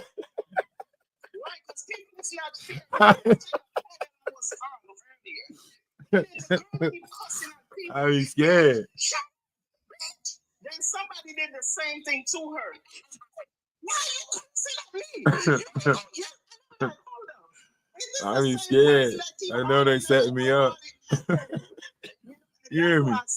I know I'm getting set up. Like in this world, you gotta recognize when somebody's setting you up because look, energy harvesting and energy vampires is real. And sometimes you gotta recognize it. Some people set you up to grift your energy and you don't know you about to get set up, right? They come into you so nice. They come into you like making it seem like you helping them out, right? And then the next thing you know, they start picking at your life and shit. They start telling you like, what you think? I hope you don't think you better than me because, and you sitting there like, no, I never said nothing like that. And then the next thing they, you know what I'm saying? The next thing they like, shit, you be acting like this. And you're like, nah, what? You know what I'm saying? So now you find yourself catering and kissing their ass and trying to do nicer things when they around because, and then I thought about it. I was like, hold on. When you was a kid, this was the same trick that they did and when you was a kid, right? They say, you don't like me. You be like, yes, I do. What makes you say that? No, because you always saying no every time I ask you for something. No, I do not tell you no every time you, yes, you do. And you're like, you don't like me. You like, I do like you. I do like you. Like, can I get some ice cream? Damn it. You get what I'm saying? You know you gotta tell them no, you can't get no ice cream, but then you know you fell for it. You know what I'm saying? So now you gotta say, I'm gonna let you get some ice cream this time. But don't think that if I tell you no, that means I don't like you, right? And now that we adults, you got adults doing the same shit playing this mental mind game to make you move the way that they want you to move instead of how you move. And just because I told you some shit about yourself don't mean I don't like you. Just because I was honest with you. Make shit about them. Right. Right. They ask you for help 100 times. You help them 99 times, and that one time you like, oh, I can't do it today. Oh, that bitch is selfish. This, that. It's crazy. Nah, they like that shit.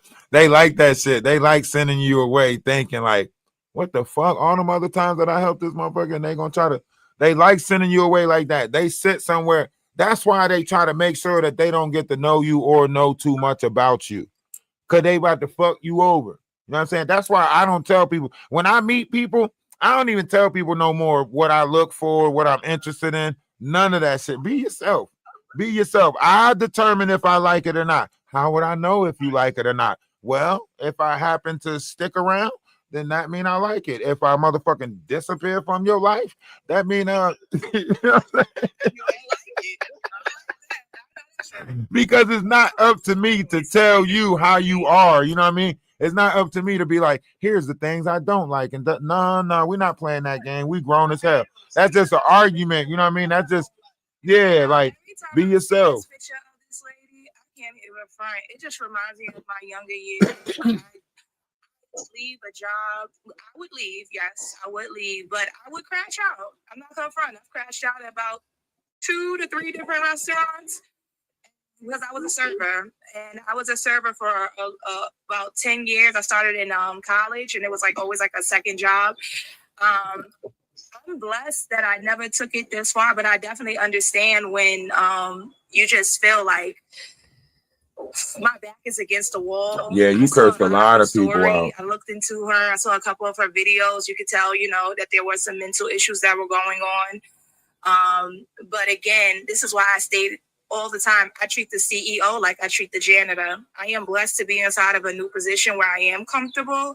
However, because I know that she was in fast food, and I know that, you know, the kitchen is very hot. If you can't handle it, you know, they say get out the kitchen. The kitchens are very hot. However, I do feel for her. I feel for the babies that were missing, but hopefully this is a sign that you don't know what's going on with in somebody's personal life, you know, and it's never an excuse. Like, again, it took a lot of maturity, but what's going on in my personal life should not affect you, you know, and I think that you guys were just speaking on that. Just because I went through something doesn't make it, you know, I can go now and rage off of you. I'm now in training right now to be a supervisor. And trust and believe, my attitude will not change. I'm going to treat the CEO like I would treat a janitor. I'm not going to sit around and treat people like my title puts an armor around me, you know. And hopefully this is a learning lesson. And we are in sensitive times, you know. So really lead with kindness, lead with respect. You know, it hurt me when I learned treat people how you want to be treated. And then I learned that that's not even real.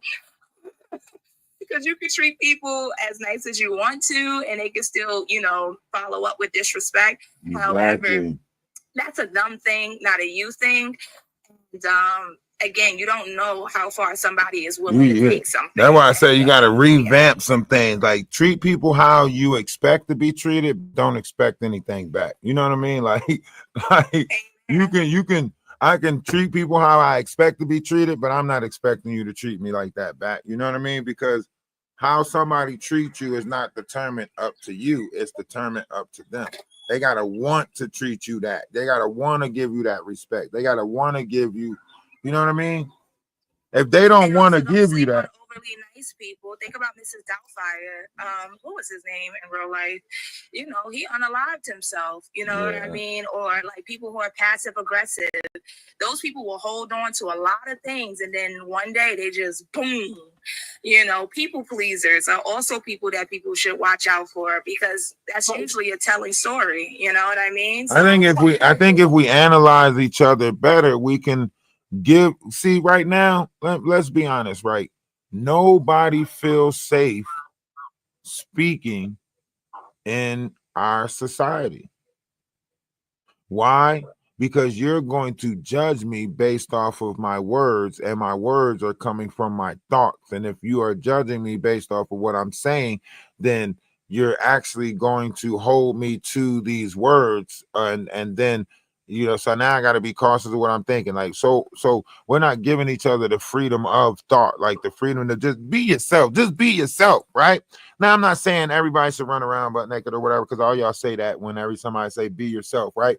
But some of us hold ourselves with dignity, right? I like talking about moon stars and quasars. I like digging into the deeper things. I like learning, right? But I don't shun somebody that don't like learning. I don't try to make myself stand out with my learning, because I realize y'all attack people like that, right? Then I'm a geek, then I'm this, right? Even with people that play Magic the Gathering or Dungeons the Dragon, right? These are ways that they're stimulating a part of their brain that's overly active, right? But we'll never understand that, because we sit there and say, I'll never get that shit. I'll never get that shit. When do we bridge the gap to reach different levels of understanding with different variety of people's personas? And you know what I mean?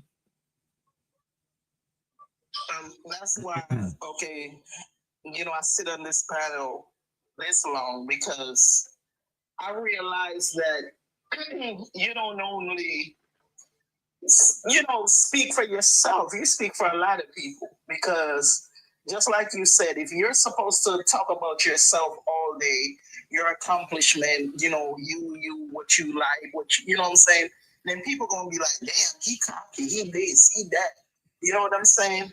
But at the end of the day, you know, it do helps people, because I'm listening to you and I'm like, oh damn, you know, very upstanding. Oh wow, good personality to have. You know what I'm saying? So I'm not looking at it like, oh, you know, you think you're better than people. You know what I'm saying? So I think it's an understanding level. It's what a person understand. I can listen to you and understand with a whole different understanding than someone else listening to you with a negative understanding, because I always try to bring positive to the table.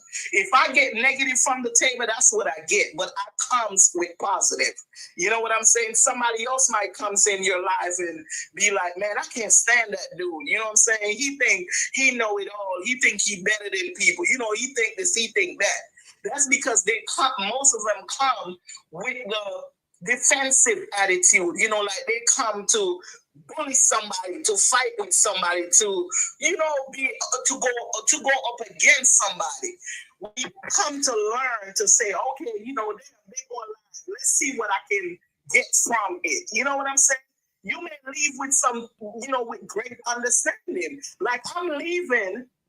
I mean, you know, when I go, I can say I'm leaving with a good experience. You know what I'm saying? Somebody else may think differently. And like I said, it's something else. But I think that's where like that whole controversy cell thing come from. So when people come in here and they see the numbers and they're like, oh, okay, this dude think he's special. He think he can draw the crowd. Let me go transgress some anger with him and see, like, controversy sells. Maybe we can argue, and then now I have to tell them like, hey, listen, that's not what I do over here, so on and so forth. And then it's like, so what is it that you do over here? And it's like, that's not what we're here for either. Oh, so you think you just gonna, like, they're gonna do that anyway, you know what I mean? Like, that's why it's better to, I like to point them out so people can see what type of reality that we live in, so y'all can learn how to avoid them a little bit better. But then I also respect myself and the amount of, you know, how much I'm going to take and allow my life water to be affected by their words, because words are very important now in this new era. You know what I mean? Right, point them out. See, for me, I don't point them out. I just ignore them all day. But, you know, it's good to point them out because, you know, we need to see the different types of situation and how to deal with them, because not a lot of people know how to deal with situations. Not and we at can all. clearly tell by this young lady, she didn't know how to deal with what she was going through. You know, And we always, reality. right, we always approach things differently. Everybody's got a different approach on things, right? And here's the thing, like, and it's as simple as wiping your ass, right? Everybody think they know how to wipe their ass until they find out the proper way to wipe their ass. That's the only way they know that they've been doing it wrong this whole time. And because it's the subject of wiping their ass, no one wants to admit that they wiping their ass wrong. Fact. Because no one wants to learn. Everybody walking around think they know everything. Because they're an adult. That's it. You know, their learning process stop. That's it. I don't know everything. No, you do not know everything. Right. Because you're going to find out some shit. Exactly. A panel I was on earlier, the young lady said, oh, why did the manager stand there and let her did that to her? Man, if it was me, I would have effed her up. And I'm like, oh my God, like I'm shaking my head because I'm like, so I said, have you ever heard of off guard? Yeah, but where I'm from, I'm always on guard. And I'm like, what? That's when you become too comfortable in your environment. And that means if someone says that they always on guard, that only lets you know how off guard they are. That's crazy. Nativia, what's going on? What is that? Nativa? Nativis? Yes. How you pronounce that? Native. Natives? Yeah. That's unique. Thank you. You can hear me well, right? Yes, we can hear you. How are you today? I'm good. I just had a little bit to say. This topic has been on my mind for a while because growing up, I feel like I seen like myself in her, except I didn't really have any mental health going on. I was the type that wore baggy clothes and I was quiet and I was always picked on for that. And they, nobody knew that I was going through like SA at the time. So I feel like I was bullied into being like pretty. So when I got the glow up and I got pretty, I was still bullied. So it makes me upset when I hear people say that, you know, just because she's 26, you can't be bullied after a certain age. It never stops. Absolutely. Let me ask you, how do you feel right now? Like, how are you right now? I'm still going through it. Like, Okay. it never. So let me ask you this. Do you have people that you talk to? Do you have a safe space? Because you can join our Discord and it's always a safe space. A lot of people in there talk. You can always message me. You know, if you like, anybody who's looking for, someone to talk to, understanding or whatever. We'll be going live all the time on different platforms. We're on YouTube right now, right? But we're always here, right? Atlas Family's always here, right? And I'm sorry that you are being bullied, going through this or whatever it is. And I'm sorry that, there's not enough people around you with integrity to tell you that you are great, right? No matter what decisions you made in your past, decisions don't define you, right? You're not defined by your decisions, right? Sometimes we make fucked up decisions. Sometimes we let our feelings and emotions get the best of us and we act irrational based off of our feelings and emotions. And I'm not saying it's okay. I'm not saying it's justified, but I'm saying we are human. And in this human experience, sometimes we can't control ourselves. And it's okay to say that it's okay. We make mistakes. We fuck up. I want to tell you, your story is valid. I'm sorry that people, and you're right. It doesn't stop, right? This society of making bullying okay, it doesn't stop. We've seen it in school. We see it in our adult life. We watch people constantly get picked on for the sake of entertainment purposes or this whole world star thing. I mean, there was at one time we had people going to pay fights, going to play bums to fight for fucking crack rocks and shit. It was called bum fights. I don't know if y'all remember that shit. But we became a society that don't care about each other anymore. We only care about entertainment. And I want to say I apologize because I feel like I'm a part of the creation of this society.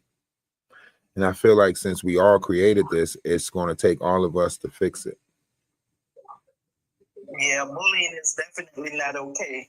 Because the story I shared earlier about last week, I'm still like, it's a whole week later, and it's still playing in my head because I cannot understand for the life of anybody. Why would you want to bully someone because they say we should all love each other? I don't understand it. I'm thinking, shit, what did I say wrong? You know, I swear to God, I did not say anything. I didn't raise my voice because I'm about to say, look, I've never raised my voice in here. And I did not raise my voice there because I don't do that. I go on someone's panel, I respect your panel, whether or not we have different point of view. The only thing I said, look, okay, I understand, you know, y'all are, you know, whatever types of Americans you said, anti-immigrants. But I said at the end of the day, we're all human. We all need to love each other.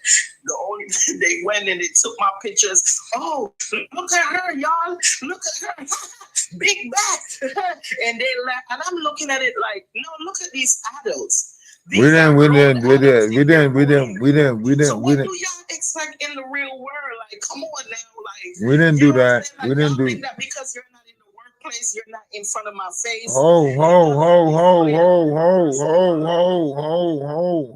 Stop.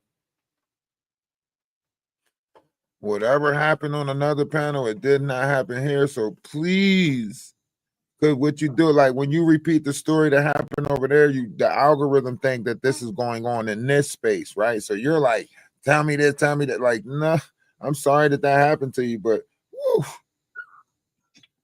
let's Atlas family, we need like a song break. Hold on, I got one. I got a song. That's why I was specific, because I don't want the algorithm to. I know, but you going off. You like, and you was saying big back, and you said this. I didn't say none of that. I didn't know. No, I didn't. I understand. I was like, dang. Nah.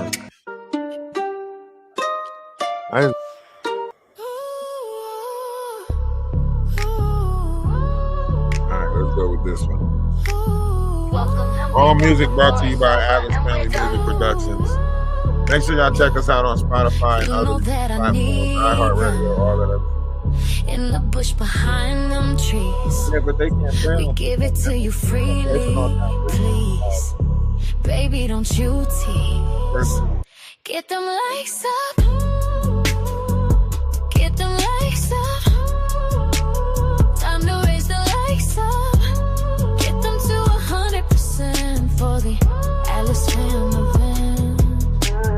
Likes up, likes up. Get them likes up. Time to raise them likes up.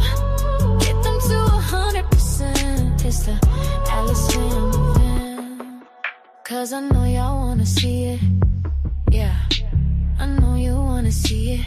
Say you wanna see it. Yeah, I know you wanna see it. I know you wanna see it. Say you wanna see it. I know you wanna see it. Yeah, we say we need them, cause it's no more freebies. You came here to see me, please. Baby, don't you tease. Get them likes up. Get them likes up. Time to raise the likes up. Get them to 100% for the Atlas Family event. Likes up. Likes up. Get them likes up. Time to raise the likes up. Get them to 100%. It's the Atlas Family event.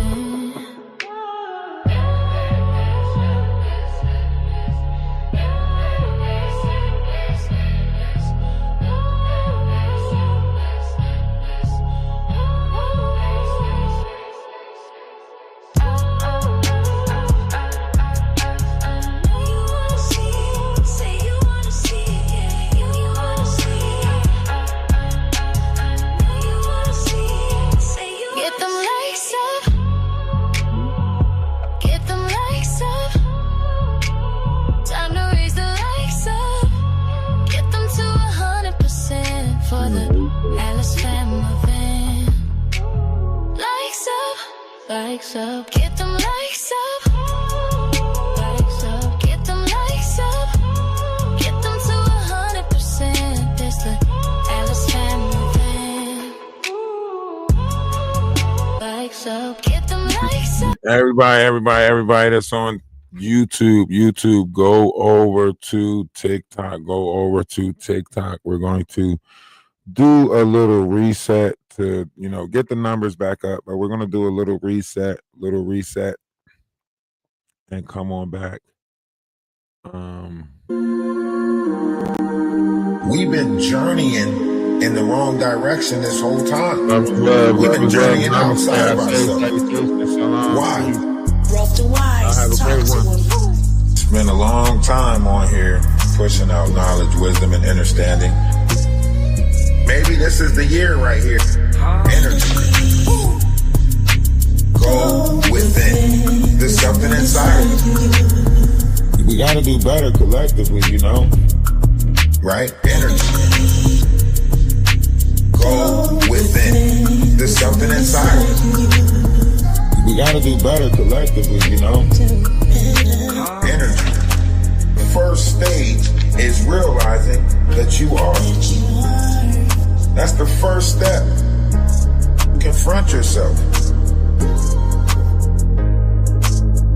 Realizing that you are. Energy. Spent a long time on here pushing out knowledge, wisdom, and understanding.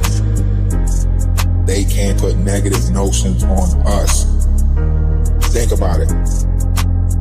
Great things is happening, whether they want to believe it or not. Maybe this is the year right here. This is the year for it right here. Right? Energy. Go within. There's something inside. We got to do better collectively,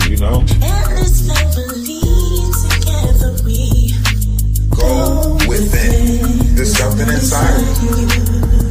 We got to do better collectively, One's image of oneself should be greater than reality. Don't let nobody tell you that you ain't great, because you are. Rough to wise. Energy. Weekend. Is that Friday?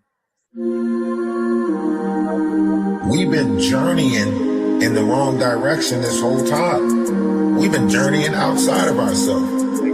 Why? Rough to wise. Talk to me. Spent a long time on here pushing out knowledge, wisdom, and understanding. Maybe this is the year right here. Energy. Go within. There's something inside. We got to do better collectively, Right? Energy. Go within. There's something inside. We got to do better collectively, Energy. First stage is realizing that you are. That's the first step. Confront yourself. Realizing that you are.